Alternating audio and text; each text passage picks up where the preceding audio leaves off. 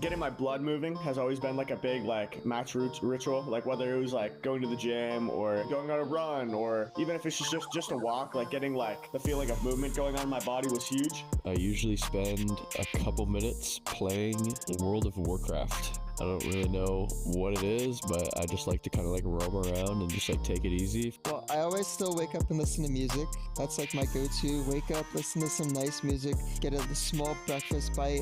This bagel place I found is unreal, so we're gonna probably cop another one of those bagels, you know, and then we'll be set to go. We'll be ready to go.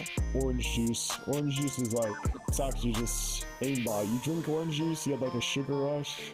I always shower. I don't know. I like feeling clean, and I definitely eat something. What I like to do is I like to get on Type Racer, and I'll say what I see out loud as I type it, as like a little vocal warm-up. So I'll do a vocal warm-up. It's also warming up my fingers. Like, I'm not much of an aimer, but I like to like just warm up with like some scenarios, play some. I like going in the range, drinking water, maybe getting like a coffee. I mean, it's kind of cliche, but I think just hanging out with my teammates and getting like, not even just like a warm stream or anything, but just talking to them, just like outside the game, just like enjoying the company of my teammates and stuff like that, just kind of gets you in the zone, gets you happy to play with people. I don't have a specific routine. I do, of course, try to get like a good amount of sleep, and then like right before the match, do like some death matches. I wake up seldomly early, around 10 or 11. I take a walk, just to like, you know, disassociate from the game for that little like 30 minutes while I take that walk, you know, just not worry about anything. Well, pretty much every morning I eat a bagel, but I feel like that probably has no impact on my performance. If anything, it's probably making me worse.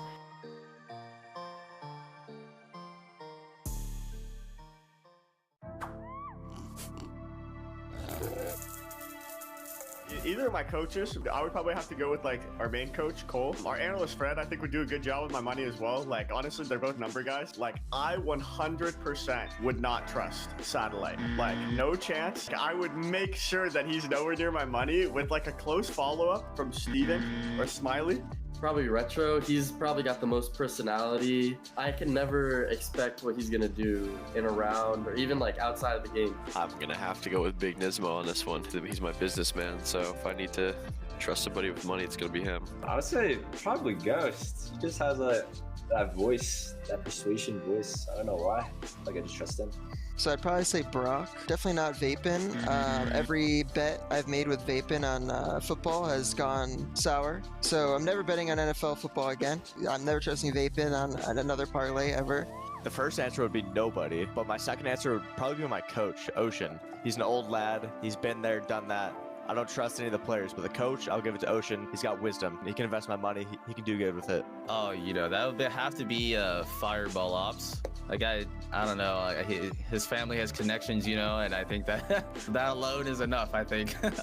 To what my money? Embezzle my money? Oh, invest my money? Okay, not gonna lie, I wouldn't trust anybody because I hear some of the financial decisions my teammates are making and I'm very concerned. So probably literally nobody. I trust my mom. My mom will handle that. Sim, easily. You want to put all your money on that guy, for sure. So far in our season and scrims, he's the most consistent shooter. He's vocal. He understands what he wants. He can call around himself. He's basically like an all-in-one package for a duelist player, and I put all my money in him. I don't know none of them, honestly. I don't want to give them any of my money. Yeah, no, I'm not okay with their purchases. I'm gonna keep my money to myself. I would say Stellar. He's a very, very grounded, very smart individual. You know, I think he would turn my little bit of money into 10 times the amount. I trust him.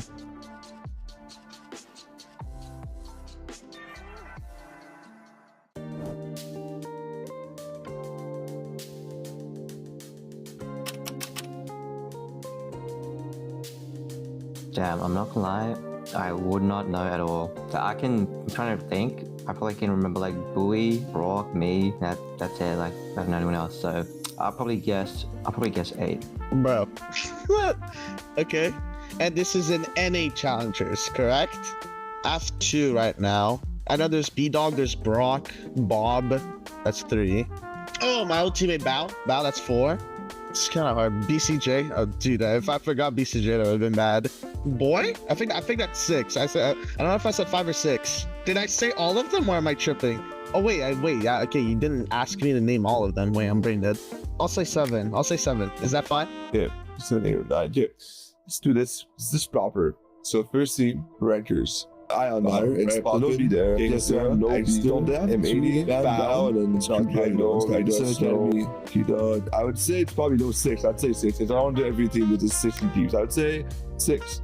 Can I take some time to think here? Is that okay? Or yeah, okay. Starting with the letter B. You said 6, 9, 7, I would say.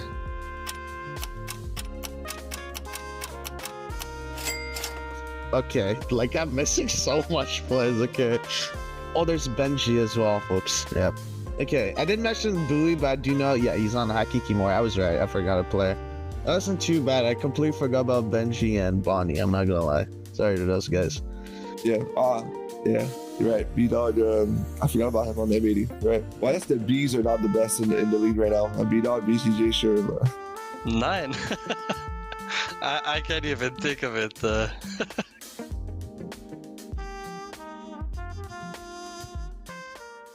All right. Shit, I think I'm gonna have to give that one to myself, man. I like little organic moments like that to get hyped up and to get loud. I think somebody who surprised me a little bit is probably Scuba as well. Scuba's a little quieter, but when something crazy happens, he's right there in your ear, screaming and yelling. So me and Scoob. Yeah, I used to say myself, but I think it's got to be like probably pancakes or paint. One of those two would pop off the most. I think me, Brock, and Spaz are usually more low-key now, especially after winning at clutch. I mean, I'll look to my left, I'll see those guys like win a clutch, and they'll just be stone cold. So I'll probably say pancakes or paint on that one. Probably Logan, to be honest. Logan's like he's like our hype man. In matches, he gets pretty hype after like a clutch, like a big round. So I definitely say Logan. Darkus gets pretty loud too. The other guys are just like, they're so like focused on the match. They don't really like scream or like do anything like crazy like that. I don't know. I feel like everyone's kind of the equal, but if I had to pick one, probably Huen, my IGL. Yeah, he seems to be like, he just has tons of energy at all times. I don't know how. IGL for the reason, you know? So probably between me and Steven. If you look at like the extreme outliers, like I think Steven just randomly, and it'll be like over nothing sometimes. Like we will like win like a 1v2 where he like shoots a guy that's 1 HP and he's like, I'm him, and like it is wonderful. Like I love it so much, bro. I feel like we're pretty nonchalant, but I feel like Mel reacts to everybody else's stuff way more than her own. Like someone will clutch and they'll be completely silent and Mel will just be screaming into her mic like super hype. So I guess Mel. Easily Guimon. Easily him. If you've seen Recoil's tour post of his clutch, the guy yelling his brains out. Our star smokes player Guimon. I swear it's him. Best reactions of all time. I don't know. Honestly, my teammates are pretty ice cold. Like, it has to be Jakey, but it's not because he's over the top. It's because everybody else is just like, no motion in the clutch. So I would say Jakey.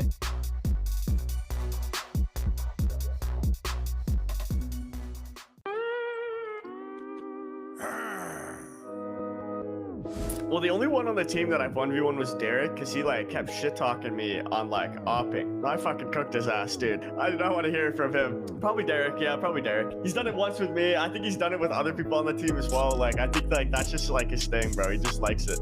Alvin, if we lose a round and then the next round we're on like eco or something, he's like, well, I'm gonna go swing wide with my deagle. Just take a 1. And sometimes he's good for 3. So yeah, that's how he plays. Like he's on Kovacs. Oh my god, Redux instantly. As soon as he loses something, he's instantly asking to 1v1. Yeah, I can't beat him, so there's nothing I can do about it. Probably Paint. He's the guy who's always in the range. He's always like, you know, looking for the 1v1 fights. I gotta say it's him. I'd say Snarly. This guy always wants to fight, man. He's always looking for a fight, or maybe even Timo, being like a duelist player. But I think I'll stick with my first enter, Snarly. He's always looking for a fight. He's like, yo, give him my 1. I'm gonna go peek this. I'm gonna go peek that. I'd give it to Snarly. He's got some good confidence. Definitely Alum. His personality is very silly, so he seems to be the one who's gonna call somebody out, you know, and like, yo, just 1v1 me, bro. I see him doing it. I can see him doing it. Probably Recoil. He's definitely our best aimer by far, and he understands how to take like isolate ones perfectly, and I feel like in a 1v1 he's probably ripping someone's head off, to be honest. I'd say it'd probably be moves. He'd probably want to square up with me or something if I made a bad call or something. I think Penny, he's ultra confident. You know, I think he could take down anybody. So he's like, if you're gonna lose somebody, you'd be like, nah, that was an accident. Well, let me get the 1v1.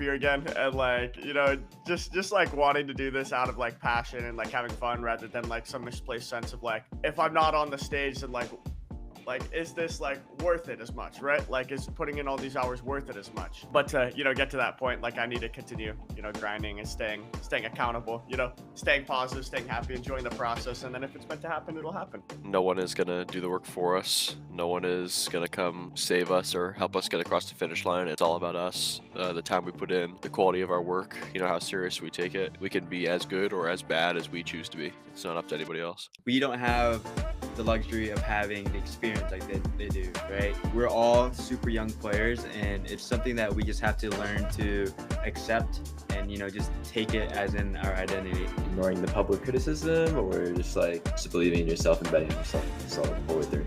This year, I just want to kind of write my own story. Something that I wasn't really able to feel like I could do last year was like kind of be exactly who I want to be and be the team that I exactly wanted to be. I was always trying to like fit into a mold. I'm really hoping that I do a good enough job for my teammates that I'm able to make them feel comfortable and make them like actually feel included in this whole process. Play my own game. In these matches, people get kind of nervous, so playing careless, playing to your strength is always good. Go fast alone or go far together, because at the end of the day, like, we can all, like, everyone on our team can shoot, everyone can use their mic, but if we aren't playing together, we aren't going to win. Don't stop grinding, but also be productive with the time that you have.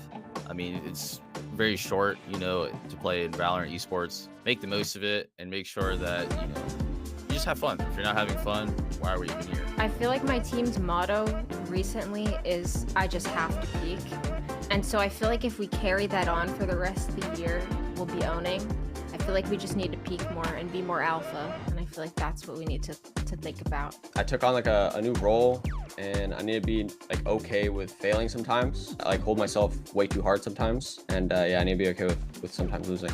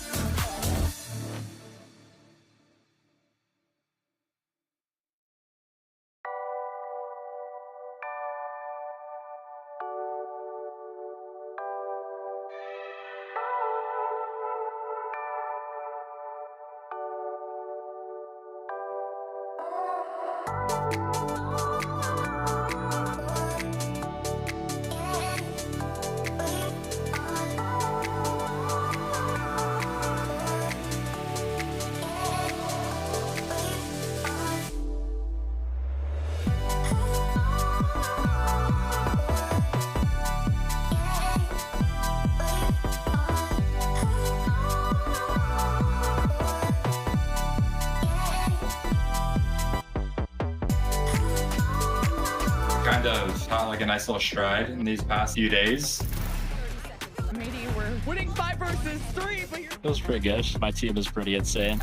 Armageddon coming through the fault line.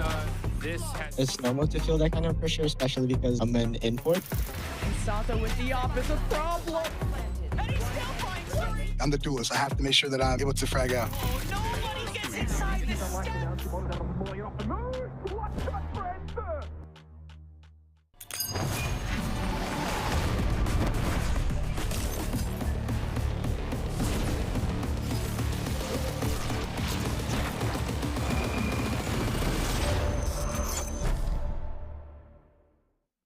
Welcome everyone to the grand finals of VALORANT Challengers North America Stage 1. It has been such an exciting Stage 1 and crazy chaotic playoff bracket, and now only 2 teams remain as all the teams searching for points for valuable ascension at the end of the year. My name's Sierra, joined here yet again by Roy and Dan. Dan, it all comes down to this one best of 5 to determine who is going to be our Stage 1 champs. And after yesterday, we're expecting this grand final to be very close, very back and forth between M80 and Shopify Rebellion Black. What we saw yesterday between M80 and Winthrop was insane, right? We thought it was going to be a 3-0, and then Winthrop started answering back. But then it's ultimately M80 who moved forward, and we're going to be seeing here today. So I'm so excited. I feel like this Challengers playoffs has been the most competitive that we've seen in the past few years, just because we have so many new teams, so many new players that we've gotten to know in the past few months, and now we're going to see who's going to get the crown. And visiting the bracket for one last time throughout this, there's only 2 teams remain here. Roy, this has been chaotic through and through, because when we talked about what would be the best teams at the beginning of the stage, I think M80 and Shopify Rebellion Black, I can't speak for everyone, but I think they're right up there from the top of everyone's list. But then what we gotten to see throughout the stage was a little bit different, but in the end, all's well that ends well, and we'll get to see them face off in the grand finals. Yeah, what an insane journey it's been for a lot of these teams, with so many upswings, so many upsets, and now we find ourselves in a grand finals with SRB and M80. 2 teams that have had so much pressure from the get-go and so much criticism. You know, SRB has had words like nepotism thrown at them. Honestly, if this is what nepotism looks like, I'm going to need a lot more nepotism in VCL. That's all I'm going to say on that regard. But yeah, M80, a team that has had its criticisms. They've had their ups and downs. They've had their obstacles, but they have persevered. They've been resilient. They've powered through, and now they're looking extremely hungry for this rematch with SRB in the grand finals.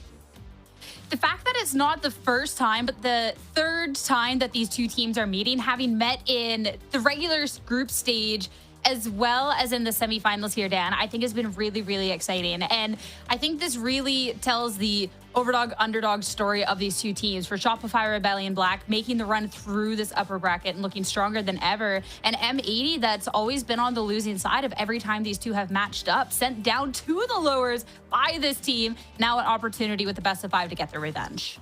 And the truth is that it's not going to be easy for M80. Like you said, they already lost 1 and 2 times against Shopify Rebellion Black throughout the season, and now they face them for the 3rd time when the veto advantage is not going to be on their side. It's going to be on the side of Shopify Rebellion Black. They're going to get the chance to ban the first 2 maps, and so those are really strong advantages that we always talk about in the grand finals, and I feel like should give Shopify Rebellion Black the upper hand. I mean, they've already had the upper hand, right? They've already won against M80 2 times, and now you're able to choose where you want to be headed for the first few maps. I mean, it's great. And talking about the Shopify Rebellion Black roster, and a lot of teams going into the playoffs, there's been ups and downs, not just in the server, but issues outside of the server as well. And when we got to see this the upper finals appearance by Shopify Rebellion Black, Monty was unfortunately sick, but everyone on the team being able to step up as Vapin stepped in to play. But now, Roy, thankfully, Monty is feeling good enough to play just in time, so we should be able to see Shopify Rebellion Black at their full force ahead of this grand finals. Yeah, and I'm really excited for that. I mean, shout out to that man Vapin. He played extremely well in his match, chasing down the ecos. I will never forget that W. But yeah, ever since SRB left the Broctagon and entered the Monastery, this team has looked enlightened. Okay, ever since they picked up Monty, they have had so many wins. Just an incredible run so far. The form, the eye test, it's looked amazing. It really has been. It's been a Shopify Rebellion Black that seems so disciplined, Dan, especially too when we've been looking for these teams to mesh and everything else. It's been really nice. Looking at the journey they've taken throughout this playoffs as well, through the upper bracket, maybe they haven't needed to go through the same trials as a couple of the other teams. We've only got to see a few matches here in the playoffs, but still strong victories. And maybe people are looking at that Winthrop like, well, no, they've been on a tear throughout this. So be able to get strong wins consistently, I think has been really important. And that is why we see them right now in the advantage, right? They went through the upper bracket. They won the upper bracket. They had a day off as well to prep for today. And then they won against, like you were saying, these teams that we already talked about. M80, who they're going to be facing today. Blue Otter also had some great moments throughout the Swiss stage more than anything else. And then Winthrop University that went on a run and ended up on that third spot of the bracket that we've been seeing. So it's a Shopify Rebellion Black that has had to put up a fight. It hasn't been an easy road for them, but it's been one where they've been able to solve the mistakes, fix little things, and especially win these matches quick. I mean, you're saying it hasn't been an easy road, and it definitely hasn't been, but I think that they've kind of made it look easy at some points with how well this team has been showing up in the server. Focusing a little bit on that Winthrop University match, this was when Monty wasn't playing. There was every turn, every opportunity for Shopify Rebellion Black to maybe look a little weak, Roy, maybe not be themselves. They're missing their IGL, the person we praised for really being able to bring this team together. And in return, we got to see a step up from everyone else across the board, really just showcasing the talent of every player here. Absolutely. I mean, this is a team that we've said it has so many IGLs. There's really no shortage of vocality on this team. There's so many players that can step up both strategically and in terms of performances. So I'm not completely surprised to see, them just trucking along like it's another day in the office, even when they don't have their main IGL. So I'm not surprised. The level of form that they've shown is incredible. They've looked immaculate. And maybe this is a slightly controversial take, I admit. But despite Shopify Rebellion Black passing the eye test, and in terms of form, they really haven't been fully battle tested against some of the other top teams that we've considered in the league. Yeah, they've had wins against M80, but they haven't played Envy, they haven't played Qbert, they haven't really played TSM. So it's really hard for me personally to kind of gauge the level that they're at. But in terms of like the eye test, in terms of just watching them play the video game, they are very good at it, and they most definitely look like one of the best teams in the league right now. For sure. They have so many cool ideas as well that they implement into these maps. And this is something that we've been talking about for the past few days of what BCJ was saying in one of those interviews of we have a lot of cool ideas. We have a lot of cool strategies that we want to showcase, and we want to show everybody what we've been prepping behind the scenes. And I feel like that's something that is really showing for these teams. And I feel like, yeah, like you said, they haven't been tested by some other teams, not Envy, not Qbert Academy, but winning against M80 2 times, now seeing how good this team is and how they continue to improve every single match. I feel like that's a statement by itself. And no matter what, you just have to think that Shopify Rebellion Black is on the better spot today. Again, they have the 2 bans. They have, last time that they played some of these maps, it was completely dominant. They already have a read on how M80 like to play. It's hard to think of an M80 that it's gonna come strong with so many things that they have against them today. I'd be really excited to revisit this conversation with Stage 2 when we do have to see Shopify Rebellion Black, assumingly play up against those other teams. But when we are looking at the rematch versus M80 today, I think Shopify Rebellion Black have looked so strong against them and should again today. And I want to talk about the first player to highlight for Shopify Rebellion Black, someone that we've been talking about so much in the later half of this. Talk about Paint, especially this performance going up against Winthrop University. We heard in that little highlight clip at the beginning, like, yeah, I'm the duelist. Like, I got to go there. Like, I got to get stuff done for the team. And Roy, this is someone who definitely was more than capable of that in their last appearance. Yeah, more than capable is a good way to put it. I think Paint has undeniably claimed his place as one of the best duelists, if not the best duelist in the league right now in the current form. He seems extremely integrated. The way they like to play around his agents, the way they like to play around the Neon, and just in so many ways. Set plays, opping, entering, retakes. The utility is completely on point. This man brings everything to the team. He brings the vibes, he brings the calm, and he brings the firepower. You were saying one of the best, if not the best. He literally is the best in terms of numbers and stats that we've seen for playoffs. He is that #1 rated player. And you really understand it when you get to watch these games. The impact that he has to open up the rounds, to help the rest of the team come and support. It's so cool. And I feel like he has also a very different style, for example, with the Neon, to what we've been seeing over other players try to bring. The Euro as well, it's something that is very unique in these little things that they're implementing to have some great impact and find themselves here in the grand finals. It's been so nice to watch Paint play. I mean, this is somebody too that obviously we've gotten to see big appearances in the past, but when we're looking at history and challengers, instead having to play on these rosters that weren't necessarily the most successful, despite being such a talented player. So to really be able to see him come to full form on the Shopify Rebellion Black roster, being able to be really supported by the team, but also be able to just get it done by himself has been such a treat. And I'm so excited to see a little bit more of that today, especially going up against another duelist that we've praised in the league so highly. So let's talk about M80 and what they offer. Because for M80, this is the team, of course, we got to see a little bit more of that scaling later in the season. Sato, we've been waiting for him. He shows up. We have to wait for him to get fully integrated. But the firepower, especially right when Sato is on, is fantastic. And that's only one of the many strong, talented individuals on this team.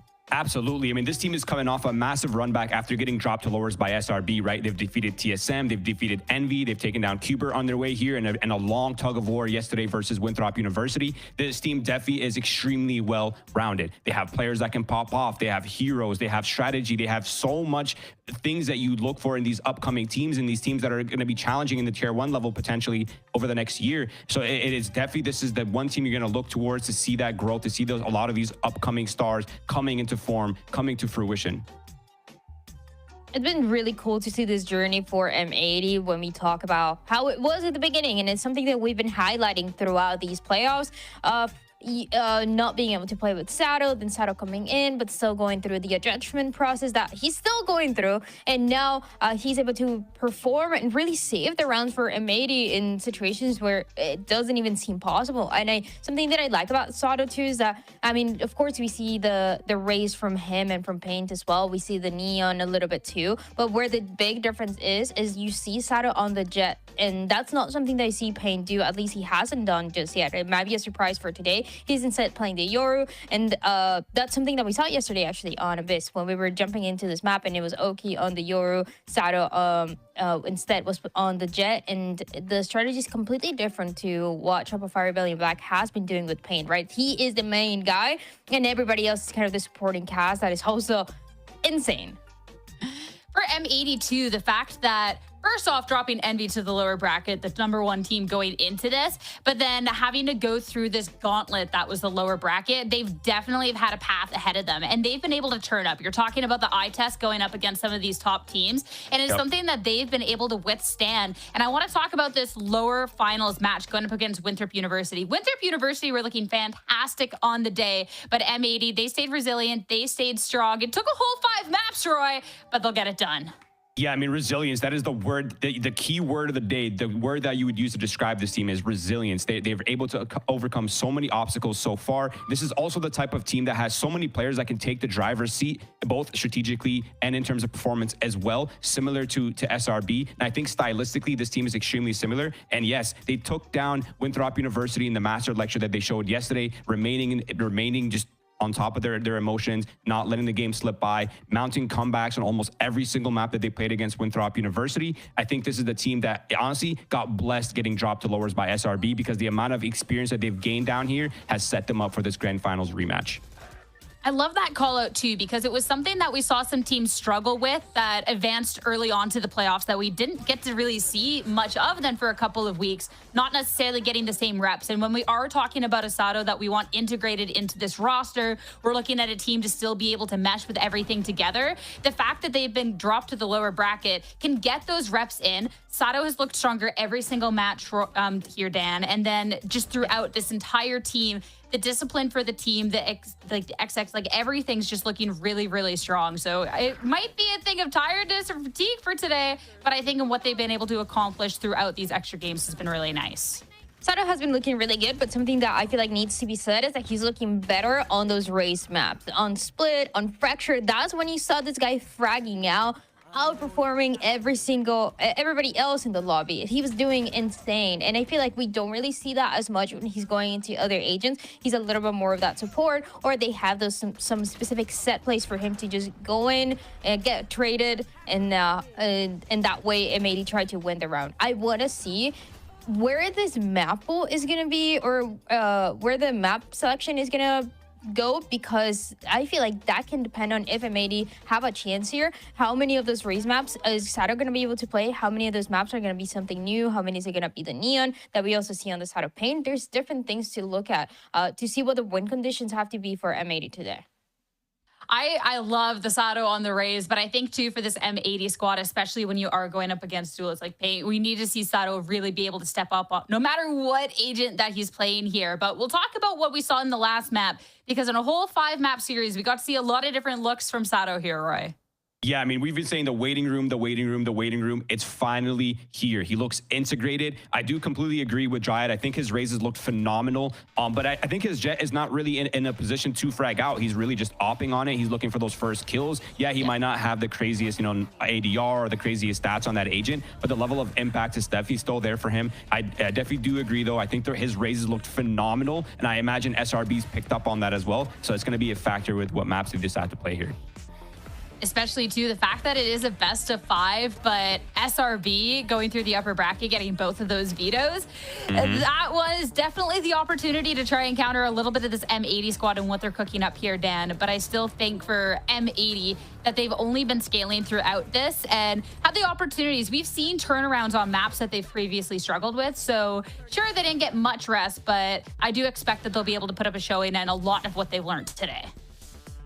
It's going to be a difficult one for sure. It's going to be a difficult one for M80, and I feel like this is the way that we need to be talking about it, just with the maps, with all of the matches that they had to play, with the match that they had to play yesterday that went the distance in pretty much every single map. But it's still, obviously, as you were saying, doable with the growth that we've seen for this team. And as we also heard Drew Spark talk about the resilience, all the effort that they've put, all the time that they've put, and just being all of these guys being really passionate about wanting to improve, wanting to be the best. And that's something that M80 as an organization, I feel like, has been trying to do for so long. They found some success, they found some losses, they found some really difficult losses, and now you're going to have even, just to bring another point up, Shopify Rebellion Black is going to be BCJ once again facing his old team and looking for revenge for the 3rd time this split.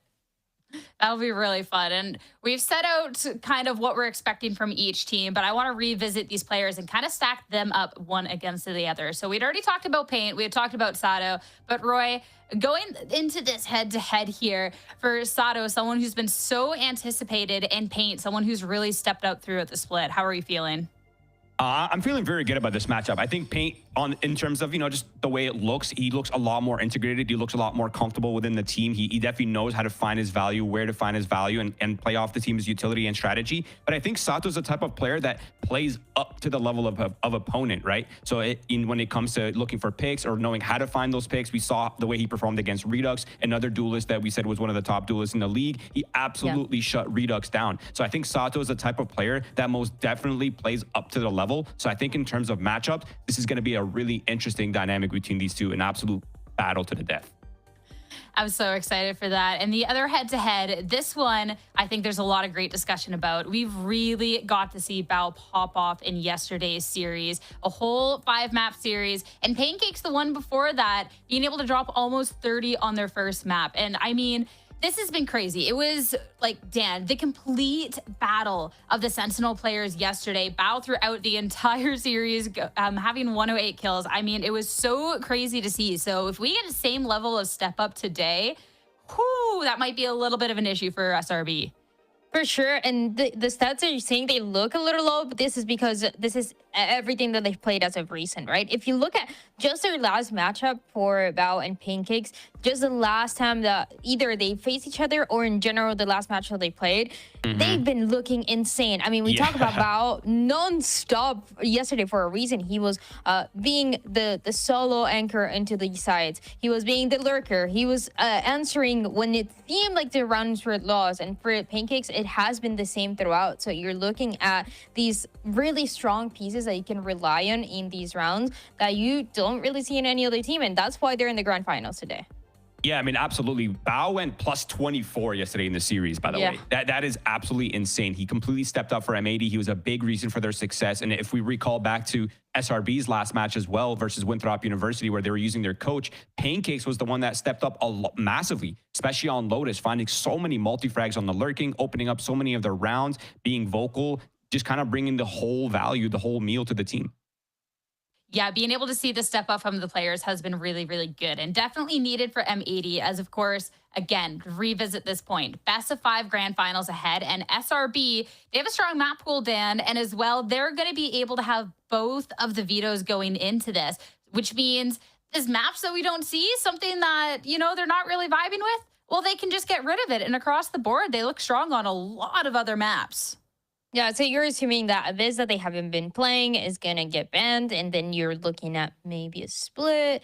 Maybe those, yeah, any of these that have not been looking as great. But honestly, I mean, you look at this map one, it's all pretty good, actually. The only one that is minus 50% is that split. And then, yeah, 50% for Lotus. So I feel like that's probably where you're looking at. Of course, you can also look at what M80 has been cooking. What is that strong map to go with? But this is, I mean, if you're going into a grand final and this is how your map pool is looking, you're chilling. You're feeling good. You're feeling really good. Definitely. Oh, yeah. So I feel like it's kind of obvious where these bans might go for SRB, and definitely a really scary map pool ahead. Looking at M80 and what they've gotten to show, they've got a lot more tape with these recent maps considering this lower run that they've had to make. If we are anticipating an Abyss and a split, those are 2 maps that they have here in the positive, Roy. So how are they going to fare on the other ones, especially when I'm looking at like a bind and a fracture that haven't necessarily been the most fruitful, especially fracture where there was like a 13-2 loss to SRB the last time they met? Yeah, absolutely. There's definitely been a lot of ups and downs for this team, but the fact that they're balancing 7 maps, and not only balancing 7 maps, but also balancing multiple comps on those maps is a statement in itself, right? The level of flexibility, the level of variance that this team can play, and it makes it very awkward for SRB because now how do you prep for this team? What comps is M80 going to run? What are they going to pull out? Which form? How are they going to play? Like, there's so many things that change for M80. I feel like they're a really hard team to practice against or predict, excuse me. And I think that level of unpredictability is a massive advantage for M80.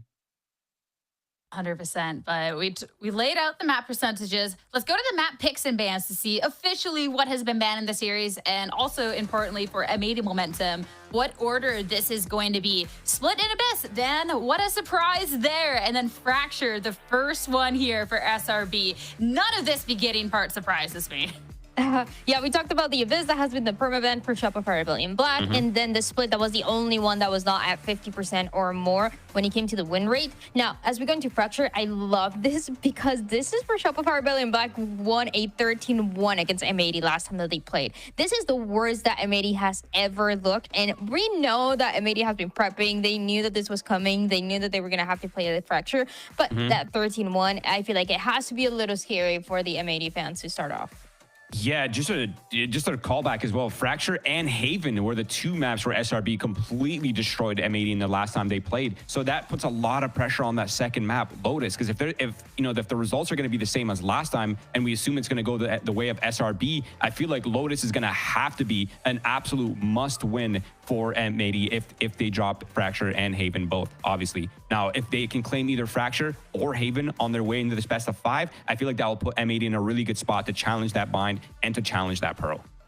Gotta give credit where credit is due, though. Since that 13-1 loss on Fracture, I mean, M80, the next 2 appearances have looked a lot stronger here. Wins up against TSM and Winthrop University. So I think, too, the level of growth, again, that we've seen from the team. I know we keep talking about growth, but I think that when we're looking at these 2 squads, that is one of the most important factors to this. So I definitely don't think it'll be a 13-1 again, but going into the predictions on how we think the entire series is stacking up, last 2 times these 2 teams have met, SRB has come out on top, and I am anticipating, even with a best of 5 ahead, I think it's going to be the same way, Roy.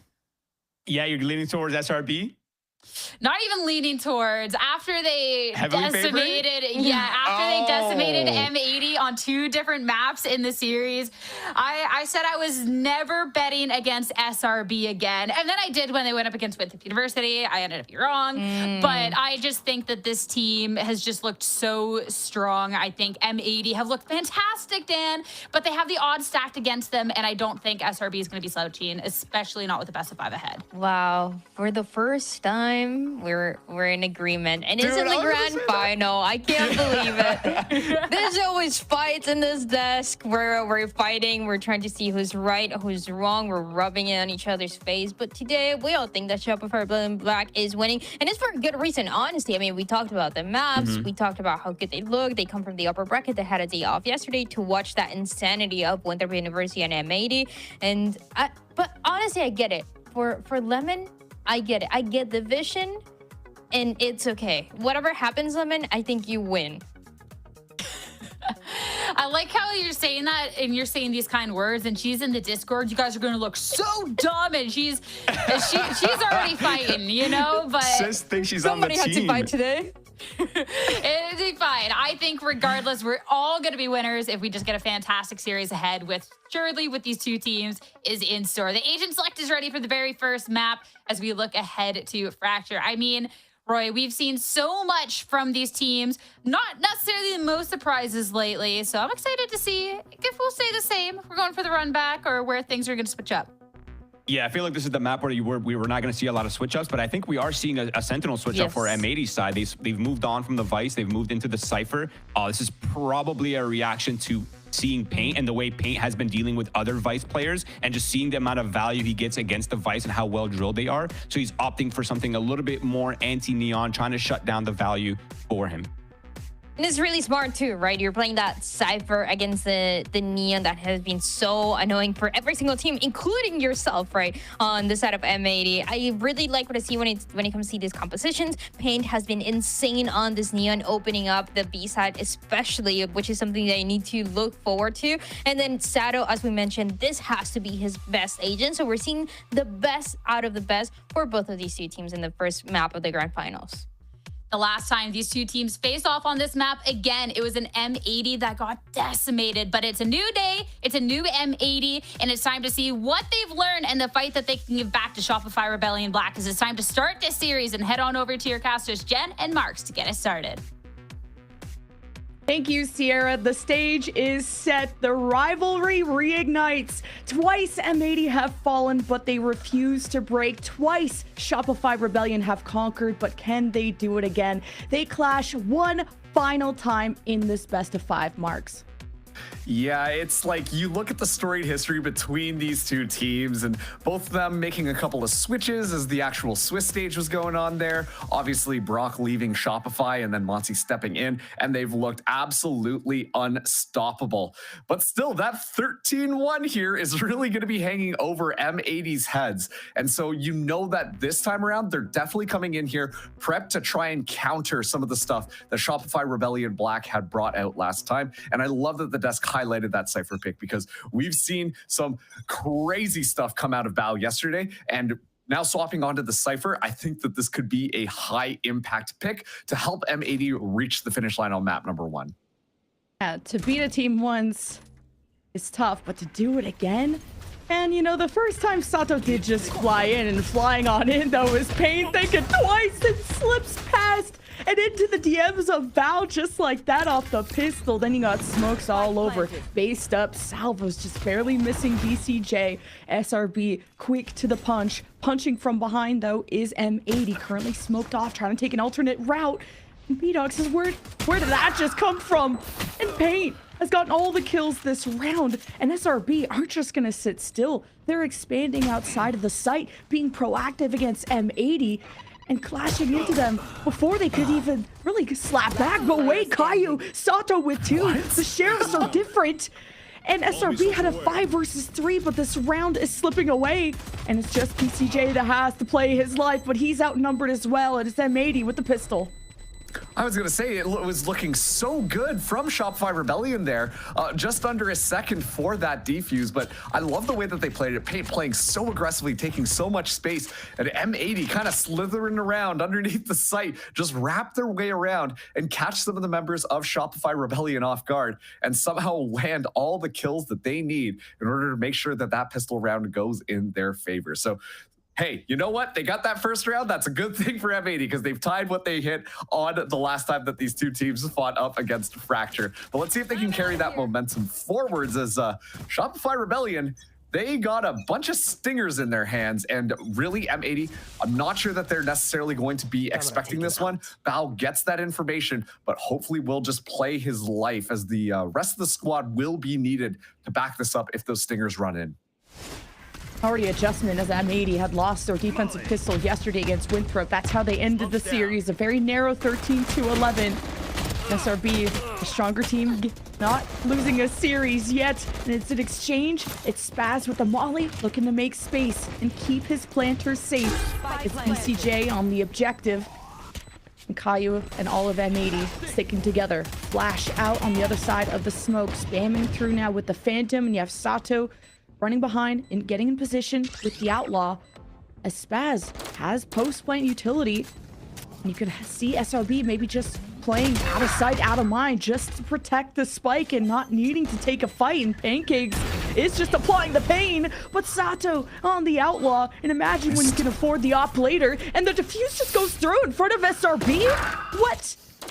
Oh, How? man, that is so tough. You see the Molly fly off there, and you can tell, and I mean, let's take a look at the comps first of all. There's going to be a lot of stall, exactly like we've seen previously on this Fracture map, where the teams, they get the spike down, they back way the heck up, and then they just use all of their utility to spam it down to the very end, except that Molly didn't quite land its mark. I couldn't tell whether or not that was because it just bounced off of somebody's body, maybe a body block habit. Nope, actually not the case.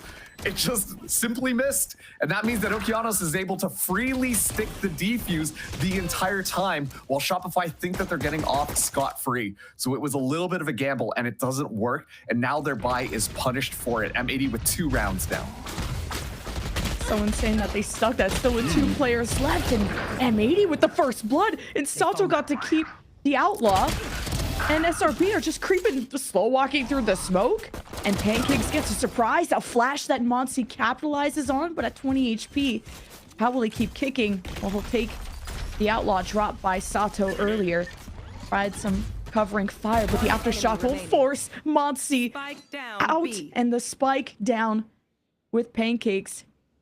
This position reveal needing to adjust, rotate around from Arcade, and Caillou already knows. He hasn't shown his face yet.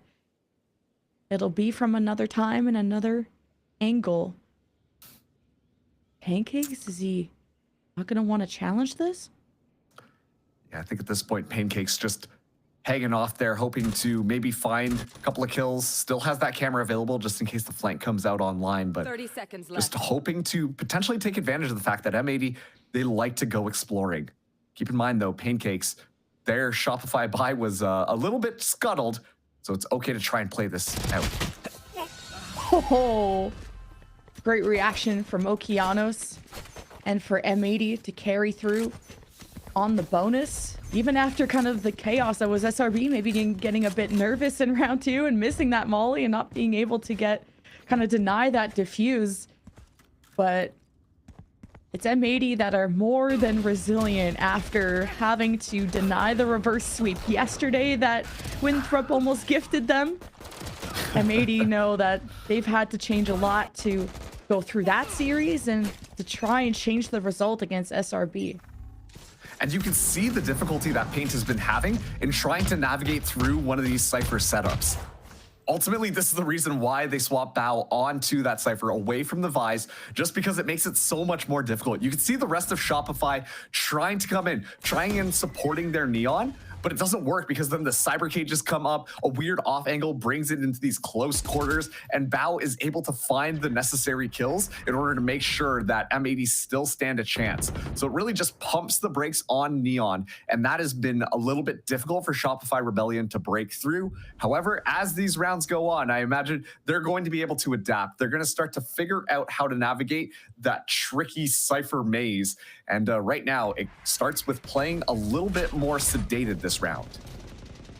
Tejo drone out for SRB to get eyes before they show themselves. Now the Caillou fault line from the flank angle from M80. SRB trying to block off their sidelines, and Caillou's just going to spam through as SRB has a sense of security. Pancakes just trying to keep denying that vision. But now everyone starts to clash on the site, and SRB don't really have the space to plan. They have 24 seconds, but the spike has now been dropped. And Paint The Speed Demon, he'll be put to rest. And so will Monsi. What a flank and what coordination from M80 to strike from behind. Wow, that was unbelievable coordination coming out from M80. Just like you said, you see as soon as they realize that they're getting pressured onto that B side, all of them just kind of back off and play their life. And then when they get this weird crossfire setup, you can tell that Shopify, they just feel uncomfortable about cleanly going in because they haven't cleared everything out that they would have wanted. And then at that point, it's just a step out one at a time from around these various different sight lines. And there's no opportunity really for Shopify to even get that spike down. This is M80 now, coming in 4 rounds in a row. They have definitely tightened things up since the last time we've seen these two teams on this map. Half buy for SRB. We'll have rifles next round, but this is also an SRB that are undefeated on Fracture after 5 games on it. So this is their playground. And this is their map pick. And they're getting humbled quite early. And SRB have only hit the B site so far, and I feel like you're just here for the zip line. I don't know what's going on here. Everyone needs to cut loose everyone now and then, you know? Go for a little zip line ride. It's chill. Right, the flank behind A, the lurk from Pancakes. And basically Narnia on the other side of the map, hoping to pull attention, but SRB just jumping into the party as B-Dog is in the smoke, and he'll strike again. The 3K solo dismantles the team before Paint. His mobility escapes the stray bullets, and he will not be able to escape.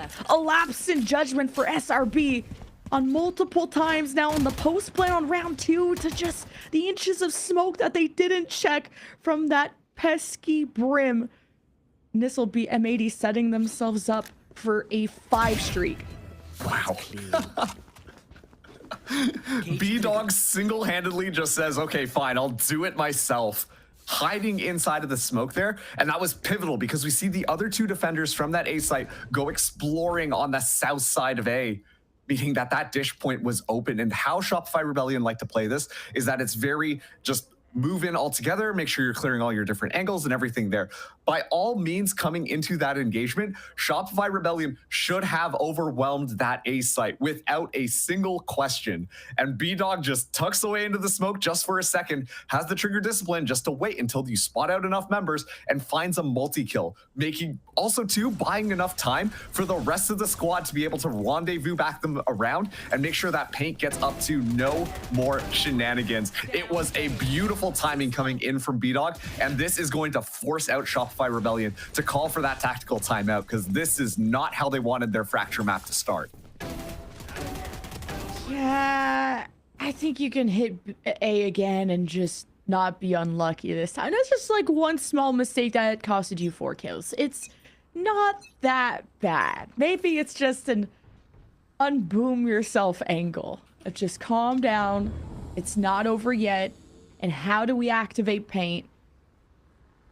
And how do we go hard in the Paint too? Because like SRB are very much falling behind, and I'm not gonna go crazy on my prediction yet. I felt very alone on that, by the way.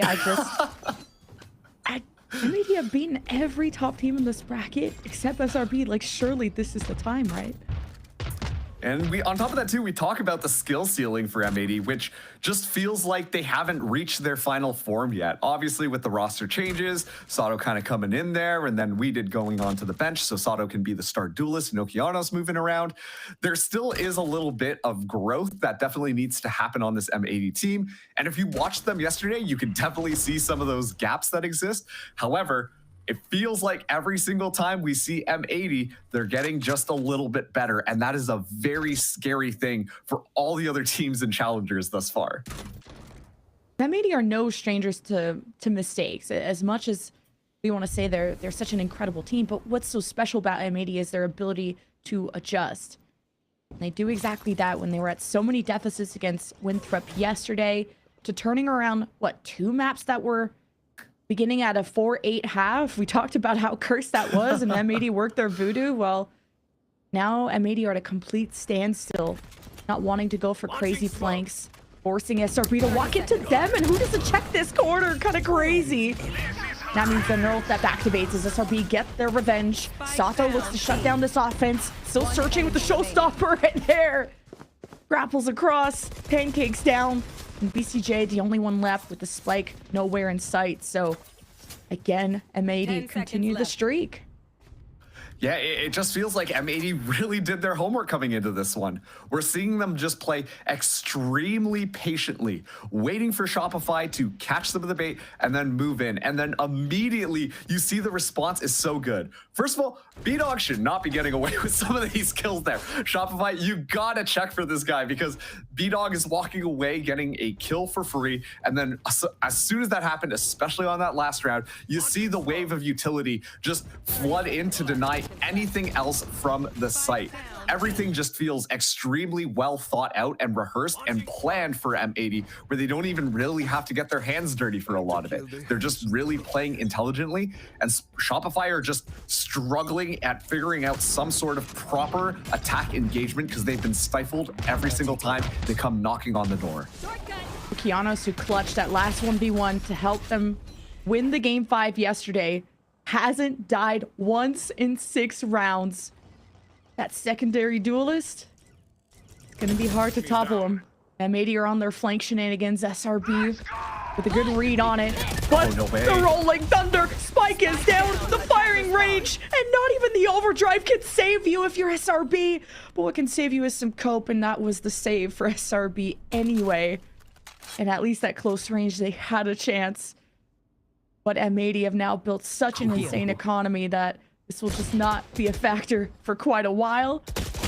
And SRB couldn't even sneak up on them, and the last 2 are pretty split. And a flawless round at that for M80. Wow, 7 rounds in a row now. M80 are just completely on fire, and Shopify Rebellion, Pancakes and Paint, both only with 4 kills apiece, are at the top of the frags. Once again, just the coordination, a combination of utility, finding perfect timing, having a read on what could potentially be happening. M80 are on top of it. That last round too, they get the overdrive out of the pocket of Paint, and so things are just getting really dismantled. Shopify Rebellion really need to just buckle down and get something together because this is very clearly slipping out of their hands. Wow. Flashed up and nowhere to go for Paint. M80 have provided good shutdowns, but now no breach going forward. Now still a drone for Okeanos if they want to figure out what's up with SRB. Sato dodging the fault line, but can't dodge the bullets. And M80 finally around that they're going to be pushed to their limits. 1v2 for Bao. Motzi and BCJ stepping onto the site just now. And no smokes. No controllers for SRB. Spike planted. Just the aftershock. And BCJ with an Armageddon, but the high-low that SRB finally accomplish. And SRB are on the board. And it feels like M80's game plan really is just to stop the spike before it even gets planted. You see a lot of their utility that they use is to make it so that Shopify Rebellion have such a difficult time trying to get into the site. We saw the orbital strike come out really early. In previous rounds, it's usually relying on a lot of that Cypher utility, but Shopify Rebellion, they've been struggling at getting inside. When they're able to finally get inside and make sure that they take out a couple of the members of M80, things look a lot more smooth. They can rely on just those basic fundamentals. We talked about how individually these players are really good, and that's when they can really start to shine as the Armageddon comes through. Armageddon to clear that tower, and you've pushed M80 pretty much off the site. And Bao, a critical kill to activate the North. You get one more ping, and it's a 3K for Bao. He's ready to say bye-bye to more with B-Dog by his side.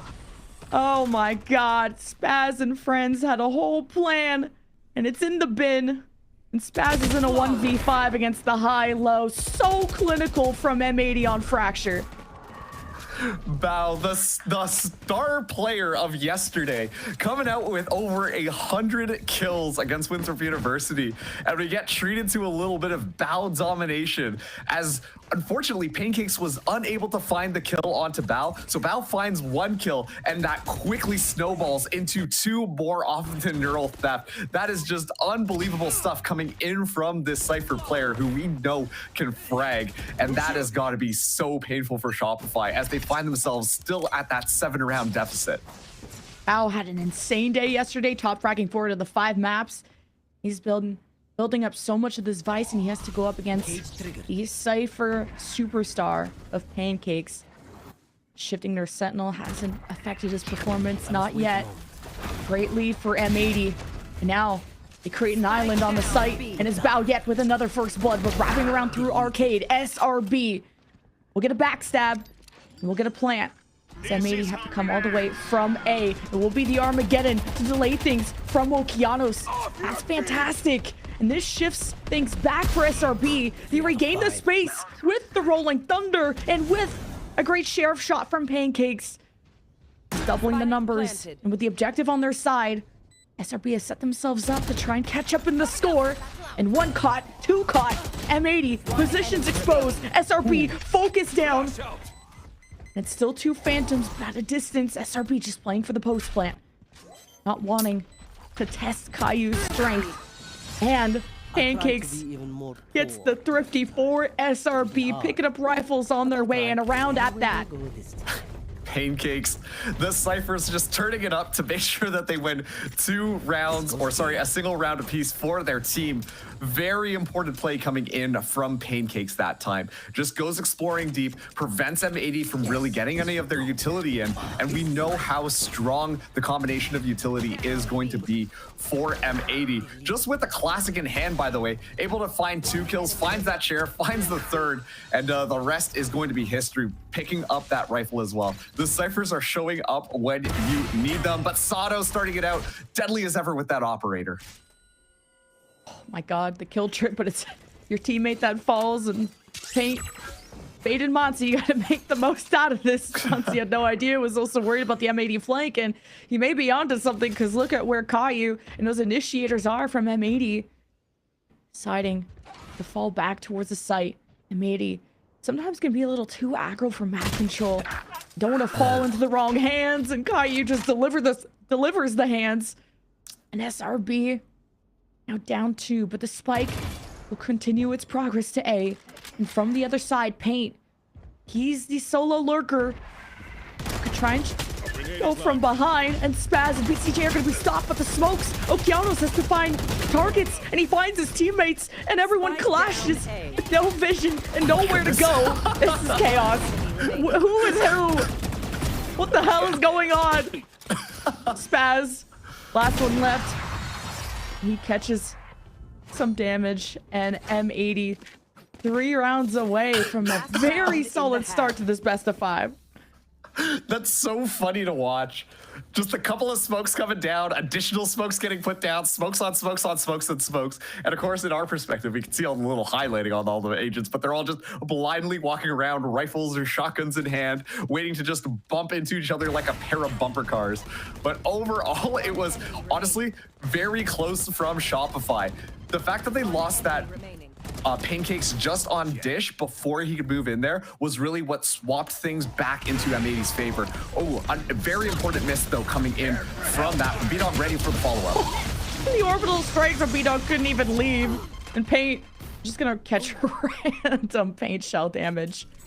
Sato just never misses those. He'll have another chance. He still is the op. With the arcade rotate from SRB. That Tejo drone, he's selling a fake, but after that ping, SRB are confident. They've denied the op. And M80 will reimpose that presence where Sato was left behind. And it's the neural theft advantage for SRB, identifying there's just really no one near the A site. And Pancakes could catch them on the rotate. And this is an important role for Pancakes while SRB get that critical kill to get the spike down. And Bao manages to dodge. Caillou will run past. Pancakes could still get a backstab. Meanwhile, SRB hunker down to play from A main. Fault line available for Caillou, but he's not going to go through that A main door. He's just going to join Bao's side to go on the hunt for these last players. BCJ capitalizes on a beautiful fault line there from Monsi. And it's just Caillou left who's taken some damage. He has enough money. He doesn't need to save the weapon. He needs to save the round, but it's 9-3 for M80. Yeah, great stuff coming in from Shopify that time around. Finally starting to show some signs of life, pull things back, making it a lot closer compared to the start where M80 just ran away with 7 rounds in a row. It was very chaotic, but you can tell Shopify Rebellion are changing their plan, focusing more on just making sure that they're able to find individual kills before they decide to execute into one of these sites. And on top of that too, Pancakes finally gets the lurk of the Sentry, making sure to really get that backstab online. But we are swapping around now, and we do know that Shopify Rebellion, they do prefer the defense half on Fracture. So, you know, 9-3, it's still possible. It's still within striking distance for Shopify to bring this one back. Let's see what M80 have in store for us on this attack. 2-3 split from M80. Kind of the first look at this. Okay, everyone changing sides, but not trying to make too much noise. I'm worried, though, about this fault line from Monsi and the catch from Paint, because he could also dash away or dash into them. All depends on how confident Paint is feeling. Camera being shot close, though. Bao is suspicious, but the same recipe could be available for Caillou. He activates the fault line. This is going to hit Paint, and a struggle for Monsi to make up for this. He's going to wait for the backup of Spaz to step up. And SRB still have a chance to cut them off, but the spike still managed to slip by and get planted. So time is on M80's side, hoping for a second pistol win. And just the stacks are too strong from M80. And Pancakes and SRB can't go band for band. So it's just up to him in the 1v5 with the Ghost with full health. Yeah, this is not going to be looking good here. Just the coordination coming in from M80 on that one. Once again, you can feel the teamwork just thriving, pulsating out of this team right now as they're looking so clean on their attack. Of course, it was just a pistol round, but even then, just singling out the members, making sure to swing off of one another, allowing for that flank to come through to get the spike down. Everything just felt well timed out with one another. So let's see what they're going to do. Shopify this time not opting to buy up. Well, last time we saw them lose a pistol round, they bought up on the second one, got those stingers ready to go, but not going to be the case this time. So we're looking at M80 really hitting that potential 11th round, which is definitely not how a lot of people were expecting this first map to go. I expected it. No, I'm just kidding. Like, okay. M80, they just level up against tough teams, I swear. Their ceiling is so high, but so is SRB's. Like, there's a whole reason they haven't lost the series yet. And I think SRB have defied everyone's expectations. I think we're definitely in the top 4, top 5, but to be in a top 2 is surreal. And M80 have a flank watch from Bao. They have a mixed buy. And what's their anti-eco? But M80 go towards A, and who awaits them is Spaz. You can molly and delay things if he wants. Launching smoke. Yeah, spots out everybody coming from Dish, and so the reinforcements are already online. Expecting that fault line to come through. Yeah, exactly that. Oh my god, the satchel in from Sato. The quick catch up, and holy, is hosing down to SRB before they could even get set up, before they could even get vision on the site. M80 are so proactive with their protocols. And Monsi has a flash and won't even have time to join it with Pancakes. Just the timing is so superb from M80. And it's just the pace that SRB can't keep up at. It's 11-3. Amazing stuff coming out from M80. I mean, once again, we talk about that coordination. As soon as they move in onto the site, you see Bao get into prime position for that flank. And that's the thing about how Fracture works. You can't really set up those Cypher trips to make sure that you're preventing a single aisle because, you know, there's 2 different entry points on both these sites and it both wraps around. And so Cypher, you get kind of limited to just really playing that one site. And then it's a weird little mosh that you see happen just outside of A. And Shopify really not able to sustain anything. And so this is a clean bonus coming in from M80 right now. And you can see Shopify, they're getting a little bit more antsy here. They want to go exploring, take the fight to them. SRB 2 rounds away from facing their first loss ever on this map and in a grand final scenario. And Okeanos can't rope his way to safety. And at least caging up Bao. I don't know if he can get the full escape towards B, and he's going to be pinched from both sides. But hey, the silver lining is he has the attention of 3 people. And M80. You just focus on the objective and bunkering down, but Sato is pushing up aggressively. And Motzi doesn't even need to faultline or do much to get this free kill. Sato really overcooked. We'll have Showstopper for next. But now you've given an opening for SRB to get back on the site. And M80 are playing out of it. And they're kind of having issues getting vision of the spike, but it's ticking down. SRB got to get it to half, and they got the kills they need, and it's going to be close, but SRB should have it. Wow, just squeaking in the defuse there. Shopify, they're able to find their first round on this half, but it was such a fun, weird round where M80, they spread themselves out. Shopify Rebellion, they crunched the bottom part of the map, and then they have to deal with all of the members of M80 who have completely spread themselves out. They're finally able to dispatch them, but they're so far away. I think that Motzi finding Sato right there made it a Shopify round because the defense could have stalled them for just that second longer, which would have made it so much more difficult for Shopify to come in for that defuse. So great job just playing it down at the very end there, Shopify. But we got to see that be just a little bit quicker because you don't want to be put into those extremely time-sensitive positions. M80 low on credits. You could be giving SRB a chance to get back into this map somehow if they let this round slip by. Let's say 1-4 split from M80 coming through arcade, satcheling in. The Showstopper is stopped. What a kill from Pancakes, and Spaz is the follow-up. M80 staggering, hoping to salvage, and the damage has been done to SRB, and M80 will make the most out of the entry from Sato, and we're left with equal numbers. Okeanos, the smoke's about to dissipate. He has to react, and the flash timing is beautiful. And it's just up the paint. He gets the catch-up position revealed. Stun, that Caillou dodges, and Paint gets the finish and the last laugh for SRB. Let's remember what Pate said in the interview. I gotta find my kills. And that time around, we're seeing the Neon be put on full display at the very end there. Just finding an excellent timing onto Okeanos and then just sliding all the way across, making sure that there's absolutely no chance that the frag comes through. And so Paint keeps Shopify Rebellion alive in a little bit of a cluster of a round there. A lot of smokes, a lot of just stepping out individual timing to refight in order to make sure that that spike is dealt with. But ultimately, Shopify, they come out on top. It's going to be a save coming in from M80. They've got sheriffs across the board.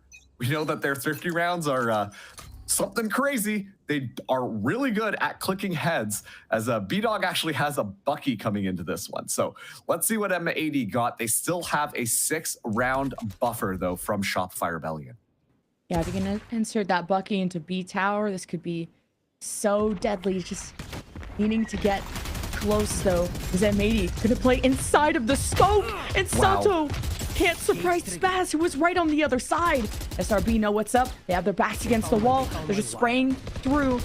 Having the range advantage is the defense. Staring down M80's approach. The spike slips by. Into tower. We'll get a plant. Smokes protect this for the moment. SRB have better numbers and better guns. And from the flank, it's a good shutdown, a good trade for Bao. But a rifle he can't pick up when he's dead.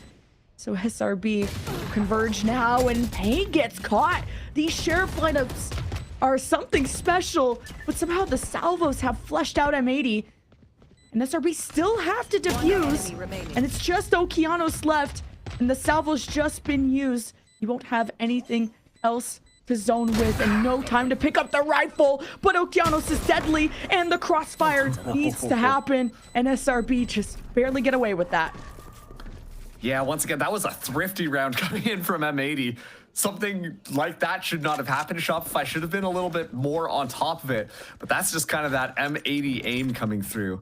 And you can tell that still they're playing incredibly intelligently there. As soon as the spike goes down, as soon as they find that little bit of a scuffle happening at the beginning there, you see Okeanos immediately just dip away, hide and play the life in order to get that stall there. And honestly, if one more kill came through, that definitely could have slopped back to M80's side. So little excellent play coming through from Shopify Rebellion, shut that one down. And now they've got 3 ultimates coming through onto this next one. Paint is going to be, well, up against the herd of M80 though. 3-round streak for SRB. Have been able to halt quite a bit of B pushes. How will they do against the 3-2 split this time from M80 coming through top side? Just not the immediate jump down. Paint hoping to get the cut off, but the read on this Rolling Thunder will suppress Paint for the moment, but wait for this overdrive. And he's got friends behind him. With Spaz even able to use the orbital strike if they wanted to be on prevention duty, and it's used immediately, and M80 had to scour. And they scatter into the corner as well, and M80 just wait to see who emerges from the door. It's the firing squad for M80. And the pressure is there as SRB weren't able to delay much longer for the spike to go down, and Sato closes out any entry. Now his aggression well balanced, well measured. 30 HP though. This is giving a chance for SRB to clean up these kills. And it all comes down to Pancakes in the 1v2 with still the spike to be defused. And a neural theft. One final ping, one on the site, one to his left. Isolates the one. Goes for the final. Caillou playing his life. Knows the approach. And a well-timed swing. Match point M80. Caillou tap dancing over there, just waiting for it. Knows exactly where that Cypher is coming from. And secures that round. Now suddenly M80 on map point here. On a map that they got decimated 13-1 last time they faced Shopify Rebellion. So Shopify Rebellion will be going ahead and calling a timeout. Their second timeout in this series thus far. And I just want to comment on that M80 post plant because they've been very consistent at making sure that spike goes down. They've always got the crew just slipping through the back door, making sure that that plant is going to be nice and easy. And so what you saw was both the Brim as well as the Breach slip in onto the site, plant that spike down, while the rest of the squad ended up pushing out, trying to catch timings onto Shopify Rebellion. And if you're Shopify, you know, you've done your due diligence, you've waited for it, you've gotten all the utility there, you're expecting them to be a little bit more turtled onto the site. And that's why we're seeing M80 walk away with so many like free kills, for lack of better terms, because they just kind of go one by one into the M80 squad, and they're not expecting to take those fights so far forward. So it's a little bit, you can see the mind games kind of going on here, and it's keeping Shopify Rebellion on their feet. But M80, it feels like once again, they've got so many protocols. They've really done their homework here, and they figured out how to counter-strat Shopify Rebellion so much better in this matchup. We'll see if Paint will be able to activate with the overdrive. The Bucky buy, that could be a better tool, but it's been shut down in the past. The shots looking like lasers out there from M80. Really putting it all for this map. In a good spot on the camera.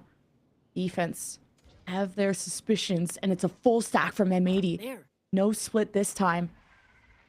With an Armageddon, if M80 want the real estate in an easier way, and it's a smoke, they should expect Sato to cross this, and SRB don't have an answer quite this time, as SRB wait for their moment to lurk. And it's Pancakes on the site. The Aftershock won't touch him, as M80 emerge one by one. It's Val that capitalizes the overdrive, brought out the Armageddon. Oh, and the orbital strike. It's a no man's land, and M80 have the numbers. It's up to BCJ to save the map in a 1v3. And a Stinger isn't going to be too good, but at close range. Didn't want to spray down the spike carrier. Doesn't want to reveal his position. But is still going to confirm this kill. And upgrade to the Phantom. Salvos will peak, but Okeanos finishes off this map like he did yesterday. M80, fantastic win. M80 just having the positions of Shopify Rebellion downloaded, it felt like. They knew exactly where all of the members were going to be. I was just about to compliment Shopify Rebellion doing such a fantastic job at using their utility to slow down the M80 rush, force them into these uncomfortable positions, and then get a couple of kills in addition. And yet somehow, M80, they're like, hey, we like what you did. Let's just bomb you from the sky instead and blow up the entire team. And it's just absolute pandemonium there. But once again, that just goes to show how much prep M80 have done before coming up into this matchup. And Shopify Rebellion simply looked unprepared against them on this map. Yeah, M80's protocols have always been clean, but who was really going to be able to pressure them off that game plan? And how were you going to be able to force M80 to adapt? If you can expose those weaknesses, that's when M80 can start to falter. But so far, the only weaker team right now is SRB. 13-6 is an insane statement to make on a map that SRB were previously undefeated on. But coming up next is Lotus. That's M80's pick. We'll find out what happens after this. I feel like my team is a really nice place to be at. And he's got random spam coming from Baby Door and from Lokianos. And Cooper just... We're the most resilient team. Now the paranoid and M80 closer to the grand final. Sato and his 1v1, he wins. One more left against Scuba. We kind of have the edge on these teams that we're playing. There's just some like mental factor to it, and we really capitalized on it.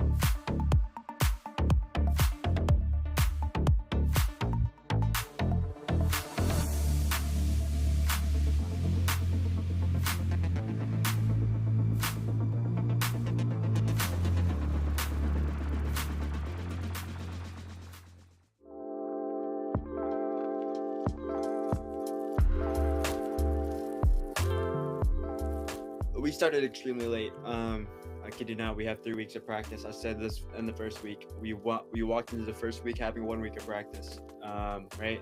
But the amount of work that we've put in compared to everyone else is absurd. It's like an hour and a half to nearly 2 hours of server, 4 blocks, and review afterwards, and with homework afterwards, right? The team is like gelling together pretty consistently. Obviously every team has some days where we're peaking higher than others. I think we recognize what we need to fix instantly, and I think that's what makes this team so special.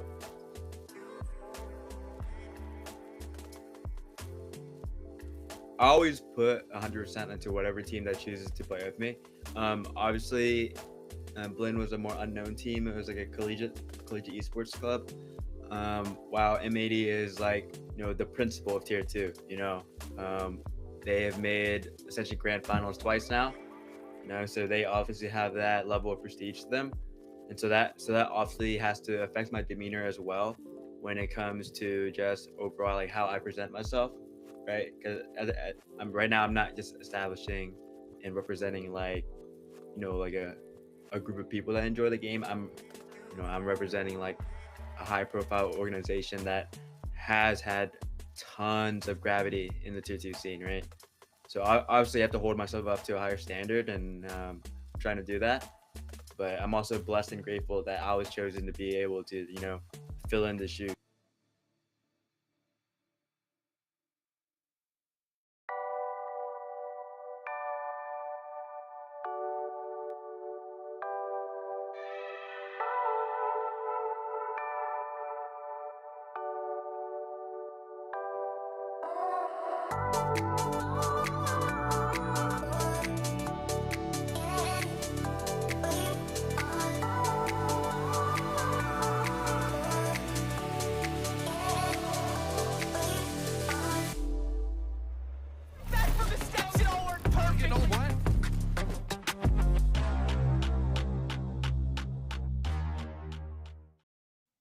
It's an M80 that had to fight their way through the lower bracket, an M80 that lost the last 2 times these 2 teams had faced up, and it's an M80 to take the first map in such a strong fashion. 13-6 to end off Fracture. Dan, the very same map they lost 1-13 to not that long ago. What a drastic turnaround from the squad, and this M80 squad, dare I say it, they've never looked better. That 13-1 that you just talked about, it was against Shopify Rebellion Black, but guess what? Now they answer back stronger than ever. I could not believe it in that first half. I was seeing, okay, they win the bonus. Surely at some point it's going to stop, right? At some point, Shopify Rebellion Black is going to start coming back in these rounds, and it just kind of never happened. We saw that 11-13. I was always believing the comeback was going to happen, by the way. We saw that 11-13 or 11-3, and I'm thinking, is this going to be a Fnatic Loud? I'm just trying to bring every single reference to my head, but never mind. It's M80 who closed it out 13-6. They look amazing, by the way. I think they struggled just a little bit on that second half because their retakes for Shopify Rebellion Black were pretty good, even when they were coming into the 1v1s. But it was just, they had such a strong advantage that it was just a matter of time before they closed it out.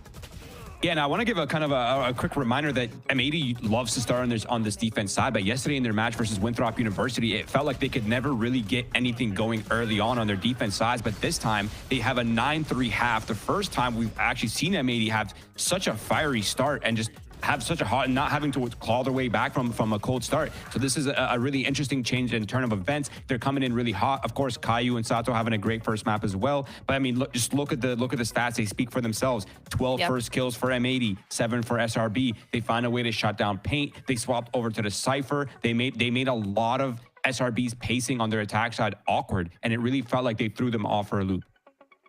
And for M80 to look so strong, so dominant against the team that, well, last time we saw Shopify Rebellion Black play, we were praising on the growth that they've had and just how clean and disciplined they looked in the servers. So to see such a result on this first map is insane. And I think the really cool thing for M82 is this wasn't a, oh my goodness, look at this absolute pop-off masterclass by this one person. Instead, Droy, it was such a coordinated team effort. You see that across the board with all the stats too. Yeah, we talk so much about the contribution, right, from each player from the M80 side, and it was definitely in full force on Fracture. It really did feel like everyone had their moment from utility, from combinations, from like fragging power, from all these things. Even the IGL, of course, Caillou going 16-9, leading the charge for the young boys on M80. It really is honestly just insane to see this level of fire just coming in from M80 and having such a crazy start. It definitely has changed my opinion on this potential best of 5. And we really could have highlighted anyone from M80, but we had to pick. So we ended up wanting to talk about Caillou and Sato just a little bit more. Sato, of course, it's always the Dan infamous. How's Sato doing this map? Pretty good. But Caillou as well had a huge impact in the server. And as well, when you're looking at the IGL of the team making these calls for M80 to just always be on top and then also showing up is crazy. It looked really good for Sato. We talked about it before we went into his first map, that this race continues to be the best agent for Sato to play. So it was something that we saw with the 17 kills, with a few of the first kills, but also when you have Caillou, your IGL, fragging out, supporting your duelists, but also playing by yourself and being able to perform to this level, it has to feel good. Everything was connecting for M80, and you can see that they've been working on this map for some time after that 13-1 happened. I think, too, my biggest takeaway from that map is throw out the expectations for this series ahead, because that was, if anything, I could have thought that this would have been really close. I maybe like double digits for both these teams, but for a 13-6 and an M80 that looked like they could absolutely do no wrong, I am not looking at any of the history. All I care about is the right here, right now, and what this means for the series up ahead. Of course, again, this is a best of 5, but M80 to take the first map and SRB's map pick. Now they get to head to Lotus, Roy, and this is going to be a fun one to see, because I mean, SRB, they know how to fire back, but that's a lot of momentum that M80 have to go off of now.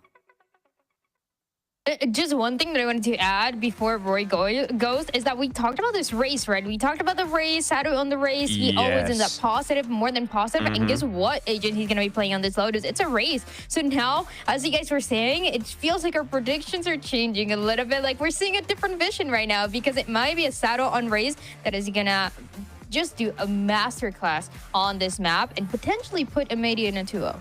And I think the interesting thing for this map specifically, like outside of just players, is the fact that both of these teams have had pretty solid results on this map recently. It's not like it's a counter pick or anything. I think M80 is just playing to their strengths. They've seen that SRB is good on this map as well. It's not like it's a weakness for either team. So we're going into a map where both of these teams have their superpowers. Of course, M80 having their win from last night, continuing their momentum into this first map as well. We're going to have to see SRB really bounce back and start to get everybody on the board because they're all going to need to shoot back if M80 is going to show this form for the rest of this best of 5.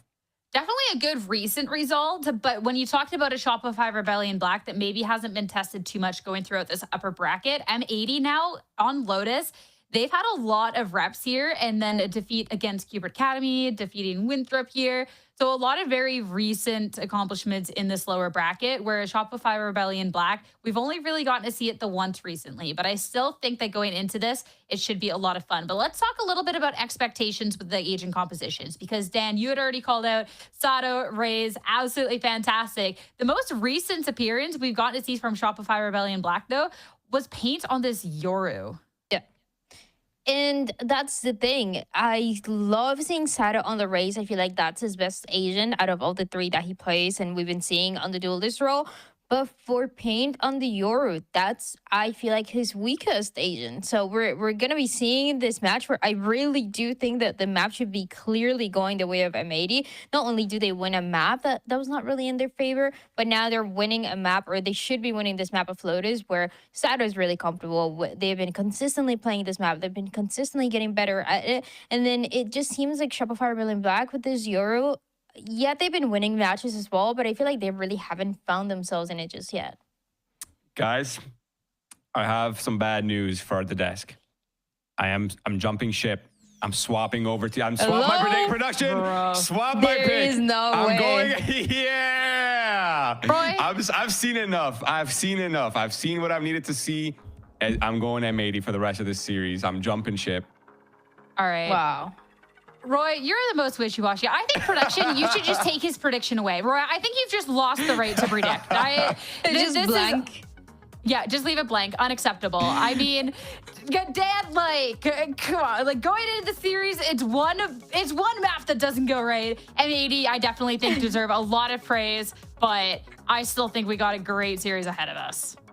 I love how Roy just doesn't have a prediction. No prediction for you, Roy. No prediction for you. No prediction for you. Enjoy that, buddy. Now you'll never be right. How's that? No, but honestly, I get it, Roy. I'm not gonna change it because I already committed to what he said, but I get it. And if I could, I would do the same thing. Y'all of little faith. Yes. All right. Dan, BCJ is going to have some words for you, but it's time to head into... I know that. I know that. All right. Second map ahead. It's time to start looking ahead to Lotus. Again, M80. They've had a lot of recent reps on this map. This is where we get to see Sato come to life, everything else. But for Shopify Rebellion Black, the most recent appearance has been good, and we'll get to see these battles of the duelists here. Roy, you're jumping ship, but we're still going to keep you around at least to analyze how you think the one's going to go down. Yeah, I mean, all jokes aside, getting serious into business right here, I do definitely love the way Shopify Rebellion Black looked in their last Lotus appearance. Despite them having their coach, I still feel like the structure, the comfortability, the versatility that they had on this map with the Yoru works perfectly for their style. I think the Yoru adds a lot of elements that are just so awkward for the Sentinels and the controllers to deal with, specifically the Yoru ult, specifically the flashes to brute force and be self-sufficient. So I think overall, I reinforce my opinion, this is going to be a battle, absolutely. It's interesting because now you're selling me on this composition for this side of Shopify Rebellion Black when you just change your prediction to M80, by the way, just to make sure that everybody knows. But I do like this composition of M80 more. I do like Sato on the raise, and I generally like the raise and the fade here. I feel like it's an old one, but it's a classic one. You can make some simple combos that we've seen Oki and Sato do in the past, and we can see it a lot more with this combination of the double controller. It's a nice composition as well, where you need to keep your eyes on Bao and how he's going to be strong holding these sides on the defense, because he's been doing it in the past, and he might be once again the key piece to put M80 into 2-0. Well, it's time to see, after a little bit of an upset on that first map, if Shopify Rebellion Black can now throw a little bit of revenge, as it's time to head into Lotus. And back over to your casters, Jen and Marks. And I'm sure Jen's going to have some words about Roy's abandonment, or I guess joining her. I'm going to have a series of words, and y'all are about to hear it for the rest of the map, okay? And Marks will get to talk too, don't worry. But, like, we got a lot of map 1 Mirandas here, Marks. Like, even though I'm an M80 predictor, did we all forget how good M80 looked yesterday before we, for some reason, went to Game 5? Like, all the fans are going to be stressed until they see, like, the 3 hit the series counter. Man, the flip-flopping on the desk right now is something else. And you know what? I'm sticking to my prediction. I still think that Shopify Rebellion Black can come through. The desk raised a lot of excellent points surrounding that duelist, surrounding the support and how these compositions can work.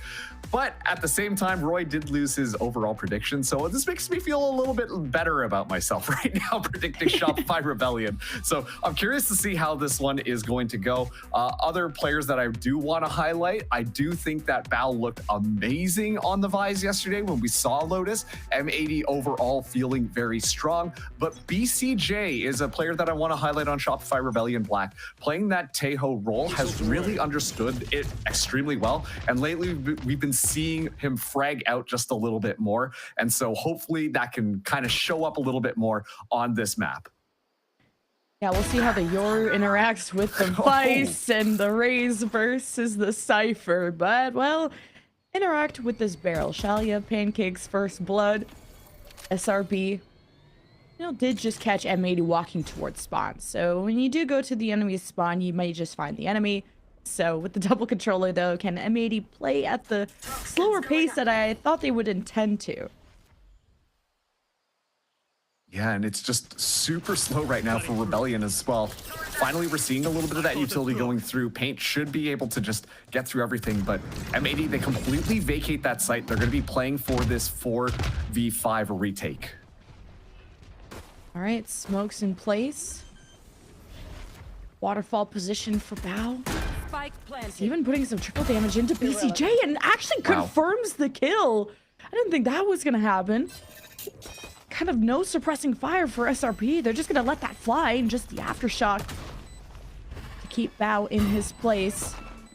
Now you got the haunt in the rest of M80 retake, but a well-timed paranoia from Spaz to blind M80's approach. And there's still 2 left. Okeanos and B-Dog have time against them, but Okeanos has great shots. One spotted at Mound, has to wrap around through the corner. So many goals for Okeanos, and the only one that matters is the one to win. A slip up as Pancakes just has to finish off Okeanos. It was at 2 HP. That was way too close, Mark.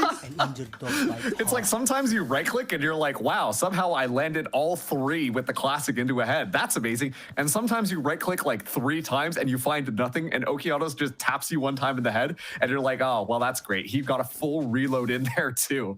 And unfortunately, that's just how the stars aligned a little bit there, as Okeanos really made a run for it. But at the end of the day, Shopify Rebellion playing a little bit more slower this time around, and we're able to get that spike and make sure that they secure that pistol round. So a little bit close for comfort, but it is going to be Shopify Rebellion finally getting a pistol in this series up against M80, as it is going to be their buy up as well.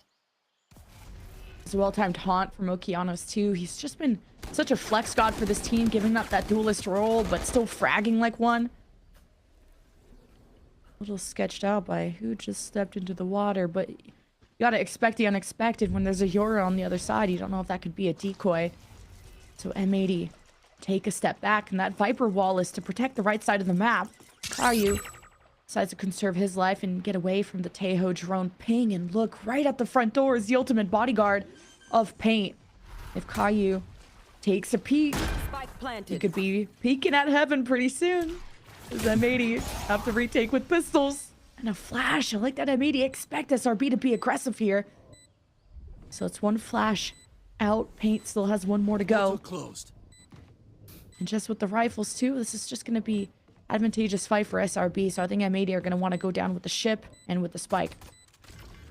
And you can see they're just kind of grouping up here. Finally, we see a little bit of those salvos go. Paint's going to be swinging around looking for some kills, but it is going to be just M80, the firing squad of pistoliers, making sure that they can secure at least that kill. They will be going down with the spike, but all things considered, Shopify Rebellion, they're happy with that round. They keep 4 of their members alive. This next round bonus is going to be nice and easy, especially too, Spaz only had a ghost going into that one, and so they should be able to buy up just enough weaponry in order to really contest against M80's defense. So let's see what they go, because, you know, 3 Bulldogs already, that's kind of comparable to bringing in rifles, especially too if you can kind of get that ADS 3-tap headshot.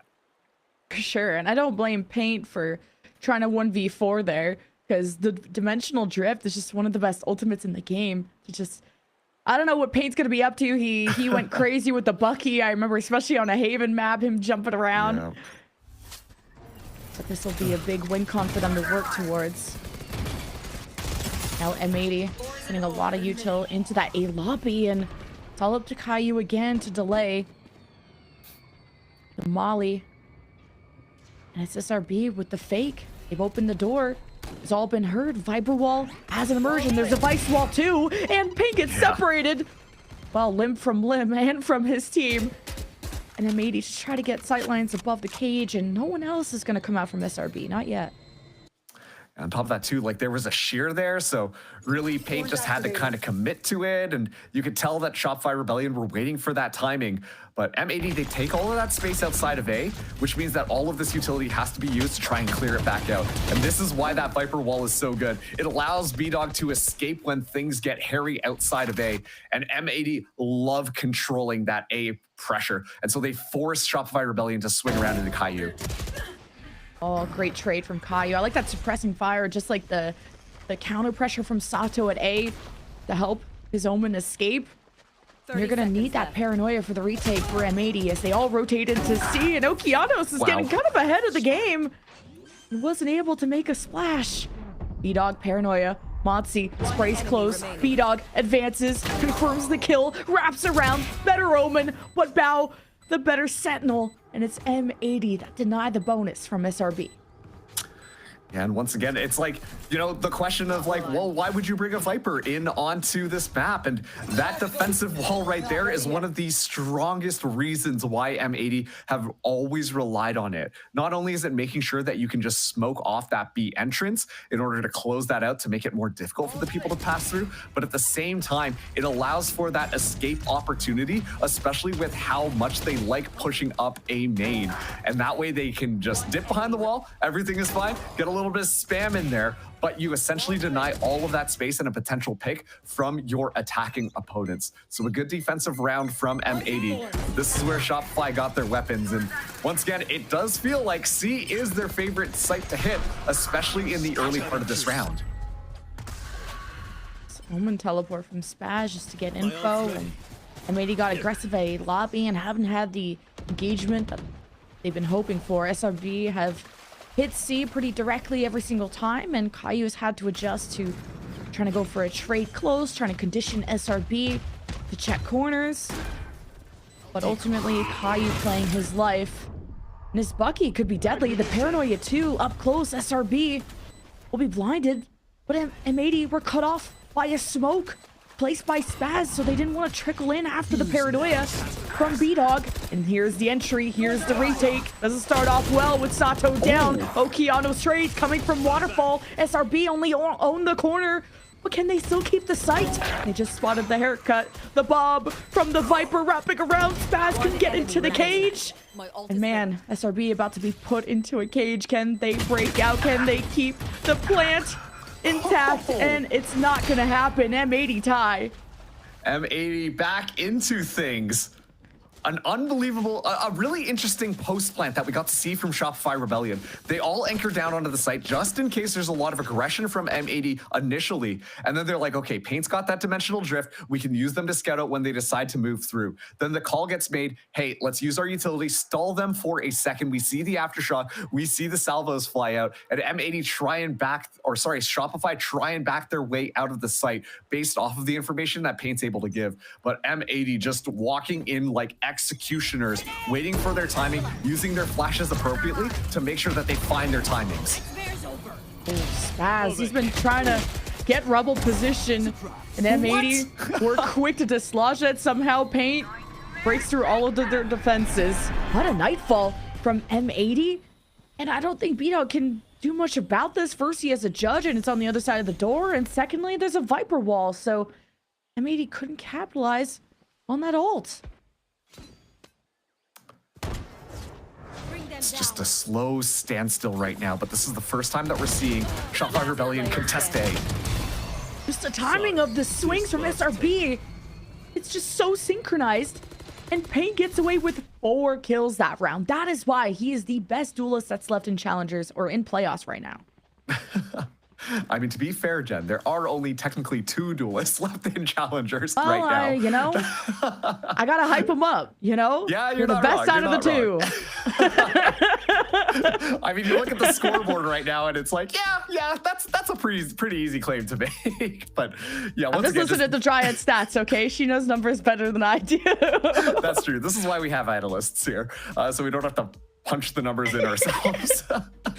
But yeah, Paint just kind of teleporting through, breaking the stranglehold that M80 had on that A site. I mean, we see them play so aggressively that last round to try and catch a couple of timings, and they're finally able to do that. The wall doesn't necessarily quite work out the way that they wanted on that round, and then that, you can tell, it immediately causes a lot of concern for M80. They have to wrap their defenses back around. They have to reinforce that A site because they don't seem like they really want to play that retake, and a lot of utility gets expended right off the bat. Paint just somehow able to walk away with murder, and the rest of the squad on a thrifty as well, find those long range shots. And so Shopify Rebellion, they get back into the lead as M80 are back onto a save this round. Was that a teleport play too? Like, Pain is just so fearless. In the middle of all that fire, he just pops out and gets a 4K. And catch the adaptation from SRB to protect Spaz, who wanted that Rebel control. Knowing Sato has satchel there in the previous round. Great turnaround from SRB. And that just felt like such a good read on the defense. They know exactly what's going to happen here, and then they immediately swing over to C. This is aggressive. Oh, he was so close to getting the 2-piece as well, which would have been a serious dent into SRB. That was a one-and-done spot. And he got his one. Paranoia in position as Bao was in waterfall. He's kind of setting himself up for success in the Prowler too. Didn't actually get into the site though for Moki. He has the Outlaw, but won't be able to see nothing from this smoke. He got the Steel Garden though. The playing field is equal thanks to Bao. As SRB just are gonna use the Armageddon, and Motzi picks up 2, a possible thrifty, but no, SRB will still get the clean win. Yeah, it was such a good flood in from M80 as well. As soon as they realize they've got that Steel Garden, hey, like you said, just even the grounds up, make it a fair fight, just pistols. And on top of that too, if you're buying up rifles, you're not going to buy a fancy pistol, except for Monsi with a sheriff in hand, standing guard, being the vanguard in, as the rest of the squad just, well, honestly, we're crumbling under the pressure that we saw M80 applying here. B-Dog almost went on a sick run, and Monsi somehow walks away with 2 headshots, making sure that Shopify, they get yet another round. This is going to be the buy-up this time, and an adaptation. You've seen this before. They move Sato around onto that C site. If the Viper's Pit is available onto A, it is that dimensional drift from Paint to scout things out, and will have to teleport back in. Oh, just barely ran out of time. On the other side of the pillar, gets the read on the Omen. Now has to find where that darn raise was, and it's putting a showstopper into your team. So SRB wrapped all the way around your waterfall with that dimensional drift, and clearing through main was the clear issue. SRB still bulldoze their way into the site after having to buy up after an almost thriftied round from M80 previously.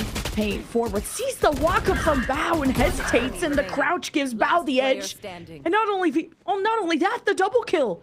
It's a 1v1. Spaz is the spike planet, so he has time. And Bao, what? Bao gets 3 off of, I feel like, not the greatest shots from SRB, I'm not gonna lie. That was an easy round for SRB too. I mean, they're able to get some of the key ultimates out. Sato flies in. They know exactly how to play it based off of where that Viper spit is. They know they can just pressure that C site and it's gonna be nice and easy. And they do exactly that, yet just miss some very important shots. It is so hard when it comes down to just those individual gun plays happening with somehow it's going to be the Sentinel yet again on Vi's bow, finding headshots where necessary, flicking so cleanly to make sure that M80 scoop up yet another defensive round as Sato is interested in getting that ultimate orb, but will have to back out. Only has a Guardian in hand, so the economy from M80 is very close to breaking. This is a must-win round if they don't want to go into an eco next time. The nerves setting in for SRB after almost getting thriftied and then Bao getting the most gifted 3K. such a charitable Shopify Rebellion black team. But Shopify did take that B control so they don't get flanked by a random omen. Decoy gets shot. Caillou has to play safe. Did get not only the decoy, but also the fault line out. How aggressive SRB are playing. They could try to extend, and Caillou's trying to get vision early. Isn't going to wait for the team. We got the Prowler that even reveals one close. And M80 can't really capitalize the rolling thunder, and SRB walk past the smoke to make the most of it, and the smoke can't protect you now as everyone's just spraying through the smoke. Man, SRB take full control. But wait a minute, Okeanos, it's not fair if he's in the lobby. The Nightfall 2 and the 2 versus 2. Okeanos wanted to clutch. He sets up Sato, but it's Spaz that makes up for that last round. Spaz can use the gun after all. Finds the most important headshot there. Okeanos just kind of coming in where it should have been an open and shut post plant. So easy for Shopify. I loved how they pushed up with the Rolling Thunder, found the kills that they wanted, and were just walking away for free. And then suddenly, Okeanos only has a Guardian in hand, finds 2 headshots, evens the playing field, gets the Nightfall, and suddenly it becomes a very winnable scenario for M80 to clutch this one out. But Spaz coming alive when the team needed him most makes sure that Shopify Rebellion continue to sustain their lead as M80 are now forced onto a save. Oh, this Guardian's gonna do work. So does the Vandal too. Spike now be able to progress after weakening M80's eco round. Kind of a big risk that M80 took, thinking SRB were just gonna go right into C and M80 could plan a flank, but the gamble doesn't really pay off. But M80, wait, we're about to get into position with the Guardian. He may have managed to pick up, but there is a trip that he has to deal with. So M80 are so desynced right now. We're hoping for the 2-to-1 pinch against Spaz, whose job was to watch that flank. And he dispatches each of these problems. And SRB will create a solid lead from this encounter. Yeah, just an excellent understanding of where your opponents might be there. And Spaz being extremely disciplined, not showing himself for a second, while the M80 are still getting themselves set up, and that Omen can kind of fly out and get that backstab perfectly. And you see a lot of that utility as well coming through from BCJ to support Spaz to make sure that that happens. So excellent round from Shopify. They're now up 6-3. They had an idea on what was going on here, so they prepared adequately to make sure that they could counter the push that M80 was going to be doing here. And let's see how this next one is going to come out, because this is going to be M80. They have to change things up a little bit. And we're seeing just that, just relying on that Viper to anchor down that A side with the Vi's utility, while the Dimensional Drift will give away a lot of information as to where these players are playing. A good waterfall wraparound from SRB, but the Paint shells in the Steel Garden from the defense delays things. And Paint now has to try and backstab the defense that moved through Mound to deal with the SRB attacker spawn. It's a good reaction from M80, but now they're getting pinched. And there is the flood back in from SRB for the retake and the follow through. No, Kianos with the forward position, wants to do his best to go big. But now Caillou may just have to go home in a 1v3. see if he can do it. Just have the molly. The spike goes down. Not a lot of time for Caillou to work with. Places that molly on the high ground. Now with the spray down, he reveals his position. So may just have to save this rifle after all. Yeah, you could tell that Caillou was looking for a little bit of a timing, but as soon as there was one more trapwire in front, the cage goes up. It's just simply not possible. But I really want to just highlight the impact that Paint had on that Yoru. I know on the desk we were talking about how Paint's Yoru isn't exactly the most inspirational out there, but this time around, using the dimensional drift, scouting everything out, M80, they feel the pressure. They have to move out of that C site. And then Paint stays alive, puts a little bit of pressure onto the back line. This is something that the only Yoru can do. We saw the moments of a similar strategy try to come together on that last map when Paint was on the Neon, but just the ability to teleport yourself around, hide from all sorts of craziness, and then regroup with your team in order to re-engage, that is something very unique to Yoru's kit. And Paint right now has been playing this Yoru immaculately. It is fitting in so well with how Shopify want to be playing this attack. And quite frankly, this is honestly, at this point, M80, they look a little bit nervous. They aren't too sure what they're going for. They're swapping back to their pretty classic defense here, but they don't have the buy really to support it, so they're hoping to just run people down outside of A. This is so deja vu from the M80 Lotus that was against Winthrop. It was that 8-4 half where their defense was, M80's defense with this exact comp was so floppy. It's good at delaying, but not as good at retaking, and M80 are fragging out a bit better compared to yesterday on this map. Will the delay be enough? The aftershock pushes M80 back, and a good catch from Paint. And they'll keep their eyes set on this room as Paint just tries to do trickle damage, and he's brought down to 6. The rest of SRB try to cover their bases. M80 go around, but it's just kind of a death ball from SRB to wrap around and just face M80 with an army. Kianos doesn't even go for the Nightfall. It just seems like too much of a gamble. I wonder too if they're just going to try and grab some weapons here, find a couple of kills, but Pancakes is definitely still lurking, and this one is all but over. Maybe I spoke too soon. Wow, I thought Okeanos would want to leave at this moment. Winnable, I guess. Okeanos. There's just no time to do this, but hey, shaving down these credits from SRB is always nice to do. I don't think he'll get to keep this gun either, so that's unfortunate. It should be all right, though, because we're moving in now to the final round in this half. And they should have more than enough money to be able to buy up all the weaponry that we would expect from them. One thing of note is Sato has not had an operator in this half just quite yet. We've seen Sato have some ridiculous operator play, and I'm going to be honest, I was expecting some of that to kind of come back here, especially with some of these longer sight lines that M80 have really been positioning himself on. Shopify Rebellion, on the other hand, like they're showing just enough changeup in their offensive strategy that they're keeping M80 guessing, and that's when they really just kind of get to capitalize on some of these crunches. We talked about M80 looking like an incredibly coordinated squad on the first map, but so far on this defense, M80 has not looked that coordinated, all things considered. Shopify Rebellion Black are just kind of catching them on these off angles and making sure to punish all of their individual mistakes. At least M80 aren't just going to waste all this util at A main lobby and just keep their half. They do reinforce C, try to help Bao out. B-Dog will be on the opposite side to give a blind. The op is on C, and that won't help M80 this upcoming fight on the right side of the map. And the B door is open. SRB trying to sell the fake of opening the A-Link door.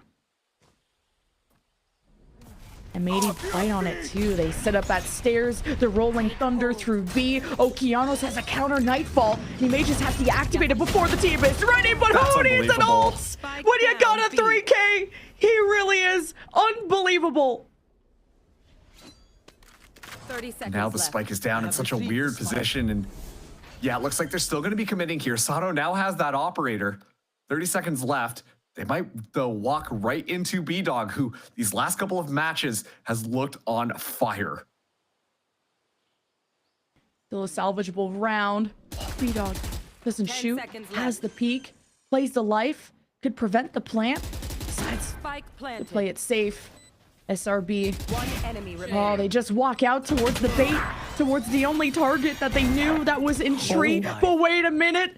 Pancakes has been the GOAT before. A top fragger for SRB.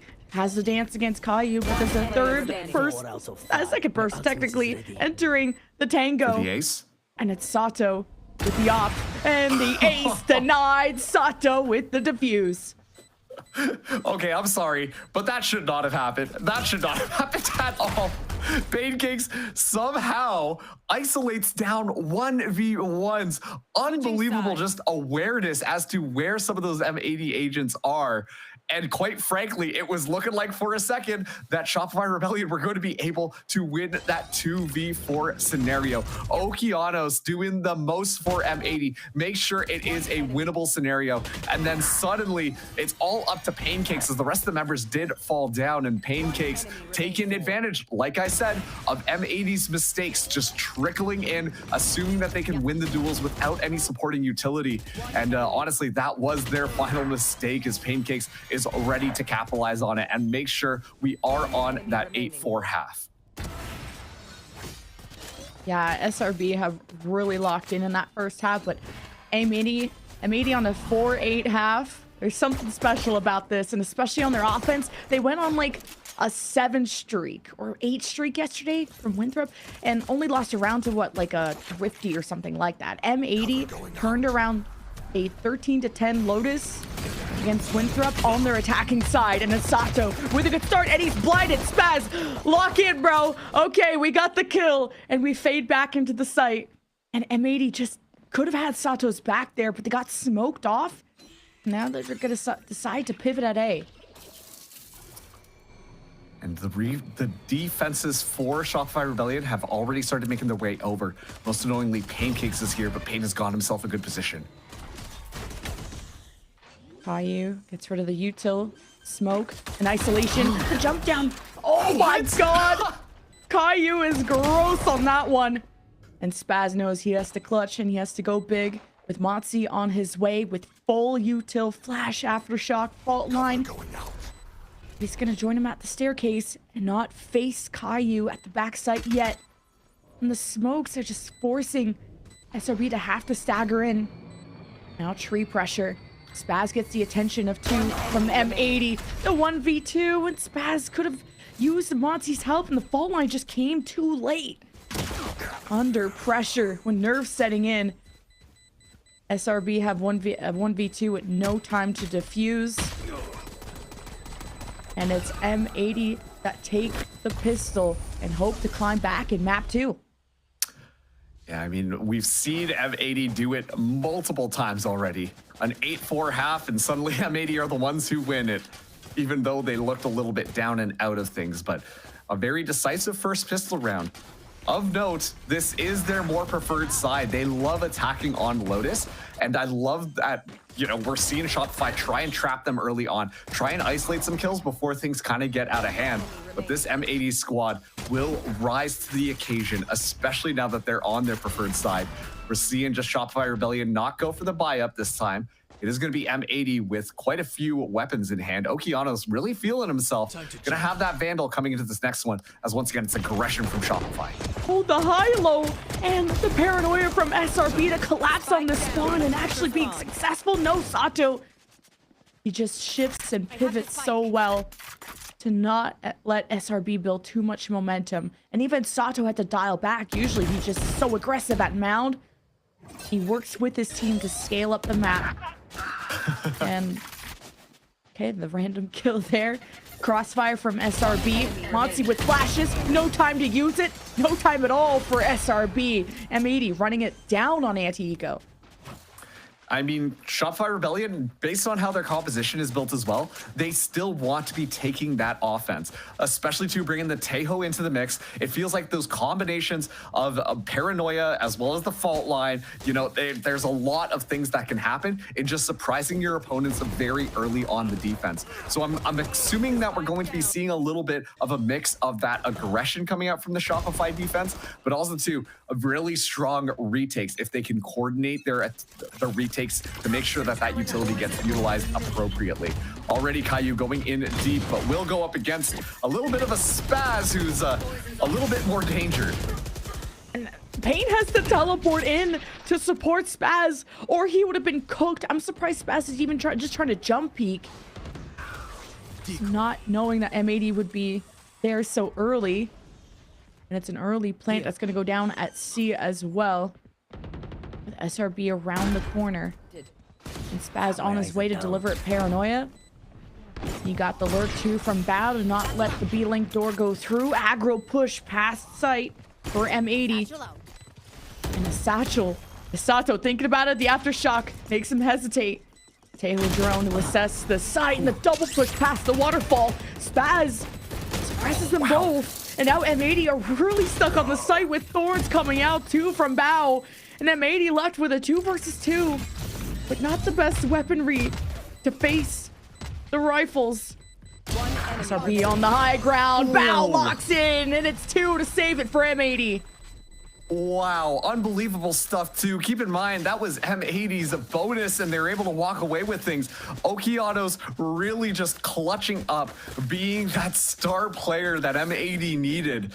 I mean, obviously, Okeanos extremely strong in that duelist role. Previously, this is the first time that we're seeing the swap onto the initiator, but has looked so clean with things. We're getting a little bit of a replay of Bao just at the end here, but you can tell M80 are very cognizant of how Shopify Rebellion want to play some of those retake tactics. We see them trying to push up and force out a lot of that utility early on so that those tools aren't available to reposition the members on the site. So honestly, once again, this is still M80 doing their homework on Shopify Rebellion and not giving Shopify any room to get themselves set up for the fights that they want to take.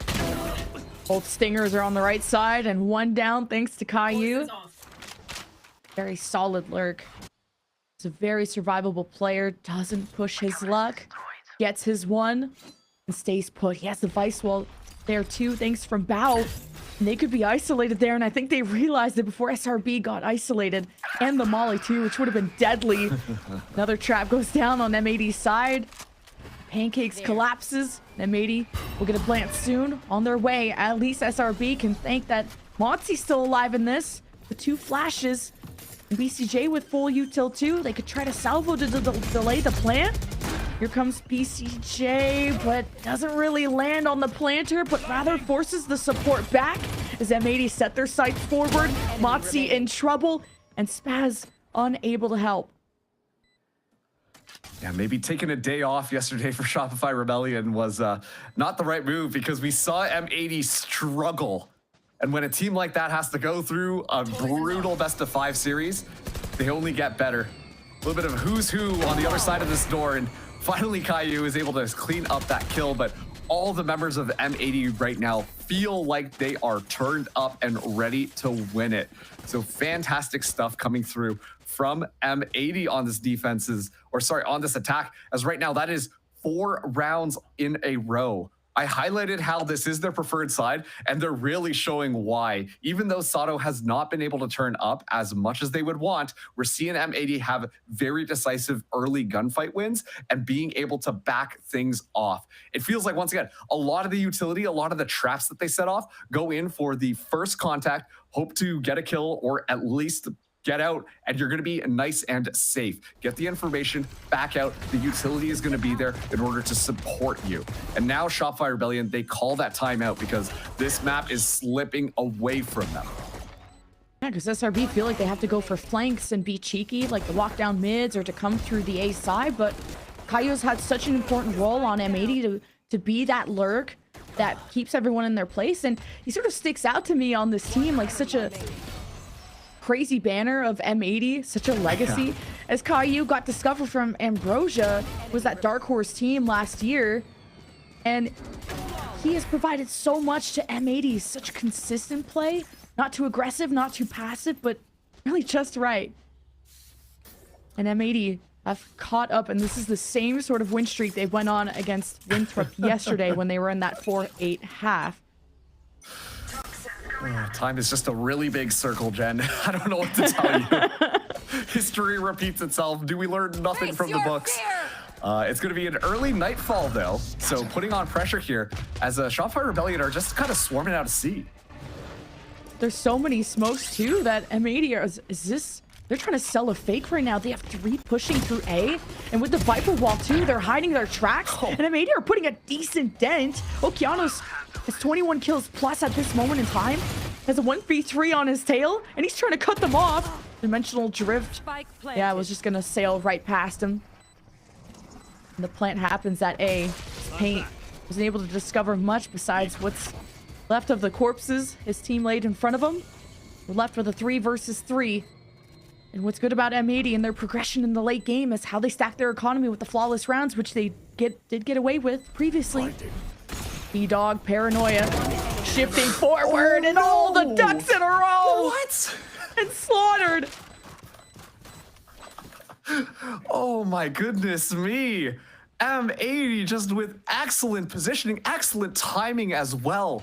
And the reason why you see a lot of the members flood off on that post plant, not play things close, is because of the composition that Shopify Rebellion Black are bringing in. A lot of the utility still available to them is purposefully done just so they can flush them out of their positions. And so you play in these very strange off positions, play your life as well, and then obviously just in case you don't win that crazy 3K, you got the support coming in from 2 very different angles and the pinches there. Once again, it just feels so well practiced and thought out. M80 are putting on a tactical masterclass right now on this attack and post plants.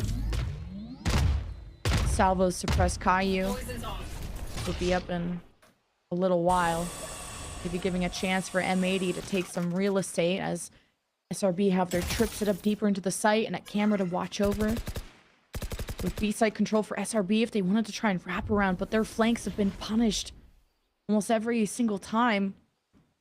And they've mainly tried to flood and retake back into C through Waterfall and top site, and that's been not happening, as you could see by M80 not dropping an offensive round so far. But this fault line's gonna hurt Caillou, but Spaz can't really be aggressive. He just spams through the smoke.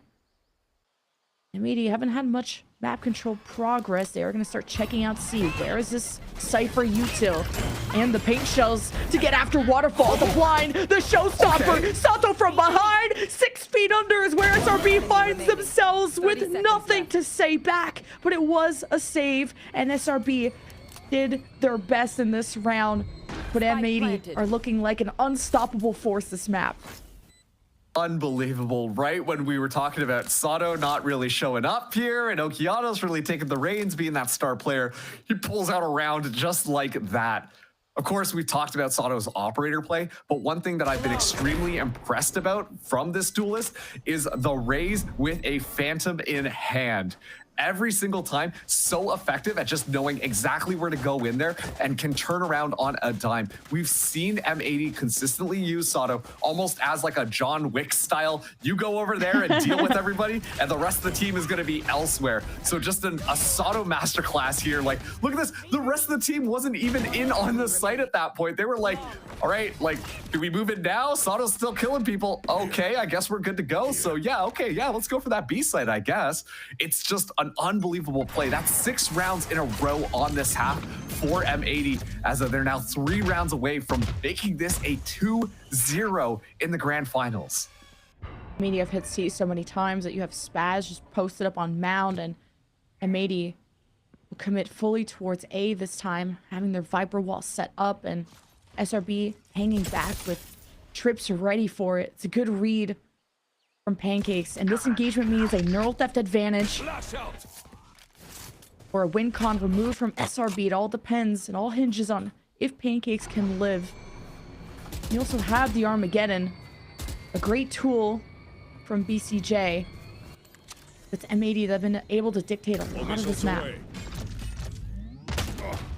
And M80, they already know what's going on. BCJ with Armageddon in hand.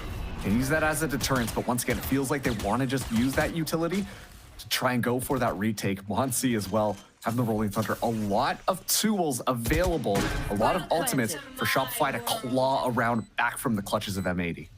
Okay, the pit. You're using a Rolling Thunder, but you're going in blind, and you put the Armageddon on top of it. BCJ dies, but it still goes through, and M80 have Caillou still kicking. And this is what protects the spike. This is what protects only Caillou as the rest of M80 play around the perimeter. SRB infiltrate, hope to evict. The Viper's removed. The spike is exposed. And M80 are playing out of sight and away from this util. The paranoia from SRB as the rest progress forward. The defuse will get halfway, and I don't think M80 or Bao can do much about this. SRB will get their first round of the half. Caillou, just a little bit of unfortunate timing there. Hops out of the pit, almost gets the kill through, and then goes for the shotgun pullout and has to reload. That could have been a pivotal moment because that would have kept the Viper Spit online. M80 would have had a decent chance to be able to survive that. And yet still Shopify Rebellion, they're able to pull things back together. Unbelievable good combo of utility coming through, specifically of those ultimates to make sure, like I said, they're gonna do a great job at forcing people away from their positioning. So an excellent round coming in from Shopify. That was a very strong retake from that team. We haven't seen this 2-2-1 look from M80. It's been usually a 4-1, leaving Caillou or maybe sometimes Bao to watch over A. But SRB are really gambling on this, pushing through to A. Teleport back to trigger the Vice wall. SRB now have to retake through B because they left that open, trying to help pressure A lobby. And BCJ catches B-Dog pushing past B. That's really aggressive from M80. Really experimenting with how much map control they can really go for. This Paint can't get the cutoff. He's thinking about crossing through the cage, but the salvos from his own teammate make him think twice. Does M80 know there's presence around Waterfall? And they don't have smokes at the moment with B-Dog missing, so it's going to be tough to seal off C the way they want. And it looks like the call's been made. They're going to be going into on to B, but I want everyone to keep an eye on Sato here because the timing could be immaculate onto Pancakes, and that is going to be a big threat for this Shopify retake. M80 have no util right now besides Satchels, and Sato knows he has to go for a play. A lot of SRB's attention, but it's just M80 solo pushing randomly. Like, look at where Caillou is. He's towards spawn. Monty gets a fault line set up. Bao and Caillou hold the site down. You're waiting for the flank, but it's Pancakes that thrives. Halfway defuse, being stuck. Caillou has to peek down low and can't do much about that and has the rifle denied. SRB are not done yet. They've tied it up. Yeah, a great job coming in from Shopify Rebellion. You still see a lot of that same planning coming through from M80 where they're like, hey, let's just go exploring because once we get that spike down, we got to back off. Make sure that the utility that Shopify Rebellion is not going to be stunning us off. We can just rely on at least 1 or 2 members hanging out onto the site. And then hopefully by spreading out, we can catch some opportunities and get those backstabs. But this time around, Shopify Rebellion are a lot more decisive in how they move it. And they're watching, most importantly, for a lot of that flank pressure, making sure that they don't get away with bloody murder anymore. So Shopify Rebellion, they tie it back up 10-10 here in map number 2 as it's going to be still full buys coming through. Keep in mind, M80, they've got 2 ultimates, Okeanos with that Nightfall and Bao with the Steel Garden. I imagine this is going to be excellent tools to really deter any of these retakes that Shopify have been doing. M80 just have to go through their normal game plan, but the change is the kill trip in the cage, and Pancakes catches Sato and exactly where he satcheled onto. M80 just overcooked last round. Just gotta go back to page 1. And the Bao Steel Garden in case SRB were lurking around the waterfall. SRB flashes. They do get the catch on B-Dog. The Nightfall pushback from Okeanos. SRB, a 3-man push through waterfall. They flood on in and they get great isolations off the smokes placed there by Spaz. They follow through, 1 left or 2 left on the site. Okeanos and Bao cover their angles. Okeanos, how does he keep pulling off these heroic plays? 1v1 though, 9 HP, Paint splatters him, and it's SRB back in the lead. Yeah, I was just about to say, amazing retake coming in from Shopify there. Like, they know exactly what M80 might be doing as soon as they realize that the Steel Garden gets utilized to honestly just buy space. They immediately just back off, and then they know, let's flash it right back in because they're pushing us back to try and push into our territory, and we're going to make sure that we are going to punish them for it. And Shopify Rebellion come in perfectly. You could tell there as well. I think it was Caillou who was just playing on that angle. The other team, the rest of the team should have had him. Okeanos was watching that angle, and an excellent timing with a smoke from Spaz isolates only the top part of that site to allow the flood in from Shopify Rebellion to systematically identify and take out the post planters. So great stuff coming through from Shopify. It was looking a little bit dire as M80 were really running away with things, but they've really pulled themselves back in and will force this M80 timeout. Yeah, the only reason that was close was Okeanos, the GOAT. But it's been just big playmakers on both sides to even get us to this point. Ever since the SRB timeout, they've been 3-1. They've really cracked down on how to retake the C site. And M80 kind of faltered, getting away from that game plan, solo pushing to those pieces falling apart and needing to reassemble once again. Now, after having their C plan downloaded, how do they want to push through A or B as a pivot plan? With no ults and an orb play that wouldn't gift them much. Okeanos approaching the 30 bomb too. Very early dimensional drift here from Paint, just simply to scout them out. And you can see that Monty is trying to get the fault line lined up so they could potentially get some frags, but understandably, M80, they're nice and spaced out. So the dimensional drift, sure, it scouts them out, gives them a bit of an idea as to where M80 is, but nothing too aggressive from M80, more or less neutralizes it. Shopify at least will be able to gain quite a bit of this map control. Maybe also reveals that Bao's wall was in place at A lobby, so SRB could think about a flank here, but they're just holding their ground, and M80 meanwhile exchange and punish Paint. Really tried to play the mind games against them. Now that Vice Wall is used at B main, while the trips are placed from SRB, and remember, this is what caught Sato as he satcheled in. Now M80 may just have to take this one step at a time as a result. And you could tell that M80 are starting to go back to their tried and true method of playing nice and slow.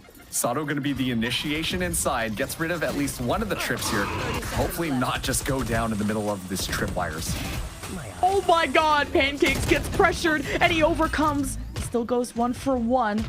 Salvo's delayed that. It gets Caillou and emerges from the smoke. And smokes Monty. Holy cow, BCJ and Spaz are left with the paranoia too. Credits getting low. I mean, it's mixed on the SRB side, but they know they can get up to match point and tie the series. Salvos to drown out the corner, but the synergy from M80's good. The punish from Spaz. He knows one more is around the corner. It's time for him to be the laser. And Caillou has to be the sniper. All he has to do is keep this spike alive. Spots the cross from Spaz. And he's going to try and get this defuse halfway. And Caillou gets the spam through the box. And he finishes it off. A decision from Spaz that'll haunt him. 11-11. Everybody make a wish. We're at 11-11. M80 still alive in it. It was a little bit tough. They're starting to figure out how to play around this Cypher, and they're starting to get a read on how this defense is going to be set up here. Paint doing the most to try and keep this series competitive here. But once again, I think that Pancakes with that sick fadeaway kill really just makes it that much more difficult here for M80 to be able to squeeze out this victory. And you can tell that both these teams are really sweating. Spaz honestly really making up for that little bit of a hiccup that we saw earlier on, as a Shopify Rebellion are going to take another time out. This is their second here, and a very important one, because they will not be able to buy fully into this next round, which could potentially put M80 on map point. And on top of that too, have quite a few ultimates available. I'm looking at one more for Okeanos to get that Nightfall online, 2 more for Caillou to get the Viper's Pit. Things are looking really good for M80 coming into this next round, economically and ultimate speaking. I'm so stressed out though. These last couple of rounds have been down to like 1v1s, 2v2s. Even when you have a team with like a strong advantage, there's just someone who gets a multi-kill, and we're back to just who can clutch at the very end. And M80 post timeout, we're able to stabilize themselves. SRB did the same thing on their first time out, going 3-1.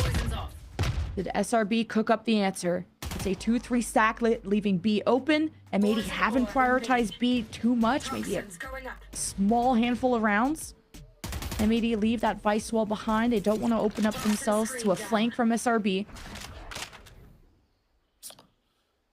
And it feels like that full intention of this round for Shopify Rebellion is just simply to play for the next one. We see immediately that it's Monsi who's going to be picking up that ultimate orb there. Now Monsi 1 away from having Rolling Thunder back online, and they're playing so conservatively. Monsi finds a kill, dies, doesn't matter. That ultimate will be available for the squad as M80 are just so patient. They're expecting Shopify Rebellion to be the ones to aggress them here. And with that haunt inbound, at least giving Okeanos a bit of information about where one of these agents are. I think that Monsi was playing in cover. He knows how important his fault line is with how limited SRB are in terms of util. SRB have a crossfire going at C.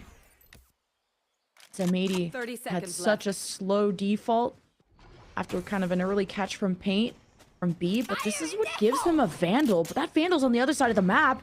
Double satchel in from M80. Sato with the showstopper. No one home at a distance.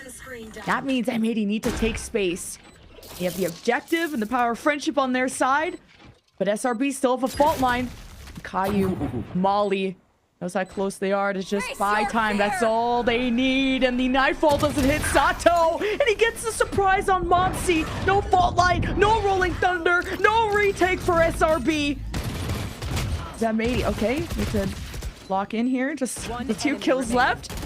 And try to carry as many rifles through, because this last round is everything. Will M80 go to series point, or will SRB send us to overtime? And a fantastic post plant being played by M80 there. You see, just as soon as Sato makes contact, all the utility flies through. They make sure that it's so much more difficult for Shopify Rebellion to go and try and retake that. Okeanos using the Nightfall as well. Make sure to secure the round. You don't want any more shenanigans like that early pick to happen. And it kind of forces the hand here of SRB. You see just the crunch that happens as they run through it. Paranoid, flashed, and bombs exploding all over the place. It is a good round played by M80, but this is going to be the decider as to whether or not we are going to be going to those overtime. The last round in regulation, and Monsi does now have that Rolling Thunder online. Monsi wants to capitalize on anyone getting that trip, and what a read from M80, taking care of that quickly. All hinges on this Rolling Thunder. And if Paint wants to push his luck, knowing that pretty much every round M80 have had a vice wall there. And a post plant is going to be sturdy from M80. If Caillou can pull off the pit, he pulls off the first kill. You removed the duelist, the star of SRB, their best player. But M80 know the fight is not over. The pings come out from the defense as Monty prepares either a fault line or a Rolling Thunder. How much they want to invest to prevent and decay down M80. Knowing this pit could be so difficult, they could try to keep the Rolling Thunder for that. It is the Rolling Thunder to prevent an SRB. Get sightlines, they get vision from Pancakes, wrapping around the corner for BCJ to catch Caillou at the heel. It's plan B as M80 rush on in to catch them. It's Monsi with a flash. Throws that out, 12 seconds to shake up M80. He'll get a plant just in time. Paranoia from Spaz. Angles taken.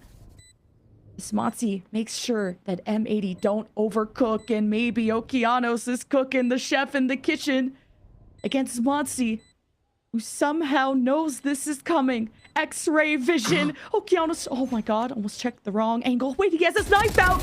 He brings his gun out, but at the wrong time. Advantage back to SRB. The retake there. Bow! He's so clean. And he will not bow down yet. M80 just have to protect the spike. And Monsi gets on it. With Spaz, his backup is huge. And his shots are clean too. It's overtime. It was such a questionable call coming in from M80. They still decide to hit C, even though they know that the Cypher is going to be set up there. And Sato has had such a hard time trying to deal with the multiple setups that Pancakes has been putting down onto that site. And yeah, just like that, they're able to just walk away with it. A very early Rolling Thunder catches M80 off guard. And then, like you said, they go exploring. They might have overcooked just a little bit. They push a little bit too far. And then it's just Spaz cleaning up the rest of the kills. We head to overtime now here, as it's 8 halves for both of these teams when it comes to their attack. And so that dictates that whichever team wins the defense first should be the one that should be able to swing things back around. So let's see how this one is going to be going off. Shopify Rebellion Black, good old reliable, will be pressuring C early. 4 stack from M82. As the later rounds have gone on, M80 have left B open purposefully with how quick they can pivot from the side door. M80 so quick on map control as SRB have to cross through, and where that vice wall is, that will trap a player in the corner into Thorns. To be a free kill for Bao. He's on the high ground. The vice wall is tricked. Kill onto BCJ. Monsi hopes to follow through. The fault line will catch Caillou, but he's in a safe position. Or I should say, Bao is in a safe position with Caillou supporting through Waterfall. But SRB have smokes in position, but the backside is open! And that's a gap that SRB cannot afford as Paint falls. They've been able to turn around a 3v5 before and a triple flash with the firing squad for M80 to make a flawless first overtime win. And that is honestly just up to Bao coming alive when M80 needed it the most. Bao just standing the ground, here's the shear there, knows that they're probably up to some sort of shenanigans, ready for the contact, but most importantly, stays alive in the midst of all of that. Fault line, yeah, gets tossed out there, and then we see Shopify Rebellion falling back a little bit and not clearing out all of the corners before they're pushing forwards. It feels like they're just getting to the punchline a little bit too quickly before the joke is really established. And as a result of that, M80, they're getting their foot in the door to be able to shut some of this stuff down. And M80 now once again have an opportunity to force the series 2-0 if they're able to win this next round. So difficult to win a defense too, despite, you know, the double controller and sentinel from M80. Somehow their attack has been their strongest point. The protocol is clean. But SRB, look at the stack, look at the trap. Monsi, flash and fault line. There is the fault line. Sato can satchel away. Okeanos gets his revenge. The spike is down. Where's the rest of M80? That lurk is on the other side, and the two are watching B, but SRB just decide to play it safe. They smoke it off. They let M80 get the spike back. I have the spike. And it's all calm and collected right now for Shopify Rebellion. A lot of this M80 plan really relies on those opening frags coming through, relies on their fraggers to be able to click heads, and then the rest is nice and easy. But Shopify Rebellion get the advantage, then everything starts to slowly dismantle itself. We're seeing right now Caillou take a lot of space onto B, but I have a feeling that this is still going to be an A side hit. Caillou is calling that the site is open here. Yeah, it looks like they will be going in on A. Well, there is the decoy. Force some paranoia to initiators to 0. SRB have the tools to shake things up. But Caillou tests the limits, tests the backline. He wraps around a different angle, gets the attention of Monsi as the plant pivots to B. And Caillou waits, can't be a good bodyguard, has done some damage. It's just the aftershock that Monsi has, and Pain is exploring the map and takes care of Bao. M80 are doing the thing of overcooking and solo pushing, all trying to be heroes at the same time.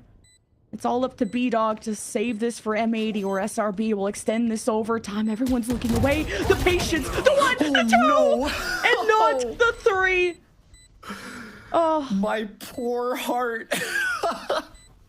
It just feels like there's so many timings where you just catch everybody looking the wrong way. And for a second there, it looked like B-Dog might have been able to win that one up, especially too with the stack that was coming through.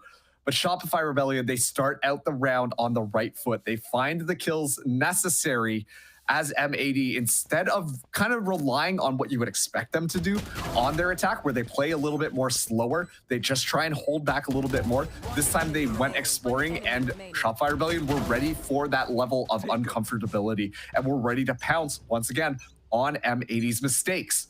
Now, we're swapping things back around. It's going to be the fight for A again. Spaz just going to fake that information. But once again, M80, they immediately decide to yield that site. And Caillou is going to reinforce this B side. But there might be a timing coming through here. Can back out. Monty was just huge last round. After being sick. So sick that you can't make an upper final, to being here. So insane. That could have just been over. Now a very slow default for SRB. M80 have to be careful with these solo pushes, and they have B-Dog inserted at Rubble, as they usually do, who can teleport out. All depends on if SRB will allow it. B-Dog teleports the other side of the wall. Get some salvos out from BCJ, which is always nice. Oh my god, as the wall comes down, Paint with first blood. And you can't be missing Okeanos. You can't be missing the GOAT. That's an important agent for the retake. For M80. Now to try and be preventative. And Asato with the spray down. Covers the floor with bodies. And the numbers start to dwindle. And even it's B-Dog again that has to clutch. This time easier. But this time Monty has built up to a rolling thunder. They sense B-Dog. It's so his annoying. dog is going to be put down.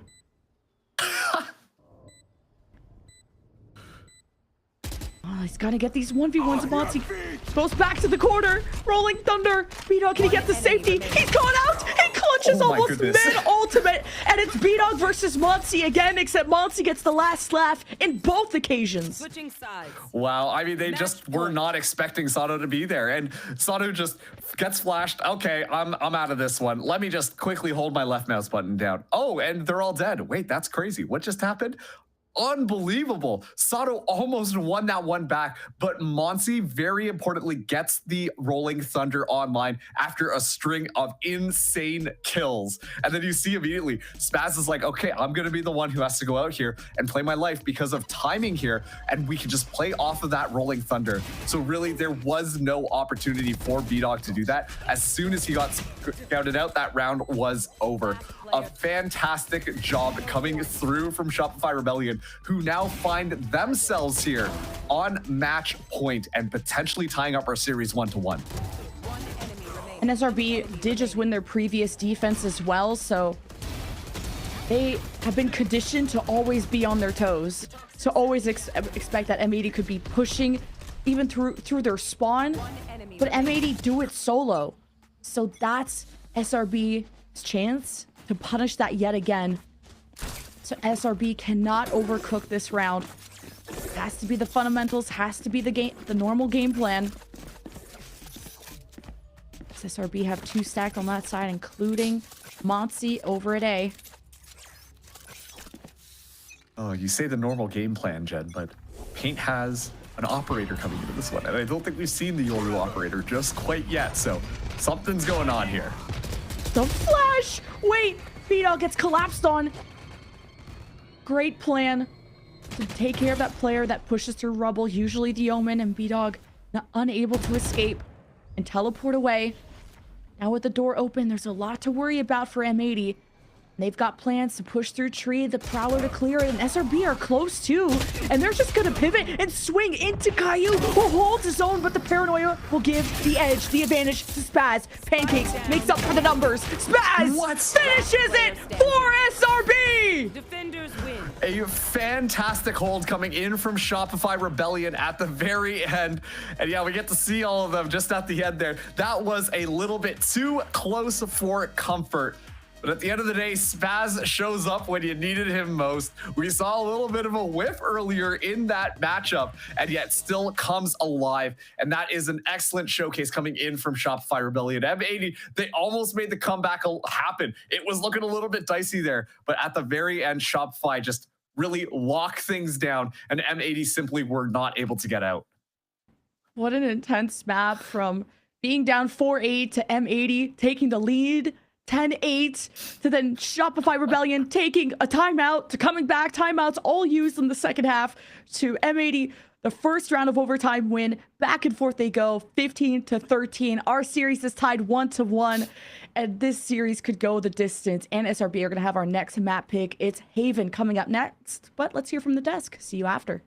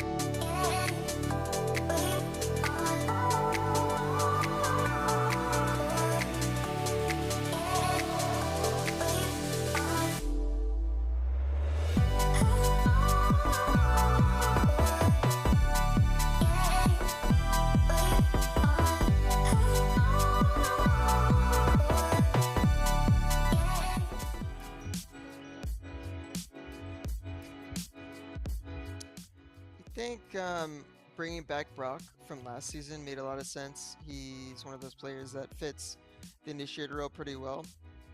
And so when we were looking to build past him, the coaches kind of looked at, you know, who kind of fits the same mold of like, does their job, really good comms, really good shots, you know what I mean? Like, it's kind of what we were looking for in the offseason. And so when we found all those players, you know, they meshed really well with the coaches. I've meshed really well with both my coaches. I'd say some of the players have, you know, either worked with some of the coaches or, you know, talked with them before. So we're all pretty friendly people to each other, and we're all like, you know, likable.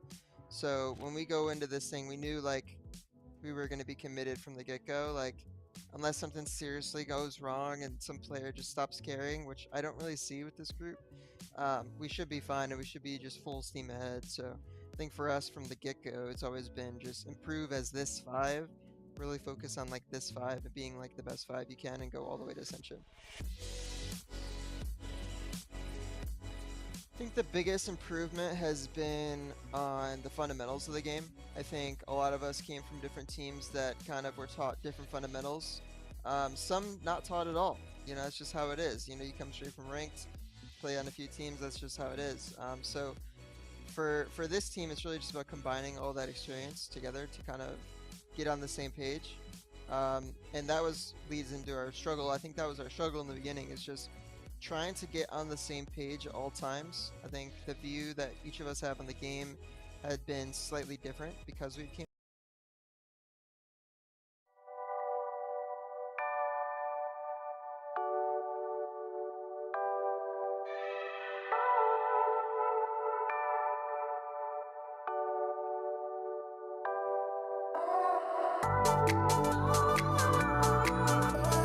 To call and like, it's nice to have the knowledge, but not have like the whole job of doing it.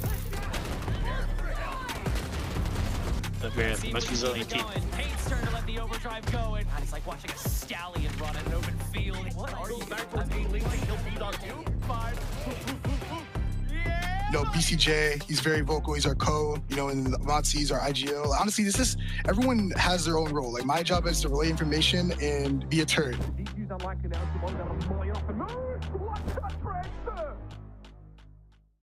The series that keeps on giving, and at least one more map guaranteed, as it's going to be Shopify Rebellion Black to take the second map in the series. They're up at the half, Roy, but then M80, their attack, it almost looked unstoppable. It took a while, but Shopify Rebellion Black finally find the key and shut it down. Yeah, an absolute tug of war between both of these teams from the get-go. Obviously, Shopify Rebellion Black having an impeccable first half. Okeanos doing his best to keep M80 in that game in the first half. But ultimately, SRB, they closed it out. Spaz waking up towards the end as well. Paint having a pop-off game. We saw just so many moments from these two teams that were just like, what is going on? What's happening? I was just losing my mind. It was just such an insane series with so many heroic plays, so much strategy, and so much depth to it. It was beautiful to watch. Especially because, as we remember, this all started 8-4, and we were thinking, okay, is this going to be another one of those M80 comebacks after they get an 8-4, as they did yesterday?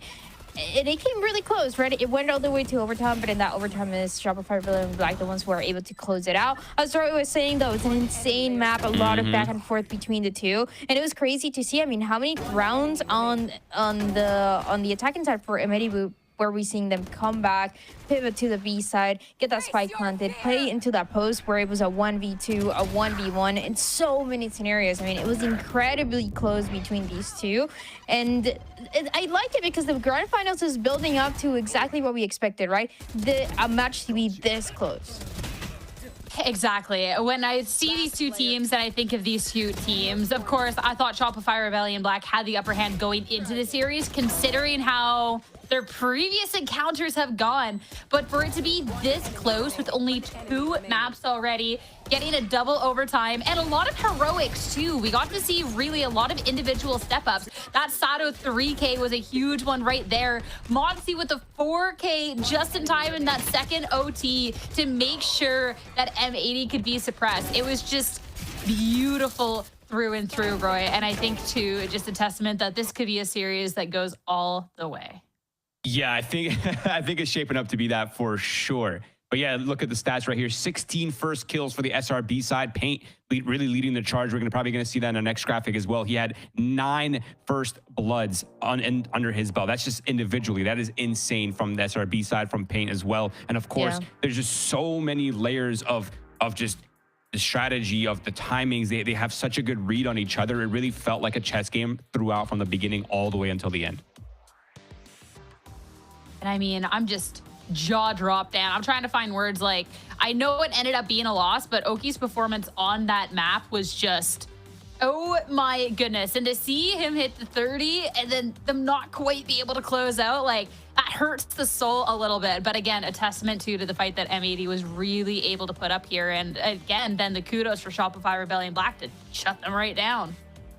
Yeah, Okeanos was doing everything, and it was so consistent from the beginning of the map. This is what we were seeing from the Fade, constantly closing out those rounds, opening up those rounds as well in some scenarios. I mean, he was really doing it all, some info as well early on for the team, but unfortunately for M80 and for Okeanos, it's just not enough to get those 30 kills because Shopify Rebellion Black, they had the advantage towards the beginning. It took a little bit to get the grip on how they wanted to play in those defense, and they wanted to play these retakes. So once they got it, it was just a matter of time. And yeah, it's cool because now we see them getting away with each other's map pick, and now we go into a map of Haven where things are more even. Yeah, we're seeing the reverse map pick steal to kick off the series, guys. That is so crazy. That's so crazy.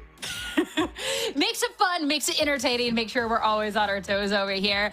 My thought, looking at the player performances, the reason we don't get to see someone from SRB be able to break through that 30 kills is because we got to see a lot of big step-up performances, and I want to talk a little bit more about Paint and Spaz, because Spaz was somebody that in the earlier little bits of the match was, I mean, you know, some of the shots, sometimes they don't be hitting, you know, it's like that. And then really was just able to go with a match class performance to make sure, Roy, that it was completely forgotten. Paint, I mean, it's just, yeah, yet again, Paint, you're awesome. Keep doing you. Yeah, I mean, yeah, Paint's playing exactly to how we were expecting, right? We've been highlighting him as one of the best duelists, if not the best duelist. Statistically, he is the best. He's proving in this series why he is. He's an absolute monster. He knows how to find his picks. He's versatile on a lot of the different duelists. And of course, Spaz had to step up after he heard Lemon Kiwi telling him to lock in on the cast. So as soon as he heard that, things changed immediately for Spaz. He actually sat up at least 5 degrees, and ever since then, he started popping off. So shout out to him, having a great second map here for both of these players, and of course the SRB as well. So much dynamic play, so much mid-rounding coming out from that team. Exactly what we expect from them. I think this third map is going to be an absolute banger. To be fair, if Lemon Kiwi tells me to lock in, I'm sitting up all the way in my chair. I'm chugging some water. Like, it's going to be like nothing y'all have ever seen before. That is for certain. But I'm so glad we got to see both of these teams lock in, deliver a 2 overtime series, and now another new map ahead. We're guaranteed at least 4 in the set, but now we're going to be looking at Haven at this next. And we were talking about, hey, they're stealing each other's map picks. This one, I think, though, is especially interesting because Haven and Fracture were the two where Shopify Rebellion Black decimated and tore M80 apart. And already M80 writing a different story on that first map of Fracture, Dan. So then Haven, what's in store there? That's what we were talking about. And for those who missed it, that map of Fracture, last time these two teams played it, it was a Shopify Rebellion win on Fracture with a 13-1 and a map of Haven with a 13-2. It was a 2-0 for Shopify Rebellion Black, and they moved forward in the lower bracket or in the upper bracket. But now we're seeing something different because you're seeing this 13-6 for M80. They look insane on Fracture, and now as we approach Haven, it's one of my favorite maps to see for both of these teams. Actually, they've been showing a lot of really cool ideas. This is where we're seeing Sato on the Neon, something that we haven't gotten the chance to see just yet today. And it should be a lot closer than that 13-2. Now I learned my lesson after seeing Fracture. Guys, I have some bad news. Oh, here we go. Here we go. I am jumping ship once more. I've seen all I needed to see. The resilience coming out from SRB. I'm back on the train. Shopify Rebellion. Here. Let's go, production. There's no way. Yeah. Chat, light him up right now. This is unreal. I thought we were just not going to allow him to make predictions anymore. What happened? Production's too nice. Production's too nice. Yeah, let's just say production and I have an agreement now. Oh, I see how it is. That's crazy. Dan, you got to bring out the Spanish. You got them to take that. You got to make them take that prediction back away. Producción, él no tiene derecho. No tiene derecho. Quítale la predicción. Perfect. Thank you, Dan, for your service here. No problem. I mean, hey, in a series is back and forth. Is this? What? Amazing. Oh, let's go. Dan's the goat. Dan's the goat. Roy stocks are not crazy. Going up. But hey, I'm going to blame you for changing the prediction because that is unacceptable. But I don't blame you for just not knowing what is going on in the series and how this can go because it is literally anyone's game, and it's just been so fun to watch. So let's head into the agent select now for this map of Haven. Again, M80 torn apart the last time they faced Shopify Rebellion Black here, but we have seen them on there since. They're running back the same comp then, and it was a win over Winthrop University, so they definitely have a lot of fight to give here. This is an interesting one. We just talked about the Neon. We talked about how we've seen the Neon before when they played it, and it was at 13-2 going the Widow Shopify Rebellion Black. And only those 2 rounds for M80, but we've seen the improvement. We talked about how consistent this team has been at growing as a team, at fixing those mistakes, and we see it day after day. I mean, think about it. M80 have had to play the past 4 days back to back to back, and yet they continue to grow. So I wouldn't see why this map should be as one-sided as it was the first time that they played it. Yeah, and if you're M80, I feel like you were expecting these two maps to be played very early on in the series, and it's probably the reason why M80 looks so prepped on this map, and probably they're going to be equally as prepped going into Haven as well. But I want to point out the difference in initiators here, the info initiators specifically, the Sova on M80 versus the Tejo on the Shopify Rebellion Black. That is a little bit different, right? Because the Sova can deal with the Cypher gadget so much better than the Tejo can. So I feel like the Neon setup for Sato, he should have a much easier time getting on sites and not be so afraid to make space for his team or just dive on these sites, get those opening kills, and hopefully set up M80 for some success here. Last time we saw M80 on this map too, if we're talking about individual player performances, Bao dropped 36, going 36 and 22 on this map. So I'm definitely expecting a lot of great things from Bao and M80 as they look to try and get revenge against Shopify Rebellion Black. And what happened last time? It's time to head to Haven and back over to your casters for the 3rd time. It's Jen and Marks. Thanks so much, Sierra. Our series is all tied up in this grand final, and you cannot underestimate the changes that M80 have brought. Well, maybe the change we care about is that they don't close out overtimes, and that's why SRB are here. You're 100% correct. And honestly, like, that is a little bit of a tilter if you are M80, just because, you know, that was completely going your way. That should have by all means been a 2-0. And yet somehow you just drop the ball in overtime after a strenuous match. But we've seen these guys, like the Dusk has been saying, they've been playing so much Valorant every single day in order to fight for their position here. So you know they've got the mental resiliency built up into it. And I do want to hyper-focus in on that Sova pick for a second, because Roy brings up a lot of excellent points with the utility being a really good job at foiling some of that Cypher stuff, but at the same time too, allows for better information. And when we've seen Sato play these duelist roles, it tends to be just kind of a send it, go in, and unfortunately get punished. I think the Sova could really set Sato up for a little bit more success. Yeah, they've already dealt with some of the utils. Shot down a camera. I'm not sure if there was a trip in main, but there was a trip in garage, and it was all a fake. M80, it's so much noise at C, and look, these rotations as SRB try to keep up. It's the lurk from Bao that looks for the first blood, but Teo drone was kind of creeping him out. M80 are all stacked on the A side, and well, Sato just gets caught racing right into the loving arms of SRB that were stacked. M80 went way too far. I thought it was going to be a B hit, and they tried to wrap around, and maybe that would have made sense if they had more kills. Yeah, it just felt a little bit interesting there. It felt like the game plan from Sato was just dive in, duck underneath, and then the rest of the gang can kind of get those kills there. Unfortunately for M80, Shopify Rebellion Black are the ones who come out on top of some of those pistol duels. And so we're seeing the Neon get utilized quite a bit here in just going through, just really sliding towards the legs of the Omen as the Omen is just desperately hopping out of the way, trying to survive that. But all things considered, a good round for Shopify, starting things out on the right foot.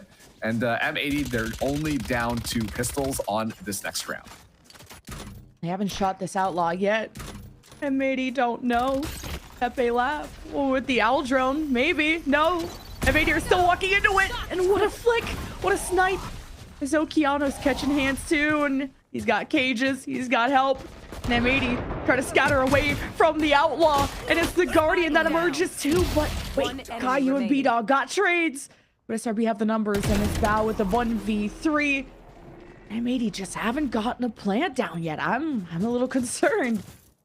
Yeah, they just kind of send it that time, and you can tell that Shopify Rebellion Black, they're super comfortable playing off of one another. They're ready for the trades, they're ready for the shenanigans that this M80 squad might be pulling through, and they just simply hold their ground and play effectively off of one another to make sure that nothing goes unpunished. Paint looking so good with the Outlaw in hand. Of course, Monty in the back line with Spaz. It all just feels really well accounted for. And so great job coming in from Shopify. Now M80 are the ones who have those rifles in hands. It is going to be that bonus from Shopify Rebellion here. A good hit from Paint, but not enough to get through that full shield buy.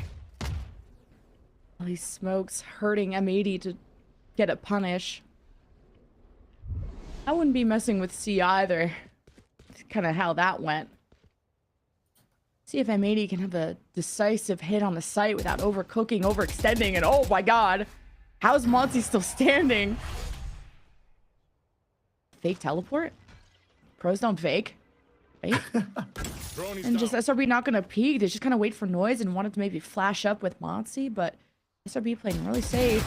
And I could say the same about Spaz just walking out mid-court.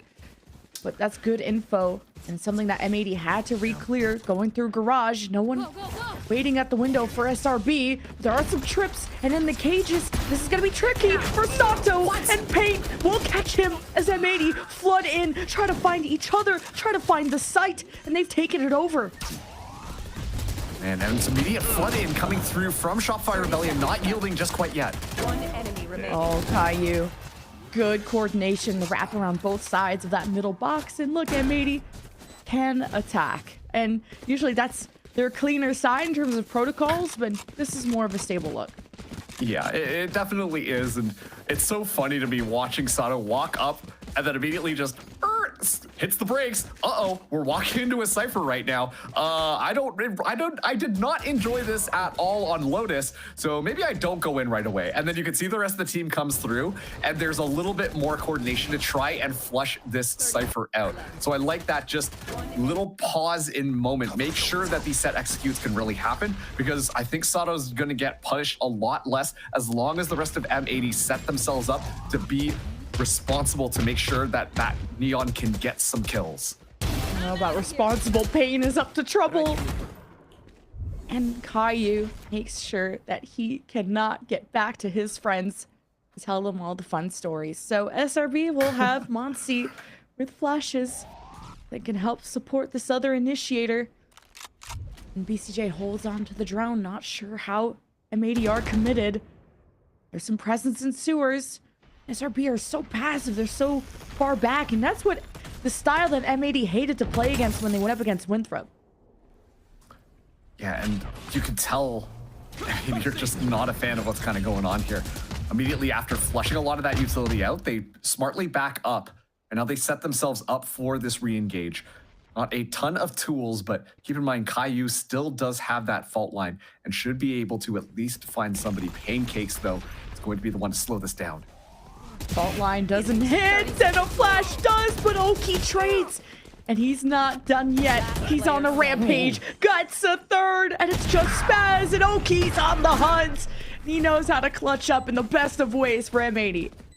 Yeah, Okeanos getting a 4K there. I know the camera was fixated on Pancakes. As you can tell, as soon as M80 flood in there, Shopify Rebellion had a protocol down and ready. The flashes came out extremely coordinated, but they weren't counting on Okeanos to be able to find a couple of kills right out the gate. Swinging through, finds 2. That was unbelievable there. And then scoops up Pancakes as well, leaves Spaz for the very end, and that is going to be a decisive M80 round.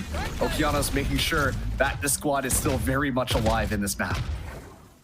A save, at least the orb grab to get BCJ the Armageddon, and Paint inserted at a different angle this time, not going through sewers, wanting to take full advantage of the Bucky.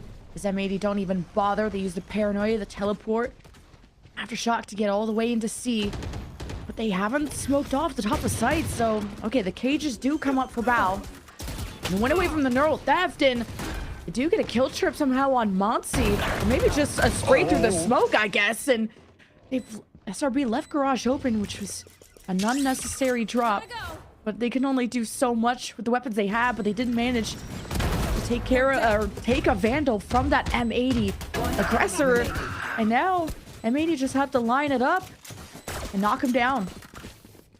It really feels like Shopify Rebellion have to do so much, and then M80 just pop themselves out and are able to find a couple of kills here, a couple of kills there. And there's nobody left for Shopify Rebellion. Given that was not the best weaponry coming in from them, it still looks really easy for M80. And now on both of these sides, 3 ultimates available of very differing capacities here. But I have to give the advantage over to M80. I think that the ultimates they've got coming into this next one are a little bit more effective at being able to clear out some of the stickiness, because you can tell M80 very fast at getting the spike down. Shopify Rebellion really like to take their time, make sure all of their ducks are in a row before they decide to go in through. And a lot being used right off the rip. Yeah, holy cow, the M80 Rolling Thunder for Garage, the defensive Armageddon for into B for SRB. What the hell? And M80 are just stuck between a rock and a hard place. They're gonna find themselves in the bad place if they drop the spike. And the double swing is so beautiful from SRB. And they cut the win streak down from M80. Yeah, that was just a pure execution coming in from Shopify Rebellion. As soon as they hear what is going on, they are ready to counter it with their own, They get ready to use their own ultimates just to make sure that everything is taken care of and everything is nice and easy for the rest of the squad to be able to move in there and find their decisive kills. So good job from Shopify Rebellion. That was one of those rounds that, yeah, you use a lot of ultimates, but it definitely is worth it to make sure that you are stabilizing your own economy while making sure that M80 are going to have a little bit of a tougher time moving into this next round to buy. Yeah, I think M80 got to activate a lurk, and it's kind of tough when the Armageddon from the defense funneled you into just such a narrow passageway. SRB, just their counter reads, their counter pressure is what was able to help them claw their way back into the previous map. Okeanos did drop a Vandal there too, which gave a leg up to SRB, but ultimately in that save, SRB couldn't really do much on the retake with just Sheriffs and Ghosts.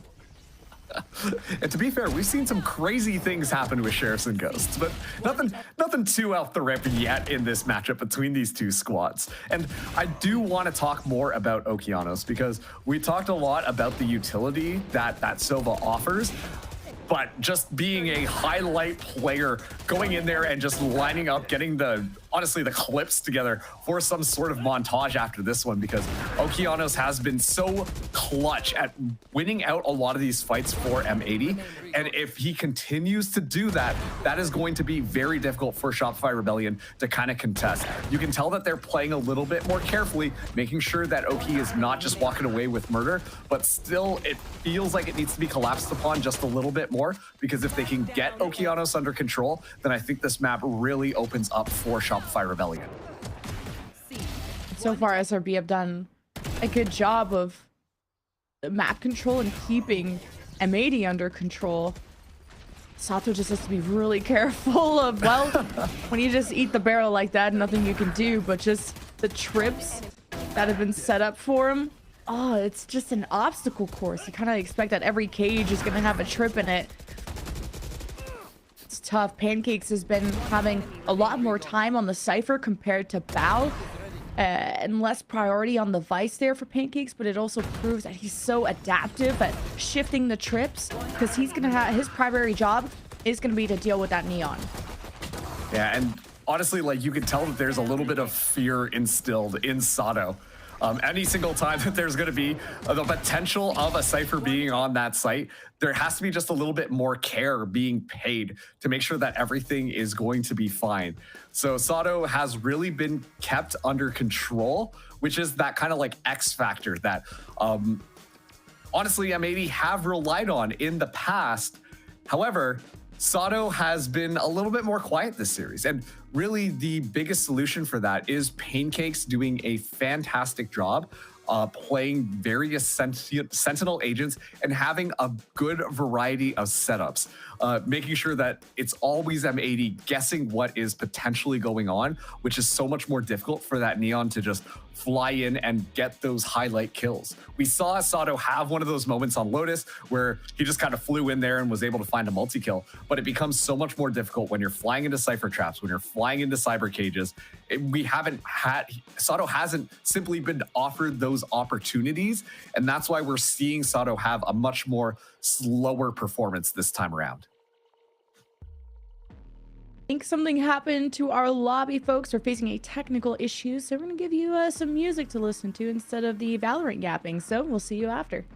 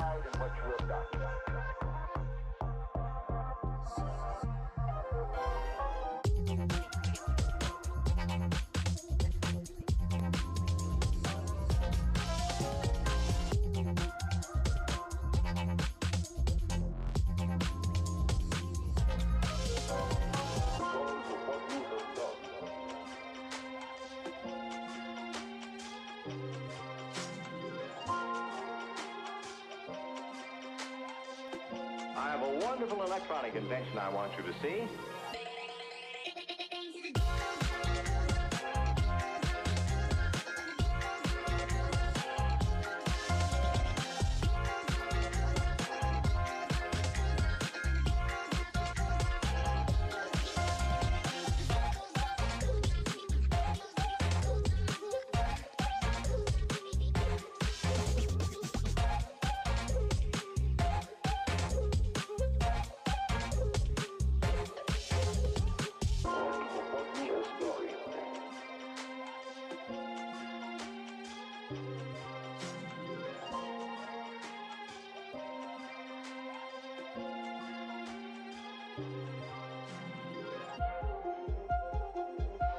We got to the point where we could control the laws of nature by advanced electronics.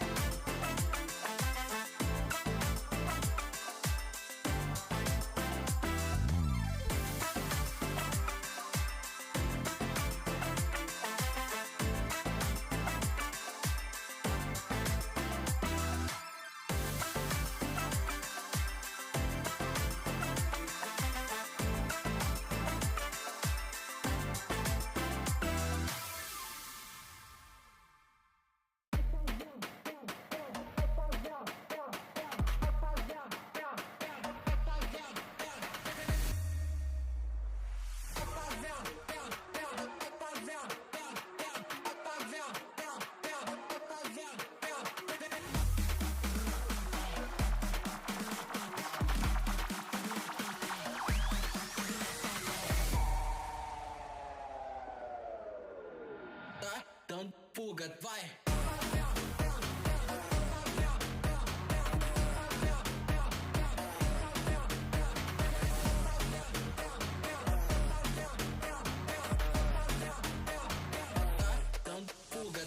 Não tenta bater de frente, sabe que lá tá fazendo macete. Desce, desce até o chão, ela tá doida pra colar com a gente. Fazendo macete, ela tá doida pra colar com a gente.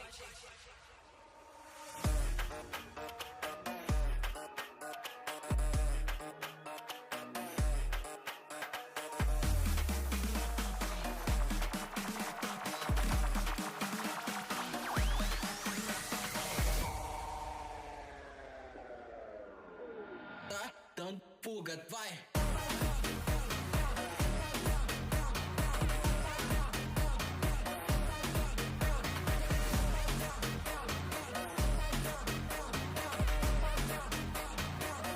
Dando fuga, vai! Não tenta bater de frente, sabe que lá tá fazendo macete. Desce, desce até o chão, ela tá doida pra colar com a gente. Fazendo macete, ela tá doida pra colar com a gente.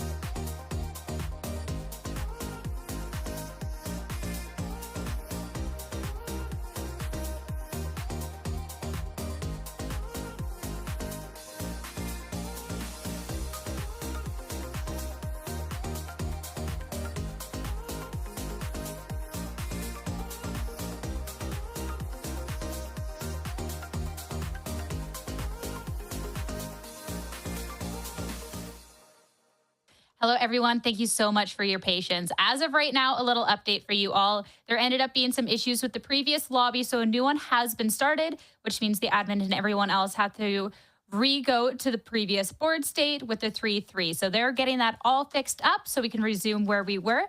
We'll be just a few more minutes more. Thank you all for waiting.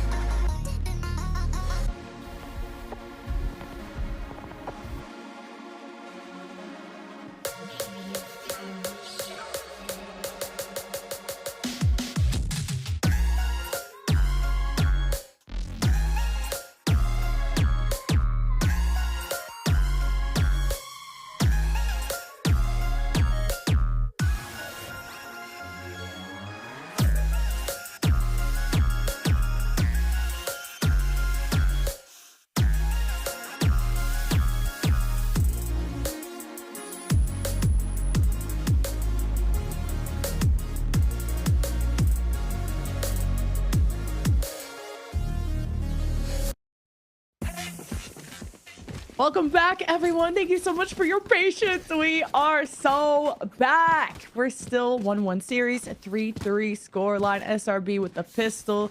But Marks, I'm ready to get the energy back up in here. You know, I got a good stretch in, I got some food in me, and yeah, let's bring back the energy because these two teams have been going up against neck and neck against one another. And well, like you said, tied 3-3, one map each. A lot of ultimates available though for Shopify Rebellion. Just hopping right back into things, we're already seeing Sato gain so much space in this A long area. Spike over there, but M80, we know they like to play it slow. Like this map control from M82. Because having B-Dog get some help, they want to think about garage or they want to see if anyone's peeking out B early. And maybe just that pick alone could be what inspires them to make their next move. Now also not allowing SRB to go on any flanks based on where Bao's trips are have been good. And that opening pick could also let Bao get neural theft. But M80 have to pull the trip in Monsi. Peekaboo, fault line, not going to get the catch on Sato. Yeah, honestly, just good awareness. As soon as Sato gets spotted out there, just backs out completely. Knows that there's too much utility that could potentially stun it out. Aftershock gets utilized as well as the fast lane, but it's all just a clever ruse as once again, they're going to be playing off of Bao's presence. More trips being taken out. Like that, M80 are slowly scaling up the map. Sometimes they overcook, but as a team, Sato just runs into the gunfire. But Spaz gets 2 before going down, and that's dwindling M80's chances of starting off post-pause on a good foot. Neural theft from Bao, knowing where this retake is coming from, and it's from Garage, and it's Paint that carves through the forces. He only gets 1, but that's enough to take care of what's left of M80. Yeah, an excellent round coming in from Shopify. We talked about how good they are when they do play that retake. We saw a little bit of that being flexed here, but more importantly, it was just a little bit of a forced error from M80. They didn't check that corner. Spaz gets way too much value there. Should not have been able to be kept alive, and honestly just finding 2 kills to really just slow down the M80 wave. Even gets flashed out as well, but it felt like more of a formality than really doing what they needed to do to clear that spot out. So just a good round coming in from Shopify Rebellion, and right now they're definitely looking like a bit more of the dominant sided team, as once again most of the M80 rounds were just taken right at the beginning. And neural theft for Overdrive. Decent trade. The early peek from Paint. The stun from Sato. He goes for the 3rd and walks away with 2. As SRB have to face where this teleport could be coming from. M80 getting info. Sent the spike to see. The trips haven't been triggered. They're set up for flanks. And it's B-Dog with another opener. And SRB don't have a chance to really come back with just the 2 flashes. They have plenty of money though. They'll have to confront M80 on the flank, but the trips reveal that, so I guess SRB will save. Yeah, at this point, you just keep those rifles in your paws. A great job using Sato to just kind of run in there and cause a lot of chaos. You could tell immediately, like Sato finding a couple of kills, the reinforcements from SRB have to get invested back there, which allows for the flood through completely perfectly executed by M80, and then at that point, the round is just simply over. So a good understanding coming in from M80, utilizing Sato, especially too with that explosive firepower to cause such a ruckus outside that A site and run that distraction.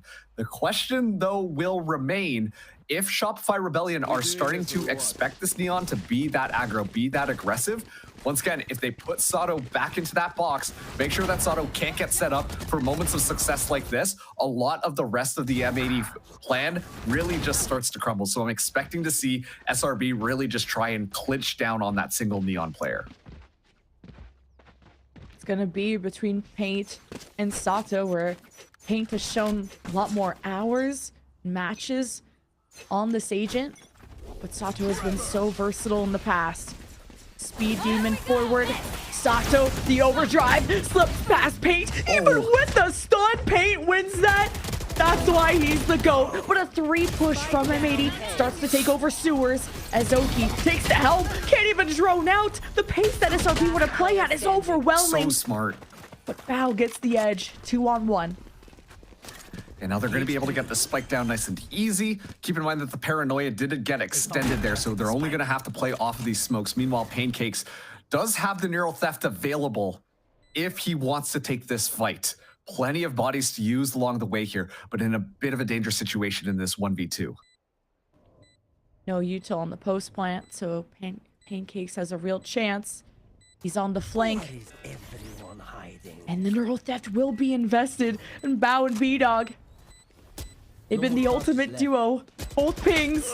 And he's got to address this one by one. Catches B-Dog reloading. But Bao had us going. Oh my god. M80 have a lead. Yeah, M80 pull themselves right back into it. Pancakes going with the ultimate just at the end there too. It was a little bit tough, especially too knowing you're going up against Bao, and B-Dog hasn't had as spectacular of a game compared to yesterday, but is still doing an amazing job. And so right now, M80, they're right back into it. When these little moments are happening here, it looks like they're just coming out in these little micro plays a bit more aggressively, a bit more coordinated, and it's making all of the distance to make sure they are winning out the fights against their respective SRB players. Already, a lot of util dump going to be outside of A. I imagine we're going to be seeing that almost every single round from both of these teams, as M80, their attack pressure always begins at A and can end at any of these different sites. Yeah, the salvos to try and slow down M80 are smart from BCJ to not be at the front door, but the back door of that A lobby. Forces M80, even if they slip by the first door, they definitely will be stopped. And SRB just jump peek that box. As these are Moxie or BCJ. Oh. And what a not play. This Paint catches the lurk from Bao in mid. Drone is down. Oh, the stealth drone doesn't spot out what is going on, so they only know that Sato's here, but the rest of the members too can spell disaster. Oh my god, just a few more inches and Sato would have been dead. Moxie is fault lined, but there was a response from SRB. Stalemate. As M80 retake for the perfect moment. How does that miss from Paint? He still has the op, and he gets the last laugh. M80 with real estate. Paranoia, though, hits M80. What a play from Spaz. SRB stabilize. And Shopify just had the read on M80 that round. They knew exactly how they wanted to play it, understood that that A site was their most preferred site of attack. And so they just kind of hang out, make sure that they've got all their stall utility for as soon as they hear the neon slip through, they are ready to pounce on them, punish them for that aggression, and make sure to capitalize. Pain as well, sure, missed the first shot, but makes up for it with the second. And that is more than enough to make sure that the rest of the Shopify Rebellion squad can stop M80 from even getting in and getting the spike down. We talked previously before the extremely long break, how it was so good for M80 to just kind of like run in onto the site. As soon as they get that spike down, things are looking pretty good for them. They're willing to play aggressively, set themselves up, play effectively, but if Shopify do a really good job at not even allowing them to get the spike planted on any of these sites, then they're looking a lot more dominant. So that feels like another just key to success that Shopify Rebellion have to keep in mind if they want to win out this third map. Sorry. Yeah, M80 are trying to pick up the pace sometimes, but SRB, they either play fast or just molasses slow, just like playing at the very back of A to just pushing Okeanos like you saw in the replay. He couldn't even use his drone. Like SRB changed up, and I heard you guys, I heard chat likes pauses, so M80 gave you guys another just to think through these last two rounds. We all like a nice little pause to catch our breath, right? Oh, it's a fault line this time. No salvos quite yet from BCJ. Bit of an adjustment for SRB. Paint caught Bao too last time. Yeah, very slow and quiet. And this is the style that M80 are very comfortable playing off of. The last couple of times we saw them, they spread themselves out just thinly enough to be able to find 1 or 2 kills, and then it's full send onto the site. Sato getting very aggressive on Spaz. Oh, Spaz gets the win though, and Paint was so tunneled earlier too with the op. And it's kind of out in the open somewhere that Moxie can't easily pick up. And he needs to play his life with the Rolling Thunder. That's going to be the ultimate retake tool.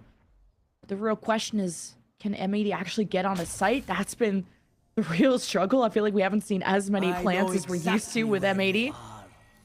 Neural theft. There goes the frisbee, and Monty's at the back, forced to use the rolling thunder to just maybe keep himself safe and buy time. As BCJ at his side on the off angle, as M80 got pings, they salvo out that Tejo. M80 advanced towards B with the paranoia that maybe clipped Monty, and the Huntress Fury from behind from Okeanos to support the site. Still need to get a safe plant, and SRB re-engage with the paranoia, and Spaz will get his one. And SRB are wrapping two through B made, possibly with that garage push from Pancakes. Plant goes through nonetheless. Spaz and Pancakes are pretty split. One enemy remaining. Hey, it's winnable. I think Spaz looked like he wanted to save, and Pancakes did give them hope. And his B-Dog has to watch two entryways. Spaz has his own smoke there. Oh, when he catches B-Dog, hesitates. It's the execute. It's the 1v1. He's needing to buy time, and Spaz has come alive. And SRB are back in the driver's seat. And it was just so labored for M80 to try and claim that B site. Honestly, Shopify did a fantastic job at making it that much more difficult for M80 to even get that spike down. And they whittle them down until they're just down to 2 members left, and so much time has expended, they don't feel comfortable enough to properly go in for that retake. Look at this. The Shopify members are so ready to just pounce on any inch that M80 give to them. And it honestly just came down to that final thing. Obviously, we get to see Spaz with the crazy just wraparound, but doesn't quite link up with Pancakes. It all works out well, though, for Shopify in the end. 6-5, last round in the half. Shopify Rebellion are looking to make this a 7-5, but here comes the flood through with not the best weaponry from M80. Pancakes with a trip and the smoke and the cameras. And M80 were just grabbing the orb, because now Rolling Thunder and an Omen teleport. But it's the Pancakes up on A long that worries me, as M80 have really liked getting on that site because their post plants are strong. Drone. I like that M80 scale up. They take their time and fully utilize the kit of this Sova. Oh, Paint gets clipped. Has to be careful. Oh, Armageddon coming in too.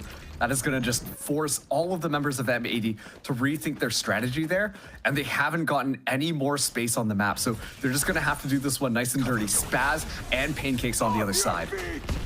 Important job for Pancakes. He does get hit by the Rolling Thunder and absolutely clapped. And Spaz was hit by that too and jumps and still gets a kill. But I don't know if that really matters. I think M80 are pretty stoked that they don't have to worry about that Armageddon that was used at the 40-second mark. M80 have taken away a lot of tools, and it's just Paint. He's lurking on the site, locks into Bow, slips past the fault line, and Caillou locks in. 6-6 half. Yeah, great understanding of what the potential protocol was going to be from Shopify Rebellion. They knew, M80 knew that that Armageddon was on the board. They knew that at this point, Shopify are really expecting us to go onto this A site. And so you see that level of hesitation where they might use an Armageddon here. We don't want to get stuck into this crunch. And thankfully, Sato is the only one who is there. And that Neon can get the heck out when necessary. Off of a single Rolling Thunder, M80 take the site by storm. And everything that Shopify were trying to put together to stop M80 to go just gets completely just ransacked. And it's an easy round for M80 to win. So 6-6 now in this half. Things are swapping around. And M80, they preferred to be attacking, and unfortunately we're only able to get 6 rounds, while Shopify, their preferred side, is also attack, and now they're going to be the ones to try and dismantle this M80 defense. And it's going to be which Neon gets really activated on that offense. The speed, Paint gets tagged, and it's not enough information for the Cypher of Bow to really capitalize on. We did bring Paint down to 21 HP, but that was enough suppressing fire to get the spike down. Wrapping around, though, is M80 on the flank. Pancakes had his tripwire. triggered, so he's gonna call for BCJ to drone out, see how close they are. He's gonna realize they're not there. The action is all in garage, and SRB converge, and there's also paranoia coming through the top site. M80 are attacking at all angles, but it's SRB with the better shot. Top site is still a threat. 3 versus 3. SRB pushed to the perimeter of the site, and it's so back and forth. And Caillou is clutching up, and it's just Bao versus BCJ with the spike ticking down as well. SRB with back-to-back pistols. It felt like for a second there, Shopify got a little bit tunnel vision-y, especially on Garage, which allowed M80 actually to have a pretty successful site retake, which really made that go down to the wire. The fact that Shopify invested so many of their members to go into Garage while M80 just kind of chilled and went in from the back was fantastic to make sure that M80 had a real shot of getting that defuse online. But thankfully, BCJ just went hiking for the hills, stayed alive throughout all of it. The salvos online to make sure that they can't get that defuse, and it just worked out perfectly. So a little bit of a close round, but once again, this is the finals, so you would expect this to be as close as it gets as Shopify pick up that second pistol. Good lurk from SRB. Pancakes, he doesn't just protect, he also attack. It's just one of the best sentinel fraggers we could have, so criminally underrated in Challengers, and now he gets to show off in the grand final against Bao in the opposition, who's playing safe in Garage, and SRB, who haven't been able to lock eyes on Sato. No early peeks from the B side either. M80 work back control towards the right side, and that's first blood for Monsi. The rifles too at range, that's what SRB depended on. And when it rains, it pours, and with the smokes in place, SRB have all their bases covered. It's M80 that would have to flank or do something crazy, and they're just gonna stick to dying to the spike. Keep it nice and simple, and you can tell that M80 really were just in more of their exploratory phase of the map on that defense there. They had no real idea what was going on, not too sure what was happening, trying to play off of a couple of contact plays, get a bit more information, and Shopify are just ready to punish them. As soon as they spot someone out, immediate kill to the Shopify side, and it just works out perfectly for them. So M80 are going to lose this one. We're going to see them go down to the spike here. But next round, they're going to have their rifles. And let's see how they want to try and reinforce some of these defenses, because so far, this is still looking like Shopify might be able to run away with this map. See how much depth that SRB can show us from a C side hit to B side. And we haven't seen how they'll try and infiltrate with A and with the Tejo over the Sova. Roy had said that thinks the Sova deals with the Cypher util better. How does BCJ try to zone out these power positions on the map with the salvos? Get early info with the drones. Even the spike behind, SRB gonna default normally and scent paint and a bit of a sprint. Recon down, that's quite a few shots hitting that recon too, so Okeanos is just gonna wait to see what SRB do. Oh, Sato. Yeah, and such an excellent position there. Punishes Monsi. Thankfully not the spike, but that is some of the pressure alleviated. They're going in through the garage now. Good spot. Teo all the way at the backside too, and we'll ping out the breach. SRB getting aggressive, but holding his own is Bao, and it's just BCJ. SRB really went for something different, trying to push through the defender's spawn. Gonna take away some of these rifles. And the bonus on the line there with not a good chance of succeeding in a 1v3. Just waits to see. Knows that they're close. Taps the spike. Gets the attention. Oh, no. And it's the awkward timing there. M80 denied their bonus. Yeah, Valorant timing strikes again. As soon as BCJ decides to actually tap that 4 button, spot someone out immediately. And I talked about the exploratory defense that we're seeing M80 do. That time around, it works perfectly. They're able to navigate through all of the little rifts that the Shopify offense has, and they gain so much control of the map and can find some of these timings just like this. And B-Dog as well, just watching them come out of garage and just finding all the kills necessary. It just felt like M80 were in the right positions to really just capitalize on some of the confusion going on from the Shopify Rebellion attack.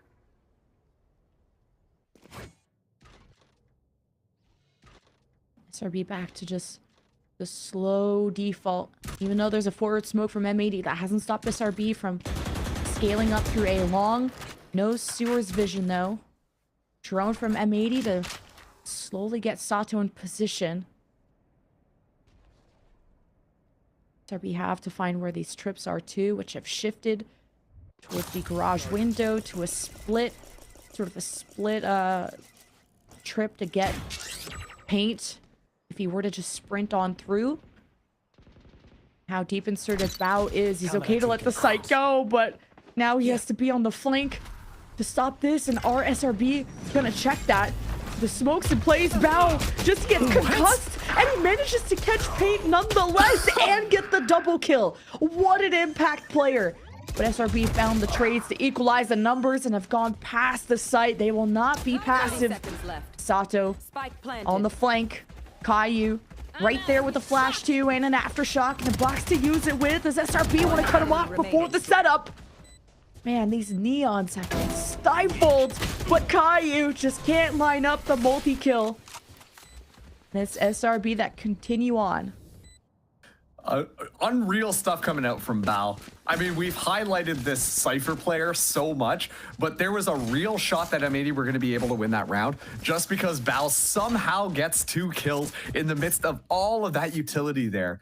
And this is another pain point that I think we have to really think about, because Sato looks amazing when it comes to the Raze play, but this Neon still doesn't feel very figured out. And to me, obviously, we've talked about how M80 are continuing to grow every single match that they play. Every single time, they're getting a little bit stronger. It feels more cohesive. The util combinations are looking just a little bit better. But still, Sato's duelist, specifically on that Neon, isn't meshing very well with the rest of the team. The strategy so far has been, hey, let's just rely on Sato to find a couple of kills, and then we can kind of go off there. But that is a very rare occasion, just simply because it's a bit more disjointed and not as supported by the rest of the M80 squad, and thus it defaults back to the rest of the squad having to kind of pick up the slack. This Neon really hasn't gotten that active and has been actively shut down by Shopify Rebellion, and they're doing a fantastic job of keeping Sato in check, leading to this 9-7 scoreline on this map. M80 have used both their timeouts, and the first one was just to try and secure the last 2 rounds of the first half, to just trying to stop the momentum of SRB, who are 3-1 in the second half. It's the Armageddon setup from BCJ. How early do you want to see this in the round? To just try to get the A site for free? Or do you want to try it on the post plant? Need information to work off of. You heard that Neon as SRB have the better weaponry. The fault line, Sato hopes to speed off, and it's the Armageddon hosing down A long, but that Neon slipped away. It just felt like a bit of weird positioning coming in from the Armageddon. If it was spaced out just a little bit further, that could have really forced Sato's hand to move into you instead. So unfortunately, just kind of misses the mark on that one, and that Armageddon gets almost no value. A great job from M80, though, to make sure that they bait that thing out so that it's not another thing to worry about. I want to point your attention, though, to where Bao is hanging out. Very deep outside of C, so they at least know that it is going to be this B side, and I'm imagining we're going to see a little bit of a Cypher duel on the southern part of this map. Yeah, and when B-Dog wants to use his paranoia, he's been lurking in the shadows, waits for Sato to be ready, and the pistols emerge, and Spaz closes the door, but the sheriffs ring true, and M80 have the advantage. Playing from main, though, is SRB, watching over their spike. No, just Bao with the utility. Wanted to cage up somehow, and Pancakes denies the tap on the spike. Bao's on the flank, and SRB have to keep him in check, and Motzi watches the front. SRB coordinates so well under pressure to go up to 10. And just good understanding of your weapon advantage coming in from Shopify. Listen, we've seen M80 do some disgusting things with those sheriffs in hands, and I'm not going to lie to you. I was strapped in ready to see them somehow turn that thrifty round around.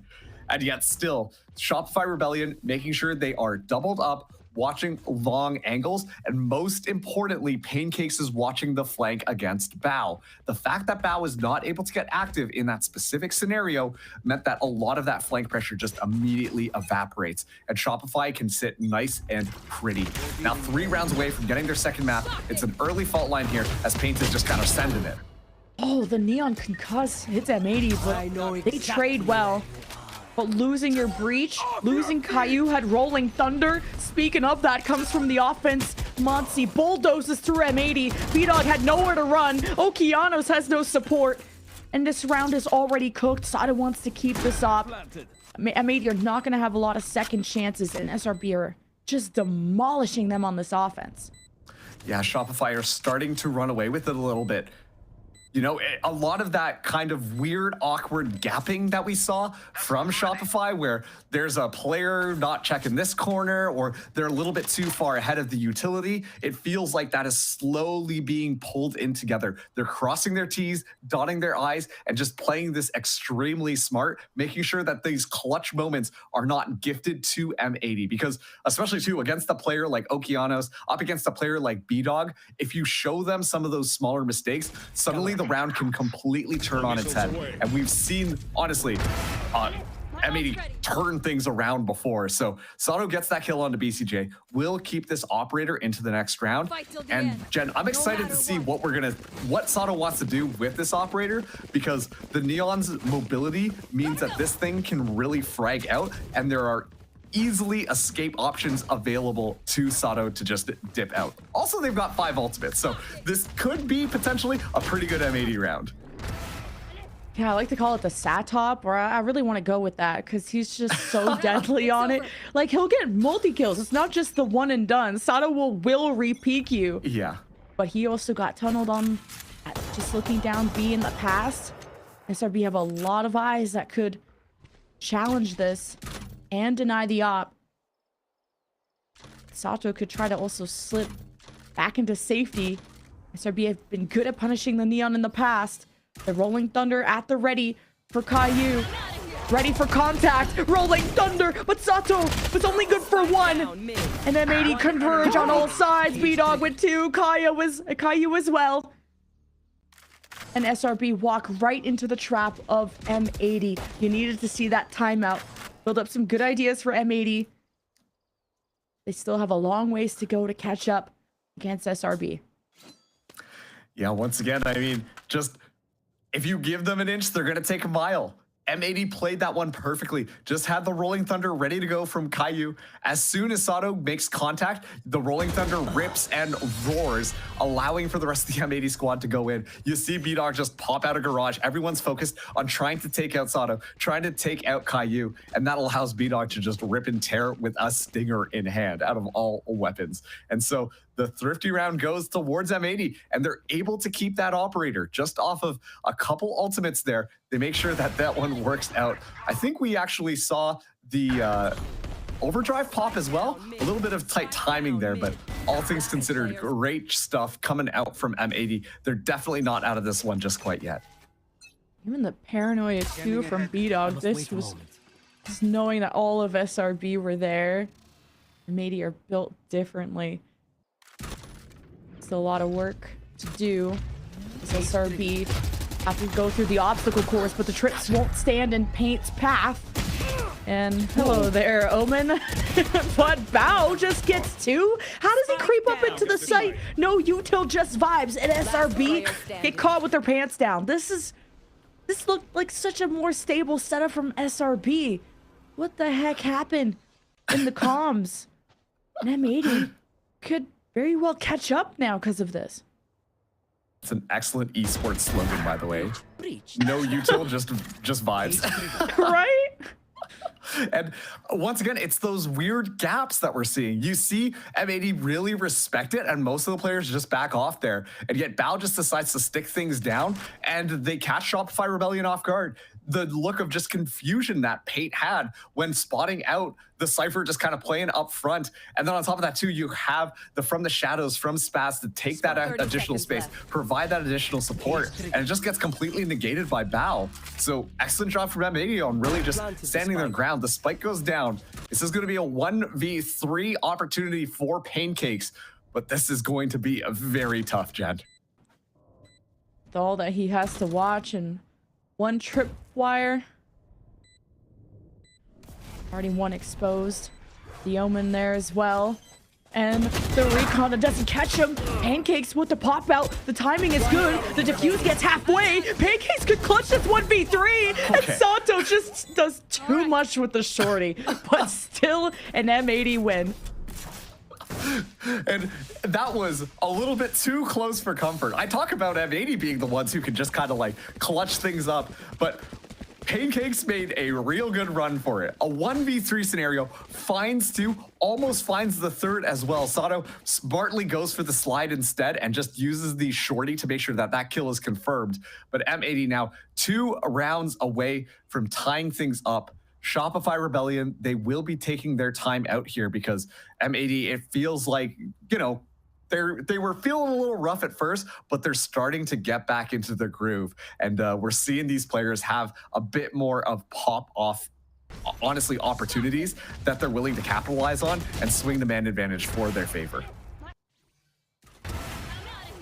It's going to be the adjustments of M80's defense and these tripwires, how precise they need to be at C, and maybe just needing to be a bit more forward into the site so you can get an earlier opportunity to catch this Neon and the rest. Because as soon as SRB get established, it's really hard to take them out. But this is also a 2-round win streak for M80 with Neural Theft and Hunter's Fury. A lot of good retake tools with an overdrive from Paint. How can you fully activate him? I look at the traps or the trips again from Bao. He's got one in Garage, all centered around that thinking. SRB have prioritized that when they go towards C. In the past, Bao has hung out in the Nook, but he's going to stick onto the site and fall back to a safer position. Very early salvos. Trying to see if there's anybody there, force them away from some of that positioning. Thankfully, it is only on a cooldown, so that one will be back as Sato takes that operator all the way over to this B site. The Flood, though, very heavily in onto A. And it feels like Caillou is aware of something going on. B-Dog taking point. It's all up to him. The fault line timing is good. Pancakes unaffected, but the rest of SRB open their eyes to the danger in front of them. Well, look how quick M80 are to support Okeanos. He's got a shock bolt. He buys some time. The neon walls allow SRB to get close with the shotties. And it's a bloodbath that M80 go toe for toe for. Bao in a 1v2 on the retake. Neural Theft, no corpse in sight though. As the plant goes through, Bao thinks he has a window. They haven't set up to look at the back door. Bao has cleared the corner. Oh, and just went for the back corner instead of a hell look. He will pay the price. SRB, a match point and 1 round away from series point in our grand final. And SRB, like, they were looking the wrong way, but I actually think that that was the right way for them to expect the Cypher to go through. We know that Bao is so good at being that flank, and that so Shopify Rebellion were like, hey, there's a good chance that the Cypher all the way in our spawn. Let's just watch that way forwards. And unfortunately, Bao just isn't looking the right way, allowing BCJ to find that final kill. And it's so frustrating too, because the trap was expertly put together from M80 there. They were ready to just pounce on them, and yet still could not just make it happen. Of course, dude, a lot of shorties in a lot of close range there, as the numbers definitely work out for Shopify Rebellion. At this point, they're looking to send this to map number 4 and claim their second map over M80. Very different look to the 13-2 result that went in favor of SRB the last time they clashed on this very map. M80 turned around the last loss. SRB got the last laugh in overtime. And it's SRB with the full setup and an Omen teleport from B-Dog, who's gonna stick it somehow, and he's in the corner. And he gets a stun from his teammate. and really disrupts the game plan for SRB, delays the plant, but won't stop it. Sato thinks he has timing, rounds the corner, catches pain, 1v1, and Monty clutches it again for SRB! Oh man, Sato with the slide through.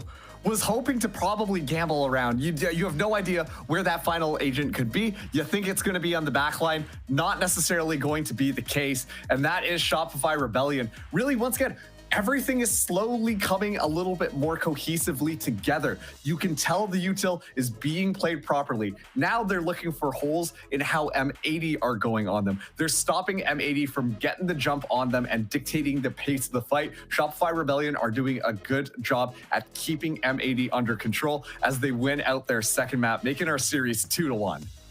To get back into the IGL seat after being sick yesterday, and the team still pulled off a win without him, to winning such a critical overtime round previously to deny the M80 win, to clutching the 1v1 there. Monsi is turning it all around, and we could not be happier to see him alive and well, both in and out of games. So we have SRB on series point. We got to hear from the desk, so we'll see you soon. Nice not to call, and like it's nice to have the knowledge but not have like the whole job of doing it. But we're the most resilient team. Pate's turn to let the overdrive go, and it's like watching a stallion run in an open field. What are you back towards A-Link? He'll beat on you. Fine. You know, BCJ, he's very vocal. He's our co. You know, and Motsi's our IGL. Honestly, everyone has their own role. Like, my job is to relay information and be a turd.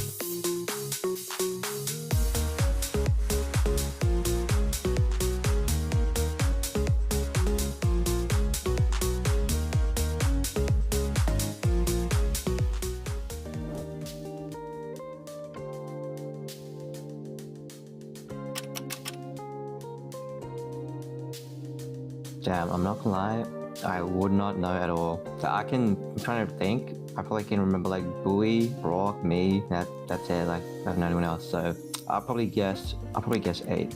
Bro. Okay. And this is an NA Challengers, correct? I have 2 right now. I know there's B-Dog, there's Brock, Bob. That's 3. Oh, my old teammate Bao. Bao, that's 4. It's kind of hard. BCJ. Oh, dude, if I forgot BCJ, that would have been bad. Boy? I think that's 6. I don't know if I said 5 or 6. Did I say all of them, or am I tripping? Oh, wait. Yeah, okay, you didn't ask me to name all of them. Wait, I'm brain dead. I'll say 7. Is that fine? Yeah, 7, 8, or 9. Yeah. Let's do this. This is proper. So first team, rankers. Ion Fire, and Spot will be there. Gangster, No Still Death, M80, Bao, and then T-Dog. I would say it's probably no 6. I'd say 6. If I want to do everything with the 60 teams, I would say 6. Can I take some time to think here? Is that okay? Or yeah, okay. Starting with the letter B. You said 6, 9, 7, I would say.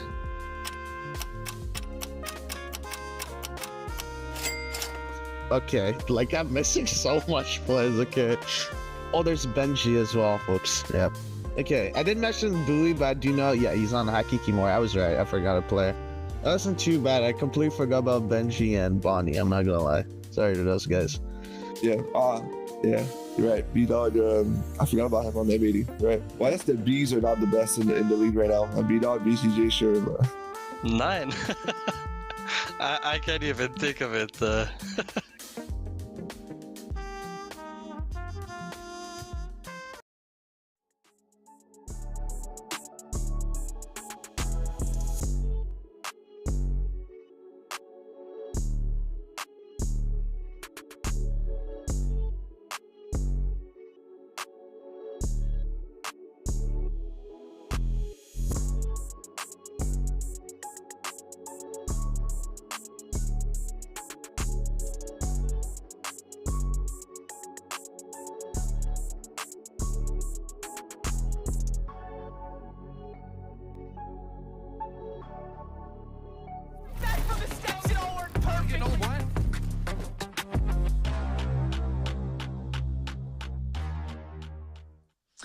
All right, it's a Haven that's definitely a lot closer between these two teams, but Shopify Rebellion Black in the end to take the win. Now 2-1 in the series and 1 map away from being the champions here in our Stage 1 playoffs.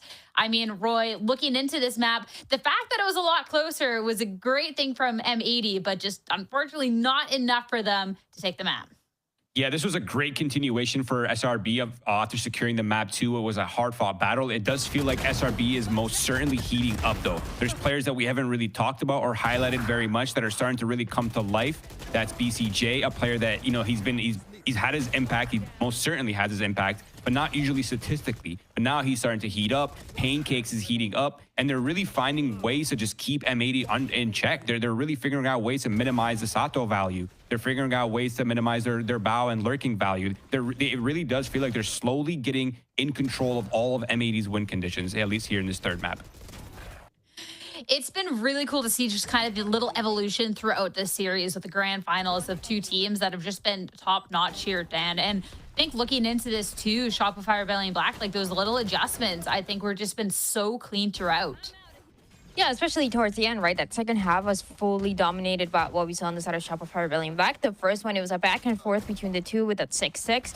But they had control of the attacking side. They were able to play at the pace that they wanted to with this Neon of Paint. That this time around, sure, it was not the one that was fragging out the most, but it was as always, as Paint always does with the Neon, opening up the space, being very disruptive and messing up with the setup that they had on the defense to try to stop this Neon and everything else that came in so fast. So it was really cool to see. Obviously, as Roy just talked about it, BCJ stepping up massively for this map 2 to make sure that Shopify Rebellion Black get to this match point in the series and be 1 map away from winning this grand final. Yeah, most amount of kills in the lobby, 21 and 12. I mean, being able to have a step up at this point in the series to then put your team 1 away from clinching the grand final title has been really, really nice. And I think to Shopify Rebellion Black, it goes back to Roy, one of the things we praise them for is that anyone from this team can pop off at literally any point. So it's been cool to see that it's been different people throughout the series that have been able to claim that title. Yeah, and I think we can honestly safely say that about both teams. And I think they've proven that in the last 2 series that they've played. This time it was B-Dog stepping up, a player that's been a little bit quiet in the first and second map, who was a big proponent and a big key piece for M80's last victory as well. So we're seeing a lot of these players heating up. They're starting to fire on all cylinders, despite the setbacks, despite the obstacles. It does feel like everybody in the server is starting to shoot their gun correctly. And now it's going to be layers of strategy, layers of firepower, all these crazy things coming into play going into this 4th map of Pearl, because Pearl is going to be super interesting, guys, because both maps, just like the Lotus side, both teams are incredibly well versed on this map. We've seen so many highlights from them. We've seen so many good victories from them on this map as well. So it's going to be really interesting 4th map here in this best of 5. Unless my notes are wrong, I think Pearl is the decider in this one. I think it's Bind next. Yeah, we got Bind before. You're getting ahead of yourself. Hopefully we get to see a Pearl. Right. I'm fingers crossed we get to see a Pearl. But that's going to be reliant on an M80 in this next map. It is their pick, Dan, to be able to take it home. I think Bind is especially interesting for these two teams because once we get this best of 5, you really get to see the depths of these map pools. And Bind hasn't been something that we've seen from either team here in the playoffs so far. Yeah, it's been some time since we last saw it. I was specifically looking at what M80 has been doing in this map. And I mean, last time that we saw them, as you said, not in playoffs, but it was against Trusting Plug. They were able to win that 13-9. But that was, what, like 3 weeks ago? It's been such a long time. So I feel like this is one where I like that we're going to this 4th map kind of not knowing what the expectations should be. We don't know what the compositions are going to be. I feel like it is very likely that teams are willing to change. I mean, we were seeing this in M80 with the Deadlock, with the Sky, with the Neon as well on Sato. And it's kind of a good reset as well for M80 to see if they're going to push us to that 5th map that we all want to see. And what's really cool here about the fact we haven't seen Bind from M80 in a big time, well, Shopify Rebellion Black too, but M80 is a team that, well, since this Swiss stage have changed so much in terms of the cohesiveness and everything else together. So sure, the 3 times they played it throughout the Swiss stage maybe weren't necessarily wins, but the losses were close. The team has only scaled. And if Shopify Rebellion Black are relying on any recent tape, they're not really going to get anything that's too relevant here. So I think, Roy, that's going to be a really cool part of the series because it's how the teams can adjust and make those micro decisions in the map to come out on top. Yeah, I think it's been really interesting because even in their interviews, they were talking about, balancing multiple compositions, balancing so many different things. And I feel like these are the two teams in the league that are just so adaptable and so versatile. And they just have players that can take on so many different roles, or just like even just swap one agent in their compositions and still maintain such a high level of proficiency and so much versatility and just like changes in pacing and strategy overall. So I feel like Bind is going to be really interesting because if Shopify Rebellion does pull the same composition they did last time and M80 keeps some version of their previous comp, we're going to see a clash of completely two different styles and paces on this map clashing here on Bind. And it will be interesting. But just a kind of a bit of a throwback, right? The last time we saw, actually, I'll just go into M80 since we're on the graphic for it. But the last time we saw M80 play this, it was against Trust and Plug. It was about 2 weeks ago. They had a pretty solid win against what was a heating up Trust and Plug as well. It looked good. Despite their composition looking weird, like a neon over the rays, it looked a little strange. But overall, the way they were approaching it, their set pieces, how they were approaching the map control, how they were accomplishing things on the map was beautiful, and it was very effective. I think too, if anyone's looking at this win percentage, like, oh no, this is going to be a tough one. Keep in mind those two losses that they face on this map is they had Super Sub weeded in and said Sato wasn't incorporated into the roster yet. And it was a loss to TSM and Qbert Academy, the 9-13 and 11-13 respectively. So it's definitely one where they've had some tough bowls for Bind in the past, and that was not like their complete roster. So I definitely am taking that percentage with a grain of salt. Looking on the opposing end for Shopify Rebellion Black, this is going to be a 100% win pool, but this is also then, Dan, looking at a match all the way from round 2 over a month and a half ago up against Core. Even if it was a strong showing then, like, how much can we really pull from this? It was so long ago. Yes, it was a 13-3, but so what? The team is a completely different team to what we saw back then. Brock was still playing. He was playing Sky for them. And I just feel like we're going to be seeing something completely different. BCJ was on the get-go still. I feel like the changes are just bound to happen for both of the teams when it comes to the compositions of Bind. And that's why we said, like, this makes it even more exciting coming into this grand final because, yeah, you want to start really strong. You go into your best map picks. We don't win the map picks as we saw in that map of Fracture in Haven in the first one, or Fracture in Lotus. But as we go into this Bind, it's more mental games. It's a little work for the IGLs. It's a little work to make sure that you're adapting in time before it's too late, especially if you're for M80 and you want to see that map 5. A little bit more work for us too to analyze the compositions coming up as our agent select is ready. And yeah, with the fact we haven't seen this from the teams in a long time, surely anticipating some swaps. We got to see no Senti before on the side of Shopify Rebellion Black. M80, they've been swapping things up a little bit. So now going into this, all right, Roy. Yo, I did not, okay, I expected a pivot in compositions, but an almost mirror matchup here on this fourth map in this grand finals. Best of 5 is crazy. The Tejo Breach coming out, no surprise. The composition has had so much value on other maps. I'm not surprised at all to see it come out, but obviously the main difference here being the different controllers, Spaz opting for the Astra, and then Brimstone opting for, or excuse me, M80 opting for the Brimmy. Of course, there are different strengths and weaknesses for both compositions, but I feel like the Astra is still very viable on this map, and I think this is going to be a really, really interesting fourth map here. It could be a map 5, but it also could be a Shopify Rebellion Black taking this win at 3-1, and you need to keep your eyes on BCJ. He just did insane on the map of Haven with the Tejo. He's going to be on this Tejo once again now on Bind, and he's once again facing his old team. He's never lost against them before, and he's not trying to make it happen now. These two teams facing up twice before, and M80 always comes out the loser, but now they have the opportunity to win out on Bind and try and take it to a map 5. We'll have to see if Shopify Rebellion Black can close this out in 3, or if M80 can take it all the way. It's time to finally head back over to your casters, Jen and Marks. Thanks, Sierra. Yeah, M80 from one of their most banned maps to their map pick. What are they cooking? We haven't seen them in a while on this, but I'm here for it, Marks. And once again, based on how M80 have been playing, they've done their homework. They've studied and they are ready to take the exam right now because we've seen that they have really done a lot of thinking, a lot of strategizing, a lot of set playing, a lot of that stuff that was kind of just question marks, especially too with Sato joining the squad so late. It feels like it's all been tidied up. And the Nets did an excellent job at highlighting the fact that, you know, the last time we've seen M80 on Bind has quite a different number of things has changed. And so I'm excited to see what they have specifically in mind by picking this map. On the other side as well, though, Shopify Rebellion Black, I anticipate that they still have some set strategies. They've done preparation on this map, even though they have only played it once. And so it's going to be really interesting to see this one playing out, because there are two very similar squads at this point going up against each other, as already Paint spots out that sound trap and is just going to be ready to jump on this B site at a moment's notice. And M80 already were aggressive, just the double walk down on A, but we'll see how they can stand tall and sturdy on the B site as Bao. It's going to be wrapping around through elbow. Smoked off as B-Dog. Boombot will detect someone near for SRB as they just hold down.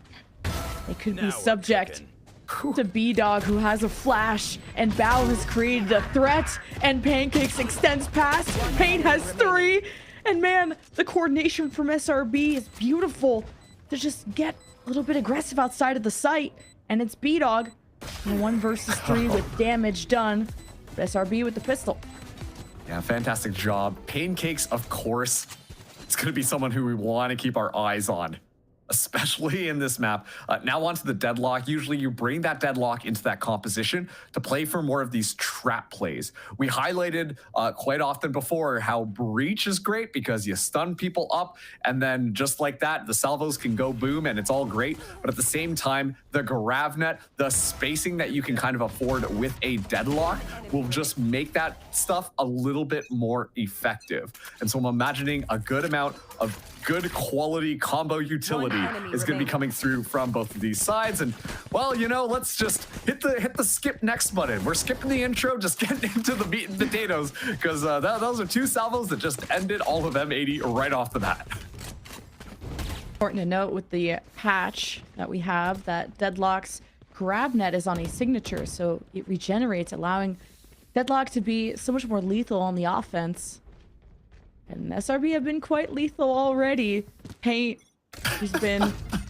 Okay, I guess we get a replay of this. You win and lose as a team, and I guess blow up as a team as well, but SRB have hit the B site hard, and the sonic sensors and Hookah haven't affected them yet, so SRB to creep slowly past the smoke to get to the orb. Teho drone. And reveal someone close. SSRB off the Grabnet. Pancakes can't confirm the kill, but BCJ will with the salvo. Smokes respawn there from M80. Keep SRB honest. And once again, those are the types of trap plays that we're expecting. If the Gravnet lands its target and somebody finds out that someone's stuck in the whole net, then yeah, the salvos are just going to zoom, and kaboom. Very well executed there. Sato had no chance of survival. Of course, Pancakes getting taken out in the midst of all that was not exactly how Shopify Rebellion planned for that one to go, but regardless, just an excellent understanding of how to use that utility as now the flood through comes in onto the safe site. Numbers equal, better weapons on the defense. They know Showers is coming. The Molly not there in time before Paint and Spaz kick the door down.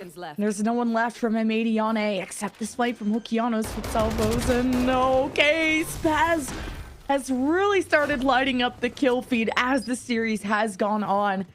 And SRB have built quite a streak for themselves too.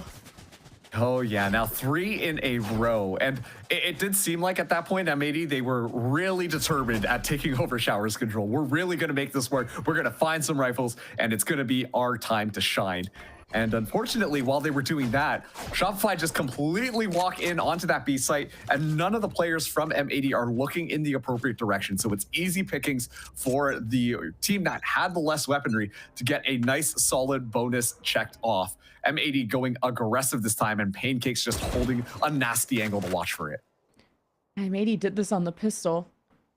They're trying their luck at it again. Didn't get any action last time because SRB were flooding into B like off the rip. So the barrier will delay things. Maybe wanting to capitalize on the boom bot, so Paint stays in his place. The spike as well. There's a 3-man walk-up from M80 through showers. And it may be up to B-Dog to delay things, and he does a decent job with the Sheriff, I gotta say. More to worry about. No flank for you. But who expects the second flank? Okeanos on his way. Spaz, as aware as he can be, holding it while the rest of SRB start to scale, even wait out the smoke. Okeanos loses to the Vandal. As it should be, as it is written, SRB on the 4th Street. Yeah, no more shenanigans kind of going on here. Keep it nice and honest, Valorant. And I want to point people's attention to the lineup that we're seeing from M80. Of note, we're seeing a little bit of a swap around as to who some of these agents are being played by. Keep in mind, B-Dog before has been on the controller, and Bao has been the one playing the Sentinel, while Caillou is the one who's playing that Initiator. But given how frag forward thinking Deadlock really subscribes to, we're now seeing Caillou being onto that Deadlock Sentinel role, while Bao is responsible for the smokes. One thing that we highlighted about Bao was being so effective at getting those flanks online, lurking around, finding excellent timings, you know, threading the needle through all of these little gaps to make sure to find a couple of kills or anchoring sites down. But I have to question how much of that is going to translate forwards here, as Bao now has to be a little bit more active with how the Sky Smokes work on the Brimstone. B-Dog as well, swapping over to more of that Initiator role. Can't really be that like lurker in the funny spots anymore. Has to just kind of play together with Sato, set up Sato for a lot of that synergy. And these are some of those question marks that I have, whether or not that practice is put together in order to enable the maximum potential of this composition. I think this is a comfort map for Caillou. He was like the whole reason they won against Trust and Plug, like dropping 30 kills, but just gets rolled over. He's really good at delaying into hookah, but they needed to see some adjustments. Really smart decision making on when that barrier comes up, and it's to keep SRB separated. And Paint drops so low, and maybe he wanted to go for a showstopper play, and as soon as he just tries to peek, no util, can't do much. But this was just to really sell the fake. M80 have reinforced 3 now on the B because of Sato's, or Paint's presence, I should say. Meanwhile, the real hit is at A, and the smokes are what's delayed. SRB, Paint. Oh, the showstopper doesn't connect. It was a little too short, and Bao can thank the green boxes for it. The salvo's too suppressed, and man, Bao's gonna need some help. There's the op at the back, helping as much as they can. SRB have no breach util left. Sonic sensors to place in the post play, but I don't think M80 are gonna let them have a chance to breathe. Holy cow. Talk about discombobulation from Shopify Rebellion. They had all the positioning that they need. They found the kills necessary and were set up at the right areas, but a couple of weird flashes, a couple of stepping into inconvenient areas, and suddenly Sato gets maximum value off of that operator, and still Caillou is alive in order to find that final kill. It works out perfectly for M80 here. And yeah, we see actually Paint, I think the shoes got clipped there through the wall, so still alive with 30 HP. Got the zoom in just to reinforce that fact. But unfortunately not able to find as much value this time around. Paint kind of got shut down with the showstopper finding minimal value as well. So M80, a very good round to be able to take away. And now I want to see that momentum just carry forwards, because Bao won away from the orbital strike. Sato has that showstopper online. They've got tools to make sure that they can deny Shopify Rebellion on the entry. Yeah, M80 have stacked the B site way more in a more conservative approach to their deadlock, having the sonic sensors on, the grab net in. M80 looks to capitalize on the setup from Caillou, and they just walk into the trap. They walk into pain. And it's SRB still with the spike in hand. Losing maybe, yeah, their main entry player. Still very happy with that exchange. Still an op, though, that SRB have to worry about. Now they've really dialed things back, trying to sell this fake like they have left B. allowing Spaz 2 to get into position here. A Cosmic Divide still available for Shopify Rebellion. And especially too, if they want to reinforce this defense, make sure this is a round win. That could be an excellent tool, as Pancakes could go fishing after those couple of kills there, reel someone in with the Annihilation. This could still work out well for Shopify Rebellion. And this Annihilation, looking for a target. It's all smoked off. You're just gonna have to go in blind. And it captured a target. And B-Dog is just going for a fault line and will flank from the off angle. And SRB will confirm the kill with the Annihilation. Almost the ace for Pancakes. Sato won't give it to him. Keeps the op. Wow. Pancakes just coming alive on that last one. Finds a couple of people, the Annihilation as well, just for good measure, and just walks around the site completely uncontested. Shuts down any pressure that M80 wanted on that retake. And so Sato left alone on an island. All those tools I talked about, not even getting a chance really for M80 to really utilize a lot of them. And so just to keep the big sniper rifle into the next round, its presence was hidden, I believe. I don't think that Sato really got a single shot off. And so this is still something that could catch Shopify Rebellion off guard in this next round, because we know how effective Sato is when that giant sniper is in his hands. Just kind of want to see a replay of the Annihilation, because I swear there was a second player, and like, could they have not have broken that player out? And we shifted towards the breach, which was, yeah, Sato's there, but it's smoked, and maybe he didn't want to reveal the op, and I don't know.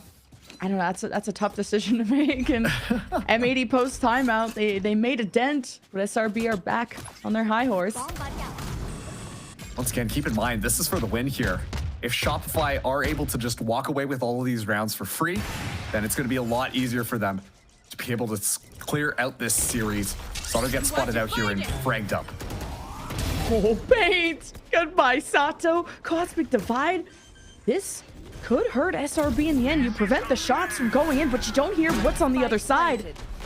Paint will go in deaf and blind as the Armageddon from Okeanos makes the space. Paint finds the timing to go 1 for 1 in the barrier to stop the entry. So if M80 push past that Cosmic Divide, he won't be able to go any further as B-Dog Aftershock forces movement. Okay. Pancakes is lighting things up for SRB. The absolute GOAT, and even the Annihilation conversion in the previous round.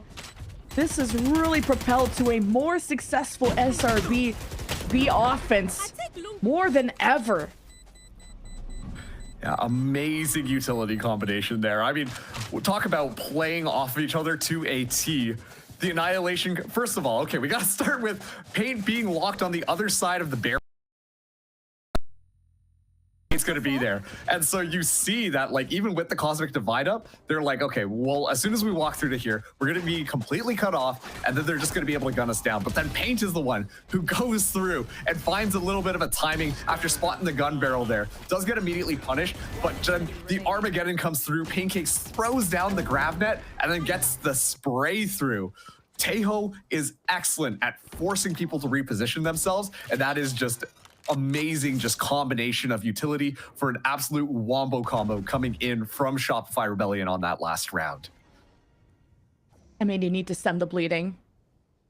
It won't be this round unless another weird thrifty happens. This is getting so out of hand. And B-Dog, oh, he's cooking. Bao and B-Dog, the double Bs. And Caillou, well, no longer Caillou. Rolling Thunder now hits, and who's gonna follow up with that? You just run into the crossbar of someone sitting in a corner. Motzi makes it look so free. Now he has to take the teleport, and not synced up with the team, but will be so shortly as the spike heads to A. Just an amazing trap getting set up there from Shopify Rebellion. They know that they're gonna just hyper focus onto Paint, so they prepare an excellent protocol to counter. Sato can just hold it down in U-Haul. Be patient, be annoying. If anyone pushes this, you're pretty much guaranteed a kill with the Bucky. Could even take the rifle, but that's actually an outlaw. Maybe not what you want. Go back to the Bucky. Oh, it's too late. That's not what you wanted. Much like the spike in a post plant, you just kind of get stuck there and then everything's exploding around you. So not really able to do too much there at the very end. Sato will be getting the operator yet again, but I am just so impressed right now by Shopify Rebellion. Everything feels nice and well mechanized in order to play off of each other. A lot of just utility good combinations, a lot of just playing off of misinformation being set up by the different teammates. It feels like they're just having fun right now, and that is the type of mindset you want to be in, especially too in a grand finals, right? And they could be poised to win it all. It's 7-1 against M80. And we do have a little bit of a tech pause here, but Shopify Rebellion, like they just look like they're grooving on the map. I sent the fun police after you. Sorry. Hate to tell you now. Hey, cut that out. You're having too mumuch fun. Well, this is the opposite of fun for M80 because we've seen them have deficits. What, 4-8, 6-1? Those are the type of deficits they face. This is now tough. If they don't win this rifle round, speaking of M80, I feel really bad about my pred. I'm loyal. I'm not like Roy where I'm flip-flopping. But I'm like this spray right now. This is insane. I thought we agreed that Roy doesn't get a vote. Wasn't that what we decided upon? Oh yeah. I told Prod not to let him do that. That's good. That's good. But yeah, like once again, Shopify Rebellion Black, like if they can continue this momentum, it's just going to look even better for them. Obviously, they are a more stronger attacking side team. This looks extremely well coordinated from them. But M80, like, I don't know. This is the first time that we're seeing this squad play this map, and it feels not fully put together. I talked about how M80, you know, they previously have done their homework. We've seen a lot of counter-stratting against Shopify Rebellion, but I guess at the same time, how do you counter-strat something that Shopify has only played once? You don't fully know what's in the depths of their playbook. And Shopify, well, clearly they've done their preparation in order to make sure this is an easy map just in case it gets pulled out. Oh, a very different B site with where this deadlock is.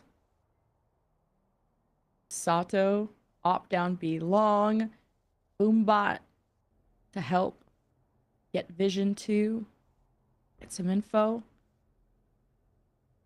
Very quiet, scaled back SRB. We've done this in the past. Gives them time to coordinate. Paint shell or paint shell, sure, but it's the showstopper I'm curious about. Hearing this op this close, quick reaction from SRB to run after that op, and Okeanos supports, keeps the op in hand from Sato while SRB had used the Rolling Thunder to get in, but they haven't benefited, and they haven't even gotten into the site. SRB may just want to ditch this and head elsewhere with how much attention they got. And honestly, just excellent respect being played to Sato. They know that operator's there, and they're so scared to peek it, and this is what M80 need to win this round. Sato, fall line, plays as safe as he can, and the Annihilation, I don't think grabbed anyone, but SRB doesn't matter. They're claiming bodies, claiming lives, 10 seconds left though to plant, and it's Monsi. Has no support in this scenario. Oh, and he just got spotted on the cross. Tough one. But M80, I said, needed desperately this round, but where the credits are, they have an op and a phantom. What's their pie gonna look like? It's gonna be a little bit tight here. I mean, thankfully they are mostly able to buy everything up. We are seeing Caillou come in with that judge, but that last round was just a good demonstration of just playing your life. Staying alive creates a lot of pressure and headache for Shopify Rebellion. I mean, you see them just kind of dropping in from window, trying to find an angle, knowing that the operator is on the other side. So they were really waiting just to make sure those cooldowns come back online, and yet still were not able to walk away with the round. Shopify Rebellion now looking at exploring hookah a little bit more, but I imagine we're going to see a bit more of a subdued play like last time until they get information or until they're able to find a pick on one of these sides of the map. Right here. Salvos into hookah. The Tejo drone to check it out. This is one of the best maps to run a shotgun on, so I think Caillou can still get a lot of value. Saw what the Bucky just did in U-Haul. But SRB can just try to overwhelm that with util. That's the grab net. It's good information, even if you can't capitalize. The salvos and the paint shells, and Caillou still gets away with a kill. SRB are missing their duelists, but they're not missing out on hope. As the spam through the smoke works. This B-Dog is a flash, and Sato on his way with the op. Still having both initiators. It's going to be pretty important with salvos that did just regenerate there from Okeanos. It's the annihilation yet again. How many of these has Pancakes got? He's so rich. Needs a target. Maybe just throw it down into heaven. And it does claim one. It will be traded and it's spammed down. BCJ will confirm now on the B-Dog. 3 versus 2 on the post plant for SRB. Running out of time. Sato and Okeanos ditch the op. They start to progress and take space, taking down Okeanos. Needs to buy time, and there's no defuse that's safe enough for Sato. And SRB deny a big comeback from M80. And just good, really resilience coming in from Shopify Rebellion there, and discipline, most importantly. The fact that they like wait things out. Okay, we can get ahead on this one. Let's let them flood into us because we've got so much utility and that annihilation as well to make their lives so much more painful. The barrier comes up right in front of them. They got to spray that one down. Okay, we want to coordinate that with someone dropping in from heaven. Hey, that person who's going to be dropping in from heaven immediately just caught into the fishnet. It's so well executed by Shopify, not really giving up an opportunity for M80 to worm their way in at all. So just excellent job from Shopify Rebellion is already Paint finds 2 kills despite the firing squad that is behind him. It's such a death of strategy from SRB, from forcing M80 to full stack to B, to now SRB kicking down showers. Wait a minute, I said the shotguns go crazy on this map. I was so serious. Equalization almost. Giving them a chance. M80 on the save, on the eco, but it's SRB that will still finish off at the end of the day. And they get up to almost the end of the series marks. Yeah, they're really just kind of lining up the rounds and knocking them down. It was looking a little scary. Bucky in hand. Oh no, are we having one of those moments? But thankfully, like in the panic, in the scuffle, there's more than enough people here from Shopify Rebellion to make sure that they are punishing it. If there were only 2 there, this could have turned around. B-Dog might have been able to do something extremely cheeky there. So with that, Shopify Rebellion now on 9. It's going to be full rifles coming in. We're seeing Val not have everything, but it's aggressive from M80 as the Armageddon gets let rip. Oh, just really investing everything into this for M80, even some buying down to 0. Sato's op pushing mid of all places. The rest of his team are worried about what Paint did to them in showers last round. Have kept their eyes and their focus. 4 over on the A site for M80. Really gambling that that's going to be the hit after how easy that seemed to be for SRB. Now the net, Paint checking things out. And it's tough. SRB could still do a lot of damage at close range. M80 back away. I have to question the use of the Armageddon there. I think if it went in the other direction, you would have forced them to push forwards, and then we could have seen M80 find a couple of kills. The fact that it went the other way, it forced all the players to leave, and so Sato finds no value, but that's okay. Dry operator people do just fine. Yeah. Sato in heaven, now drops down, gets...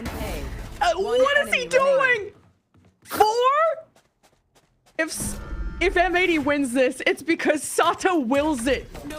Incredible. With the ace potential finished off by Okeanos.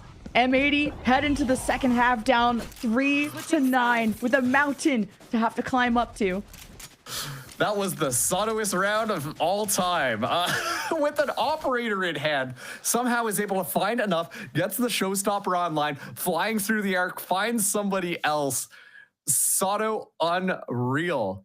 It's honestly, that might have just been the shot of injection left back in, and oh, okay, it was actually a misplay there. Paint dropped to the operator, and so Sato was the one who picked that one up, and that kind of led to this entire downfall. That kind of sucks if you are Shopify Rebellion there, but it's okay because they've got more than enough rounds, so they've got enough comfort room. But I still have to question whether or not M80 are going to be able to pull together a bit of a comeback. It all starts here on this pistol round. They need to secure this one if they want to start to climb their way back into this match. SRB have won the last 3 pistols, and then Sato, the timing of running into those salvos. Oh, that's so pain for M80. And it's not getting any easier. It's not getting any better. SRB find the timing of peaking as a team through showers. M80 are stuck.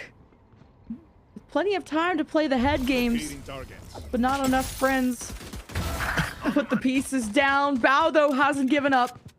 So up to SRB going back to the game plan. Hold U-Haul. Pancakes has the cutoff. Decides to play it safe. Information for SRB. So Kianos has the salvos to push them back. He lines up the shot and strikes down 2. Oh, Kianos, the clutch lord for M80, who was able to flip these rounds on their head. Spaz now a 1v2, what looked winnable when SRB were 5 versus 3. Oh, Kianos gets 3 to give M80 the pistol. Wow. It feels like I'm at a loss of words because there is almost no mistakes that I could really fault Shopify Rebellion Black for on that pistol round.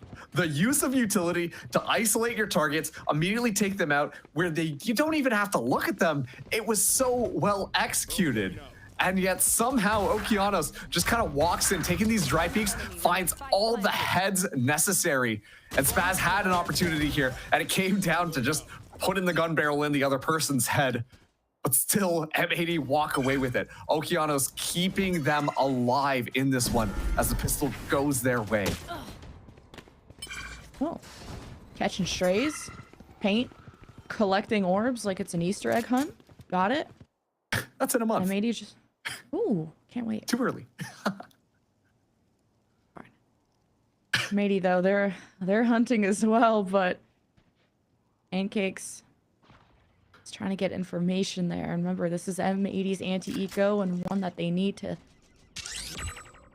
really have an impact on so they can carry through as much as they can, including the hero vandal from Okeanos. And there's a net that catches M80, and Hookah concusses salvos M80. Ooh!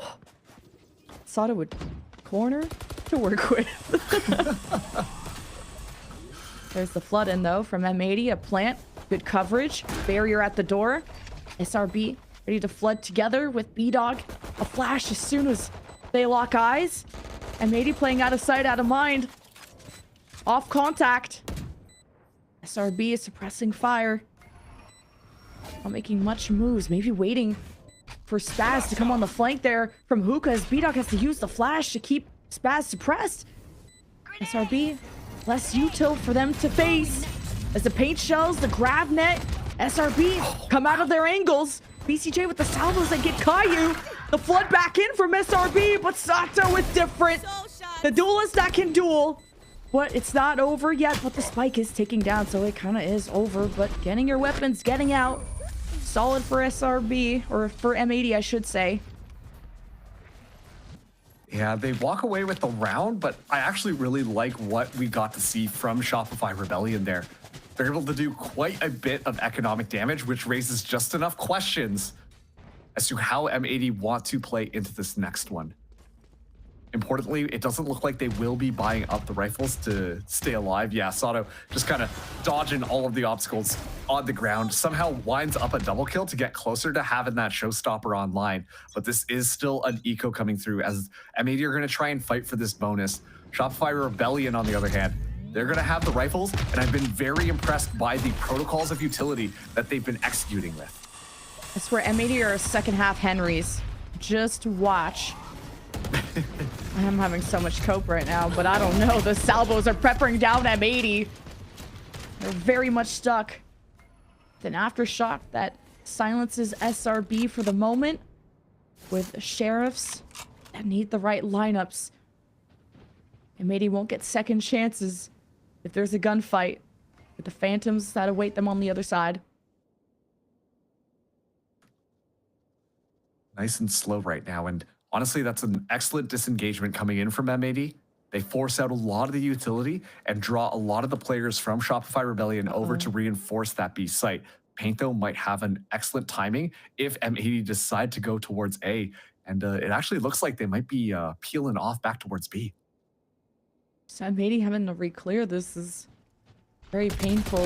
And knowing that SRB could be anywhere and everywhere all at once. How did Bao know? How? M80, the wrinkles to their brain are insane, but the salvo timing, the concuss says M80 walk in, they're tossed up and fed to Monsi for dinner. And this was already a round that M80 didn't have a good buy going into, and they're just picking up rifles and hoping for the best. They really needed to build up an eco and build up a streak to catch up to SRB.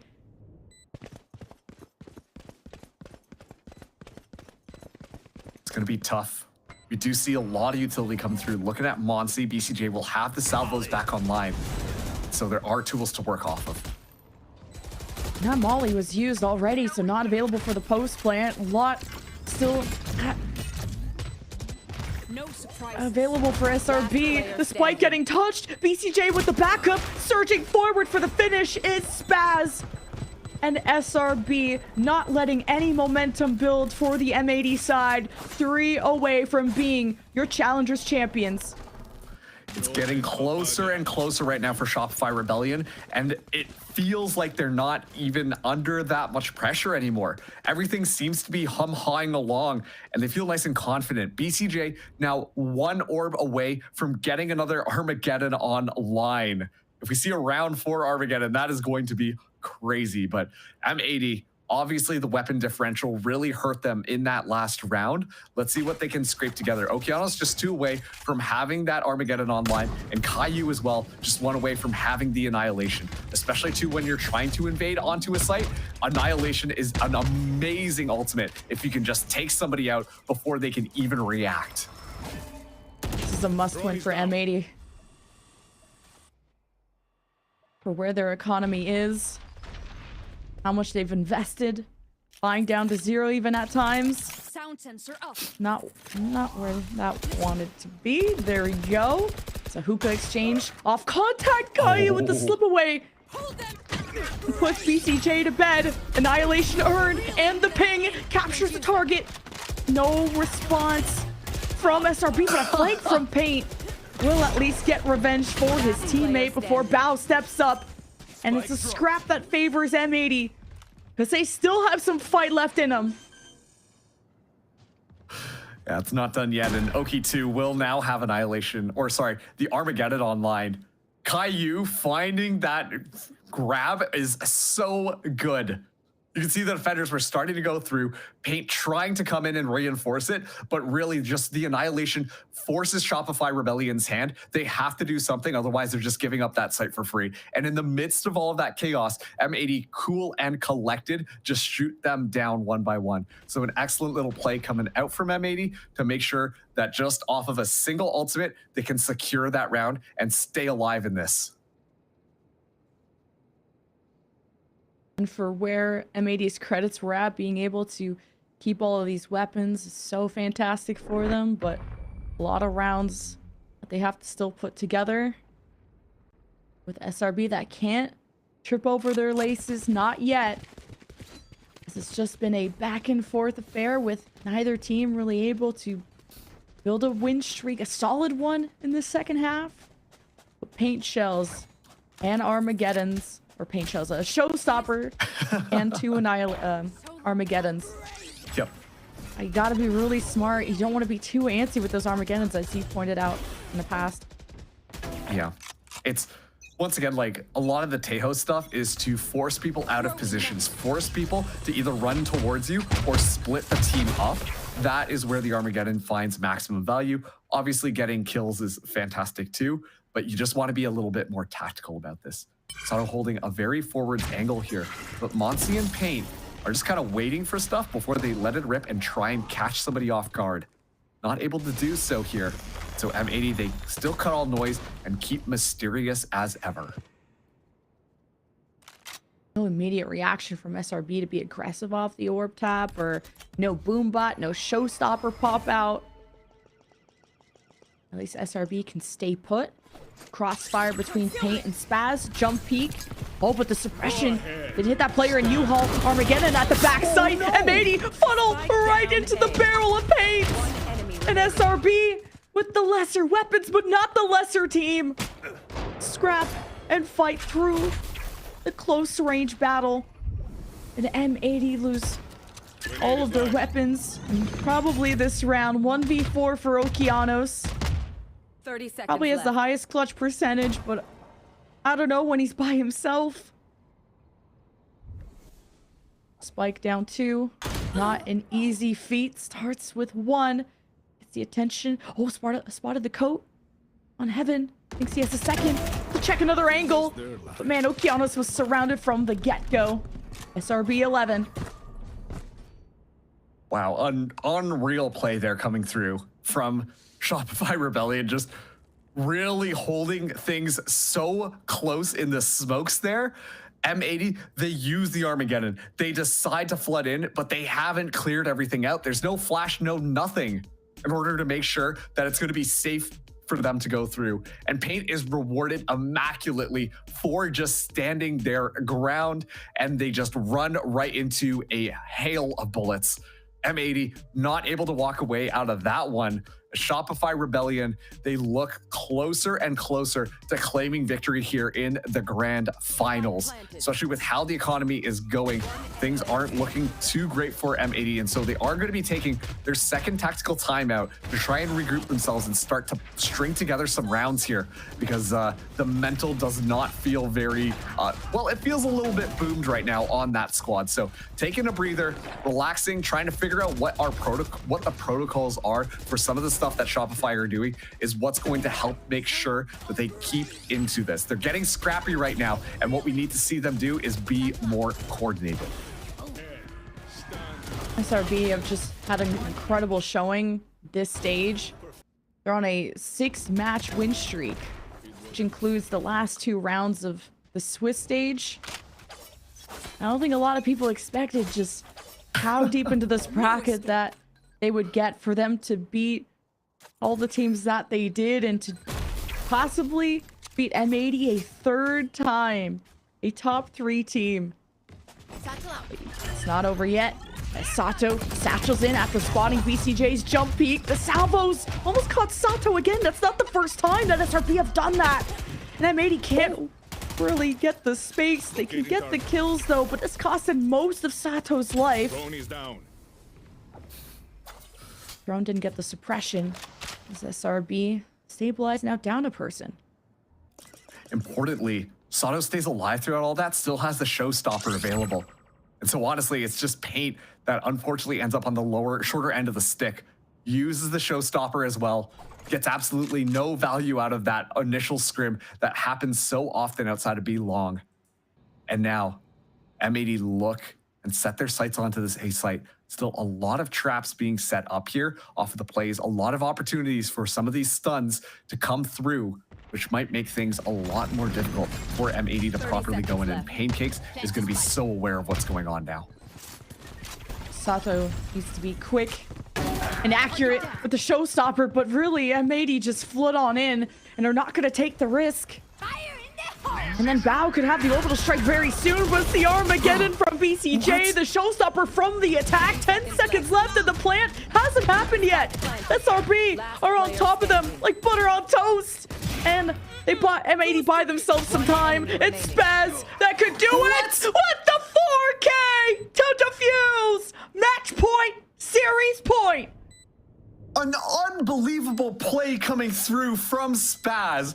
Yeah, Spaz, take a moment there. I imagine him standing up out of his desk and high-fiving the rest of the team there, because that is unreal. A 1v3 scenario, finds the clutch, looks in all of the right directions, and it feels so buttery smooth. An amazing little play there from Spaz to get them now to match point, and M80. It was so well done. They got in, they made sure that they were able to get the spike down. Shopify doing a good job at keeping them at bay, and yet still Spaz comes out on top despite all odds. That's a little bit of a heartbreaker, but you got to keep your head in the game right now. Shopify 1 round away from winning our grand finals. Such a good clutch. Oh, that op scary. The orbital strike from Bao gets it. Paint down, no op. 2 left on the site for SRB. Cosmic Divide, Rolling Thunder. Rolling Thunder though is on the other side of the map.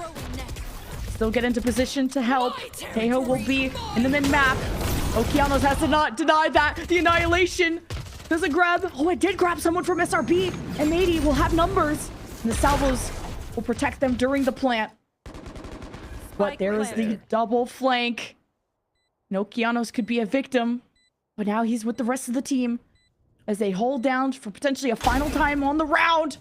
Now the flank discovered. Motzi there. Rolling Thunder 2 versus 3. This is possible for Shopify Rebellion Black. He may not even need the ult. And the Rolling Thunder teammate gets out of the way. And M80 should too. Not with Sato still on the field. And it's Spaz that won't be able to clutch this time. M80. Ooh, gotta stay on their toes. Oh, they really do. And you know what? That's an excellent round from M80. They're able to get so much of these ultimates out of the way. We see Monty just let it rip. They think that they've got an opportunity for that Rolling Thunder. And Sato able to clutch up the round, reinvigorating M80, making sure that they're not out of this one just quite yet. And the economy too, Shopify Rebellion was not looking super pretty on that last round. This next one, they should have a little bit of a better time. But still, just an excellent job at pulling those tools out of Shopify Rebellion's pockets. Yeah, it's just a save going through, but they are running it down. We'll get a rifle from that, too. They give it to Paint. That's the GOAT. They'll continue flanking. And M80, well, they'll gamble that there's no one on this site. And they have it free to go. Sonic Sensor to try and catch this flank with the barrier at the back site. M80 have their ducks in a row. And it's time to play Duck Hunt. It's Shopify Rebellion Black with their Annihilation. How much do they want to invest? How much do they want to play the long game? The Sato, or sorry, that's supposed to be Sato's up, but it's B-Dog that holds it. B-Dog get fault doing an line. excellent job at sniping as well. Yeah, he's A-Dog. Running into John Wick out here, counter fault lines. The op doesn't get a second. SRB, gotta be careful how they approach. You never know when that op's gonna peek you, and at this point, you just go down with the spike, and Spaz is gonna teleport to keep the Vandal. And this game's going the distance. It really is, and at this point too, M80 just 4 rounds away from getting ourselves into an overtime scenario. B-Dog with the operator that time around. So we talked about Sato being one, but if you watch some of the previous matches that M80 has, B-Dog is not afraid to bring that out as well. Usually playing the Yeoman to go into these fun little angles with that operator. But of course on the Breach, just playing more standard stuff, can land those shots when necessary. M80, they need to get this steamroll going. They're going up against an Annihilation and a Cosmic Divide from Shopify Rebellion. But already it's going to be that early utility trap to at least stun out BCJ. But thankfully the rest of the team there is just there to make sure that nothing strange can happen. A good counter fire from Spaz. Gonna put the fear in him. M80 at B-Dog with the Rolling Thunder. Ready at Showers. His Paint will call the push. Maybe set himself up to be in heaven, to have a better sight line and safer position to be at, but overall it's just going to help support the site. Barrier, though, is in Showers preemptively from Pancakes, so if this Rolling Thunder comes out, yeah, they got to deal with that first. Now the plan has to be executed. The fault line kind of delays things, and there is Sato immediately on the execute. Response from Pancakes. Annihilation at 2 HP. You're going down with me. Rolling Thunder on the offense. M80 bulldoze their way in. The smokes obscure their vision and their path to victory. And it's equal numbers, but not equal health. SRB have their backs against the wall, but it's a teleport play. It's a fake. And all rise on Spaz. Niff, Wow. he can halt this. Bao still sells the fake. It's still up to Spaz. Can't get a single one. But Motzi was quick on the rotate. The sonic sensor, if he runs out, will be tough. But the flash is the edge for Motzi. And the blade of Merge is barely missing. The op shot from M80. And it still hits at the end of the day. B-Dog is on one. Okeanos on the flank. Motzi is about to get pinched. And okay, the flashy plays with the shotgun ain't gonna be it. Salvo on the post plant is still important. Motzi 6 HP, but he still has an incredible shot. Defuse not even halfway. M80 have now gotten a 3 streak. Hold on, folks.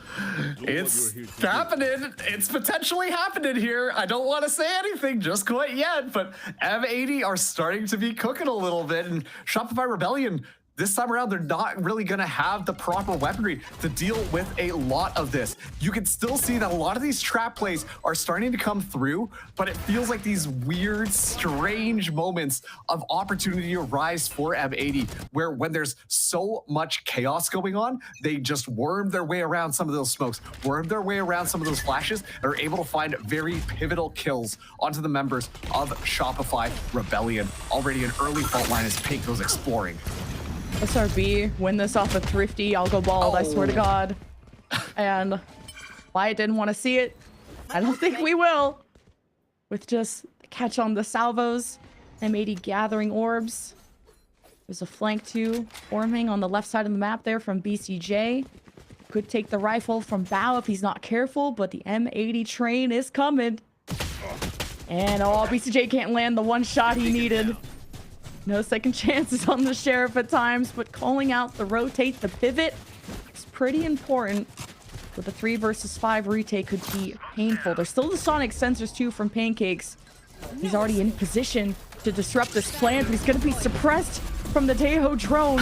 But with the barrier in place, another fake. Okay. Yes, plenty of time on the clock, so plenty of time to run back around. Monsi in a fun angle here, but doesn't really have good weaponry to deal with this. A lot of damage to on to Bao. He wants to get as close as possible. And Okeanos, the eagle eye. They made it one step at a time, keeping every weapon, keeping their hopes and their cope up to build up those ults they need to close the gap. At one point, M80 were down 2-9. And SRB just need one round. M80 still have another map to go if they pull this out. And it's a flawless one for M80 to put a smile on their face. Oh yeah, I mean, they've got to be feeling good right now. The Comeback King title feels like it is very much earned by M80. So many of these final matches have we seen M80 just, you know, look so down and out, looking like a little sad puppy in some of these rounds, and then suddenly, like, it just flops back around, and then they're able to chain together amazing Valorant play where they feel like they're always getting the jump on top of their opponents. And we're seeing one of those moments happen right here in front of us. Coming into this next one, Okeanos with the Armageddon. Sato has that showstopper, and Bao 2 away from getting the orbital strike as well. Shopify Rebellion taking a nice needed timeout. They need one more round, but M80 are making them work for every single kill in these rounds. And Shopify Rebellion are using a timeout, and they still have a second one. This is their first one. That's just how much they're not breaking a sweat. And I think I would start sweating right now if I was SRB. I don't know.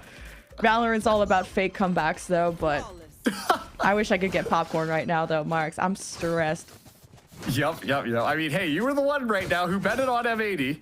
The only one, if I recall. So the rest of us were like, oh yeah, Shopify Rebellion, they should be chilling right now. And yet somehow M80 really making Shopify work for their meal. And coming off this timeout, let's see what Shopify Rebellion have talked about and discussed. Because right now, M80 feel like they're just on a steamroll. Oh, just M80 keep walking into these salvo traps. Uh-oh. Usually it's just done a bit of damage, but it fully catches Caillou. That is really tough for M80. Especially too, Caillou doing a lot of those set play traps. Those grav nets have gotten so much value. But once again, just superior utility usage and comboing coming out from Shopify Rebellion. That is something I am so impressed with this squad. The net too. Ooh, that was so cool from SRB. Quick pivot from M80 after B-Dog got sights on showers. The drone goes in, won't suppress, won't get much info. Fault line pressures paint, and with the op, it has to ring true. Showstopper play to put on a show for M80, and up close and personal with Spaz. Sato lives on. The smokes are covering heaven. SRB will have to await how this retake will go. No cosmic divide with Spaz being down early. M80 trying to pull together a 4v5 turnaround. Now the smokes are diminished, and it's a U-Haul op from B-Dog. And B-Dog and friends from M80 converging together. Wow. And it's an exchange as it's Monty and Pancakes doing the Lord's work. And it's up to Bao, who will not bow down at this moment with the Molly bind time on the spike. And it's over. Shopify Rebellion Black, your Challengers champions. Fantastic stuff coming out from Shopify Rebellion. It was looking like maybe that fake comeback was in the cards, but not going to be the case at all. They let their map Pick a Fracture, one that we expected them to be the winners of, slide through, but they say, and no big deal, coming back on Lotus, winning out Haven, and of course, closing it out on Bind. I have to say, M80 looks like such an impressive team to me. Obviously, Sato joining the squad very late. They've organized a lot of things and put them together, but they still have just a little bit of room to grow and a little bit of room to get a little bit more comfortable playing off of each other. On the other side of the equation, Shopify Rebellion Black bringing Monty in as their new IGL. I mean, just the utility that was coming out, it just looked fantastic. And when things were starting to slip away, they just dial it back a little bit, rely on the utility a little more, and are able to clean house, winning things 3-1 in this series. Just the most competitive challenger season we've had yet. Dryad said that right. Who would have expected that? Who would have known these two teams being at this point? I mean, M80 makes a little more sense, but the evolution that we saw Shopify Rebellion go on, every single player having their pop-off moments, and a different roster that stepped up to the plate to crown themselves a champion and a three-peat winner against M80. And a series that could have gone the distance that got dicey at the end. Big congratulations to Shopify Rebellion Black, and they're all together celebrating this win. And we're going to grab them for an interview, so don't go anywhere, guys. It's not to call, and like, it's nice to have the knowledge, but not have like the whole job of doing it. We're the most resilient team. Hate's turn to let the overdrive go, and it's like watching a stallion run in an open field. What are you No, BCJ, he's very vocal. He's our co, and Vatsi's our IGL. Honestly, everyone has their own role. Like, my job is to relay information and be a turd.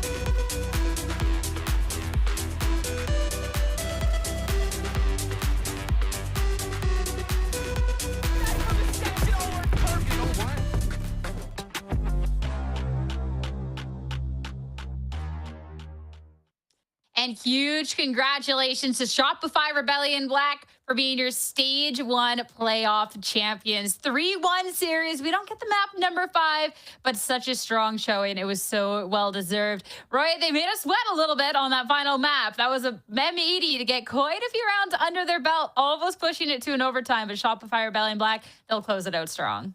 Yeah, the absolute tug of war between both of these teams. And of course, congratulations to SRB, an inspiring turn of events ever since losing Brock and with pickup of Monty. There was so much doubt, so much criticism with this roster. How are they going to bounce back? How are they going to look with an IGL when they already have so many IGLs? So to see their form, to see the level of play that they're at is incredibly inspiring. And of course, commiserations to M80, who almost completed the full lower bracket run, the full comeback, turning things, being resilient themselves, really showing everybody that they can overcome so many different obstacles, almost turning things around in this grand finals. And honestly, just overall impressed by both of these teams. It's been really cool to see how this shaked up. I mean, these were teams that, Dan, there was so much expectations at the very beginning of Stage 1, and teams that they had to undergo a little bit. And for Shopify Rebellion Black, when you're talking about losing Brock, he was such a strong player, gaining Monty and then switching IGLs for Monty Colleen, and this team that clicked better than ever under that. It has been really cool to see this team's growth throughout. And it's crazy that, I mean, they won the grand finals with Monty being sick. As we remembered last match, he couldn't even play. They had Vapen stepping in, the coach, to play. And as he was saying, it is a coach's dream to be able to play in a match. But they, of course, wanted to have the IDL, the guy, play on this grand final, and he did an amazing job, even if he was a little bit sick today and has been for the last few days. It's not easy to do. I mean, performing, if you're feeling a little bit under the weather, it's very, very complicated. So all my respect to Shopify Rebellion Black. This team really deserves it. It seems like from the beginning, we knew that what they were capable of doing, but they still continue to impress us map after map, match after match. Even today, we went into the map of Fracture thinking, oh, wait, they lost this. This was their best map. What is going to happen now? Is it going to be M80 getting the win? And then they just come back like it's nothing, and they secure that 3-1. I love that the fact that they kept us on our toes and we got to see the first map not really necessarily go their way, but then how things were changed up afterwards, then be able to clean sweep the series from there, I thought was overly impressive. And of course, Roy, too, we are looking at, yeah, this is great that they're the stage 1 champions, but the end of the road, this is all about qualifying for Ascension to try and take that down to make it to Partnership League. And looking at the Shopify Rebellion Black roster, if this is what's to come, I mean, we might be seeing them at the biggest stages sometime soon. Yeah, I mean, their form is just looking so great right now, but stage 1 is really just the intro to these teams. Like, we're expecting stage 2 and stage 3 to be even more competitive than what we're seeing right now, with teams growing and optimizing their strategy even further. They're only going to get better and better, and the level of play and the level of competition in VCL is only going to improve throughout the year. It's great to Shopify Rebellion Black and M80 have a head start on the points, of course, for Ascensions, but overall, this was really just the intro, a taste for what we're going to be seeing in stage 2 and 3. It is really cool to see, and it feels like the beginning for a lot of these players, or the continuation for the players that we know a little bit more of, right? We think about BCJ, what he's done internationally, what he's done in that tier 1, and now grinding in that tier 2 as he's been since last year to try to make it back up. And then if we even think about Paint and how he subbed in for MIBR last year, these names that we recognize, but they continue to make waves to make sure that everybody's talking about them, and we'll continue to talk about them for the rest of the year and see if they can make it to Ascension and maybe lift that trophy at the end. And I love, too, that for Shopify Rebellion Black, that this is a mix of players with those different backgrounds, but people that we've seen here in Challengers before. And to be able to see how everything comes together, and maybe like those past teams that it just wasn't their time, and how much success this team is having now, I think is a really cool development across the board, Roy. So it's the biggest congratulations. And M80, I mean, they fought hard. I mean, Sato popping off. Like, it's definitely a tough loss for M80, but at the same time, when we're talking about that growth, M80 has experienced a lot of it there throughout that lower bracket run, and there's still a whole year of VALORANT ahead. Absolutely. I mean, these rosters are also so young, so the level of resilience, the level of mental just locking in is just incredible. It really is inspiring. And of course, I mean, we have to give our shout out and our roses to Spaz as well, right? Because, I mean, the guy's an absolute beast this series. He was a big point, a person that we hardly spoke about coming into the season. Obviously, we have with big names like Paint, who had his tier 1 debut earlier this year, or end of last year, I suppose. Monsi as well, a player that, people get, a lot of people in the scene knew he was a good player, but no one really knew that he was able to call at such a high level. Of course, Pancakes coming in from a different roster. So just like the difference in levels and different expectations and backgrounds, like you said, for the SRB side, and for all of that to just come together and look so great and just on an immaculate run since the roster change with picking up Monsi has just been really just inspiring, honestly. Yeah, it's been cool. Obviously, this was a roster with a lot of expectations going into this year, with a vision that didn't necessarily seem realized. And there was the conversations, okay, is this roster not meant to be? Like, what's not working here? There is all these great reasons for having all of these talented players, and it just wasn't working out. So be able to see that, and at the end of the road, this is the form that are showing off that hard work truly paid off, has been really nice. Especially when you look at how this year started for them, right? A little questionable. We were like, okay, is this hard not gonna have the best run? Is this team not the one that people are expecting, or are the expectations too high? But then they started recovering after maybe that second, third week, and they seem unstoppable. You see all the matches that they won back to back to back like it was nothing. And this is something that is really nice, because now we have a better idea of how not only Shopify Rebellion Black is looking, but also you can compare it to the level of all the other teams, right, that they were playing, that they got the chance to play, and that they're going to play as well in the future. This has just been such a cool journey to watch for a lot of these players that really just weren't getting that recognition in the past, that to get this recognition now has been nice. And then I'm so excited. There is talks too, Roy, about earlier on not getting to see the Shopify Rebellion Black roster go up against those other big teams that we talked about. And I'm sure that we'll get to see a lot of that. But this is going to be the big team to talk about from here on out. And it's really, really cool to see that growth from them, Roy. Yeah, absolutely. I'm absolutely loving what we're seeing. But yeah, I think you're completely right. We finally have a sense of the power rankings. We had no idea what to expect coming into this year. We didn't know who the overdog was. We didn't know who the underdogs were. People we thought were underdogs are making it all the way. People we thought were overdogs are getting eliminated early. It's been absolute madness here in playoffs and in stage 1. So I personally am looking forward. I'm sure I speak for a lot of us that we're all looking forward for stage 2 and how things will shape up then. And I'm looking forward to being able to hear from the team as we have everyone on call for the post-match interview after that win. So let's head on over to that. We got almost everybody on camera. Monty, of course, and not because he's sick, but congratulations, everyone. BCJ, I see that you have the headset on, so I'll talk to you first. How does it feel, stage 1 champion? Yeah, man, it feels great. It was a long, like hard process for us. A lot of big changes within the team, obviously. But yeah, we're happy and stress-free. We were even like stress-free in that last map as well. Like our comms were really good. We were locked in. I mean, stress-free for the last one is great, but how about the stress after the first map, considering that's one that last time you faced M80, very strong victory. They kind of gave it back to you guys a little bit. Yeah, I felt like the coaches came in and kind of told us what we needed to fix, and we just weren't able to adapt and come back and fix those things quick enough. So that's why they were able to kind of like sleeper kind of take that first map. We feel really good on all the maps that we played today, so we feel like we should have won every map. So to lose a map is pretty disappointing. I mean, there's still a lot of VALORANT this year to win out on. So one little hiccup in the road, I'm sure it'll be fine. Monty, I hear that you're here on the mic as well. Can you hear me, bud?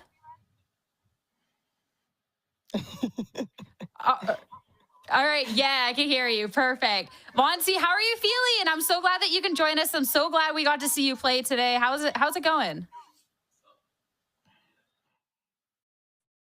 Feels good, you know, feeling great. Oh, I don't know if my thing is working. My Discord's lagging a lot. Sorry, guys, but I'm feeling pretty good. I'm glad that you're feeling good. I'll let you chill. I know that you haven't been feeling well. I'll keep talking to the rest of the team here. I mean, looking at this final map here, BCJ, we're looking at an M80 that's starting to string these rounds together. Things starting to look a little iffy. You're saying it's stress-free, but is there a moment of thought where it's like, okay, we might be going to a map 5, or how do you look to close that out? I mean, shit, we're really comfortable with Bind. We really wanted to take him there. We knew that they would try to like throw a curveball at us because, you know, our map pool is better than theirs. So we knew that Bind could come up. When it did, we were prepared. Even with their comp switch, we weren't really worried at all. So. Team too. Yeah, who do you want? Who do you want? Who wants the mic next? Who wants the mic? The mic first? All right, Jake's standing up. You got pancakes. All right. Instantly standing up. We did it! You did it! We did it! Shout out Jason Tatum, man. Huge congratulations, Pancakes. I want to talk about you being on this roster and this recognition because you're someone we've gotten to see a lot from in Challengers in the past, even if things haven't necessarily clicked. And you're somebody that, when this team was formed, got a lot of praise for just what a good player you were and that you never really got that recognition. So how does it feel now to be stage 1 champ? It feels great. I mean, we put in a lot of work, and it's paying off so far. We just got to not get complacent and then win another one. You have balloons in the background, too, for the congrats? Yeah, something's going on. I don't know. you gotta keep it fun. How has the vibe been with everything over there, too? The fact that you guys get to actually sit there all in the same room, play together, how has that been in comparison to other teams that maybe don't quite have that? Pretty fun to be in person and see each other every day, you know, like walking to the facility, you know, driving the boys, listening to music. So, I mean, it's been great. It's been great for a while. I'm so glad to hear. And I want to talk to someone who I haven't really necessarily gotten to talk throughout the season and talk to Spaz a little bit, especially big step ups coming in this last series. Come over here, bud. Hello. Hi. How are you feeling? Hi. I'm doing great. I'm doing amazing. What a step up from you, not just in this last series, but throughout the split too. And I want to ask you, how has it been? Like, obviously this team, you've gone through a lot. You've then lose Brock, you get Monty in, everything's having to click. How do you then find yourself being able to perform at your max and be able to put on such a great performance here, clutch up when needed? I'll be honest, I have to hand it all to Monzi. He's kind of carrying my ass. I think you're. The Nepo buff is real. I'm not gonna lie. No, we can't go there. We can't go there. I mean, okay, we won't bring that out. All right. I mean, you're someone as well that throughout this roster, we've really been able to see a lot of highlight. I want to know how you're feeling going into the rest of the season with this team. I'm looking forward to a lot of things. I'm looking forward to win every other tournament that's coming up, and then hopefully make Ascension. A big road ahead, and it'll be exciting to see. You performed absolutely amazing today. And last but not least, Paint hiding there in the back. If you would like a word. Please have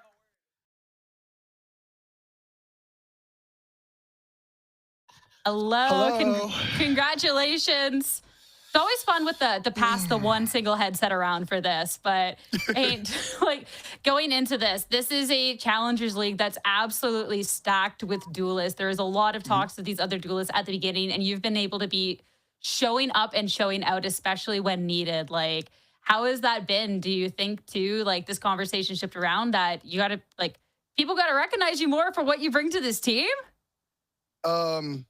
Well, honestly, I think the first thing for me, at least, is that like I'm really like appreciative of like God, because I mean, like he helped me understand that he basically just told me that like everything that I'm doing currently is like all a process, like through the bad times. And I wouldn't say like 3 months ago I was considered like a good duelist in my mind, even, but the constant hard work that I put myself through and to improve and reach greatness in general, to be a better duelist player. I think, like, honestly, I could really thank him for that, because I wasn't really like able to understand it too well myself, but I think I have a better understanding of what I need to keep doing to improve and get better as a player. So that's really fire. I think when it comes to duelists, yeah, it's stacked. I think every single duelist player will always like have their specific like things that make them great or perfect or good in everyone else's eyes. But I think what my like overall trait is, and I think like I don't think many people have it, is just like perseverance, A lot of these people like really like to give up and don't really have that that drive to just like fucking sorry for swearing, but they don't really have that drive for just like constantly working hard and putting in like the hours that like are gruesome. So I honestly, yeah, I think that perseverance is like the main thing to go by when it comes to just like understanding how to be a good duelist player. Like confidence is key, et cetera, et cetera. And like I always will live by that. Really grateful to have one in with these set of players next to me. It's really great. Paint, it's just been absolutely such a pleasure to really be able to see you flourish throughout this Challenger stage. And we're going to be ending off with one more question. I don't know if there's anyone in particular that wants to have the final words here as we wrap up our interview, or are we going to stick with you here, Paint? Nope. All right. All up to you, bud. Of course, with this team, stage 1 is only the beginning. Ascension is going to be it at the end of the road. How are you feeling about this team? Is this the team that we're going to see make it to Ascension and potentially make partnership? Yeah, there's no slacking on this team when it comes to how we treat our practices. There is no... What? Okay. They're saying it's cope. Sorry. We will... sorry. They're saying it's cope. Okay, never mind. Let me rephrase it. So we're going to keep working hard over the course of the year through the slacking times or when we are working our hardest, because, there's going to be good or bad days, of course. Right, guys? Okay. Yeah, good or bad days. And we're going to keep trying to be perfect in the sense of the game, understanding it. There you go.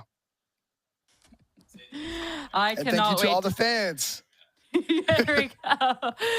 Paint, Drop 5 Brilliant Black, everyone, thank you all so much. Congratulations on the win. You guys deserved it. Yeah, thank you. Thank you. Back over to the desk. It's so nice seeing everyone from the team. It's such a fun time. I love the smiles over there, and I'm excited, Roy, for what's to come for the rest of the year. I mean, it's a Shopify Rebellion Black that they have overcome some hurdles, and they're smiling. I love the confidence.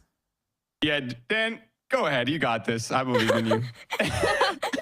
No, I just wanted to say that I think it's so sweet that you interview one by one of everything that they have to say and how much I feel like it really shows why we're here, how much it means to them to win this. And yes, it's only stage 1, is not quite ascension just yet, but you can tell, and you're talking about it when you saw them and we went right into the interview, they were on their phones making sure that they were making that post that they won, and they're bragging about it, and they got to do it right away for the interactions. I get it, but it's so sweet. Like, you really understand why we're doing all this, why we have this year too, why we have challengers, because it means everything to the players to keep winning, to have this path to make it to the top, and that is a lot of people's dreams, not only in challengers but at the bottom of the tier 3, people that are just playing ranked, people that are watching their favorite pro players. So taking those steps little by little and making sure that you have a path to make your dreams come true. I love that you talk about the path and the dreams, and looking at the bracket one last time. It's something that we've really gotten to see from a variety of teams from all of these different paths. I mean, you have BCJ that's been able to experience this and then making that run last year. This is the run back. You're getting to see other players that haven't necessarily gotten that praise in the past that, I mean, frankly, Roy, they really deserved. So being able to see that they could take stage 1, that the dream's not done yet. You know, there's still a lot of Valorant throughout this year, but this is a great step in the direction. If they keep playing like this, I'm certain those dreams will come true for them. Yeah, and I absolutely love the fact that their heads are still on, right? Like, they're not getting too cocky. They're going to keep working hard. They're not going to get overconfident. They're going to keep up, you know, what got them here, which is the hard work, perseverance, as they say, you know, just being prepped for their matches and just maintaining that level of grind. I think that is really the key thing for these teams. So yeah, I'm absolutely looking forward to it. And if there's really any important takeaways for me specifically, it's that the level of competition is really ramping up. Players are starting to really rise to the next level. Everyone's leveling up. The IGLs are pushing each other. The coaches are pushing each other. Everyone's trying to get the win, and they're going to do everything they can in their powers to do so. So I'm excited for the stage 2. And as we talked about as well, now that we saw Shopify Berlin Black get this #1 spot and play these grand finals, now we have a better idea of the team. So I feel like now it gets more exciting. The more that we get to see matches, the more that we go once again into the group stages and into the playoffs to see how stage 2 is going to look like. It's more exciting. And once you know, okay, this is the #1 team, everybody's looking at Shopify Rebellion Black, everybody's going to be looking at M80 and seeing if there's going to be another underdog story, as we saw for Winthrop University, who ended up in the 3rd spot, or there's going to be new players coming in, roster changes that we're already seeing. I mean, there's going to be a lot, and that's happening very soon as well. And the fact that all of these teams had all of this confidence here in the playoff bracket, but there's going to only be one best. I'm sure that the stage 2 is going to be full of revenge stories and these teams pushing themselves to be the very best. And I cannot wait. But that is it for our stage 1 and our playoffs. Roy, Dan, all of our casters have joined us in production. Thank you all so much for absolutely crushing it throughout this entire stage. And for you, the viewers, for following along, cheering on your teams and the players and supporting them all. We'll be back stage 2 very soon. Thank you all again for tuning in. We'll see you then. I think we kind of found like a nice little stride in these past few days. M80, we're winning 5 versus 3, but you're... Feels pretty good. My team is pretty insane. Armageddon coming through the fault line. It's normal to feel that kind of pressure, especially because I'm an import. And Sato with the opposite problem. And he's still flying 3. I'm the duelist. I have to make sure that I'm able to frag out. Nobody gets inside this. Of the numbers, it's up to BCJ to save the map in a 1v3. The Stinger isn't going to be too good, but at close range, didn't want to spray down the spike carrier.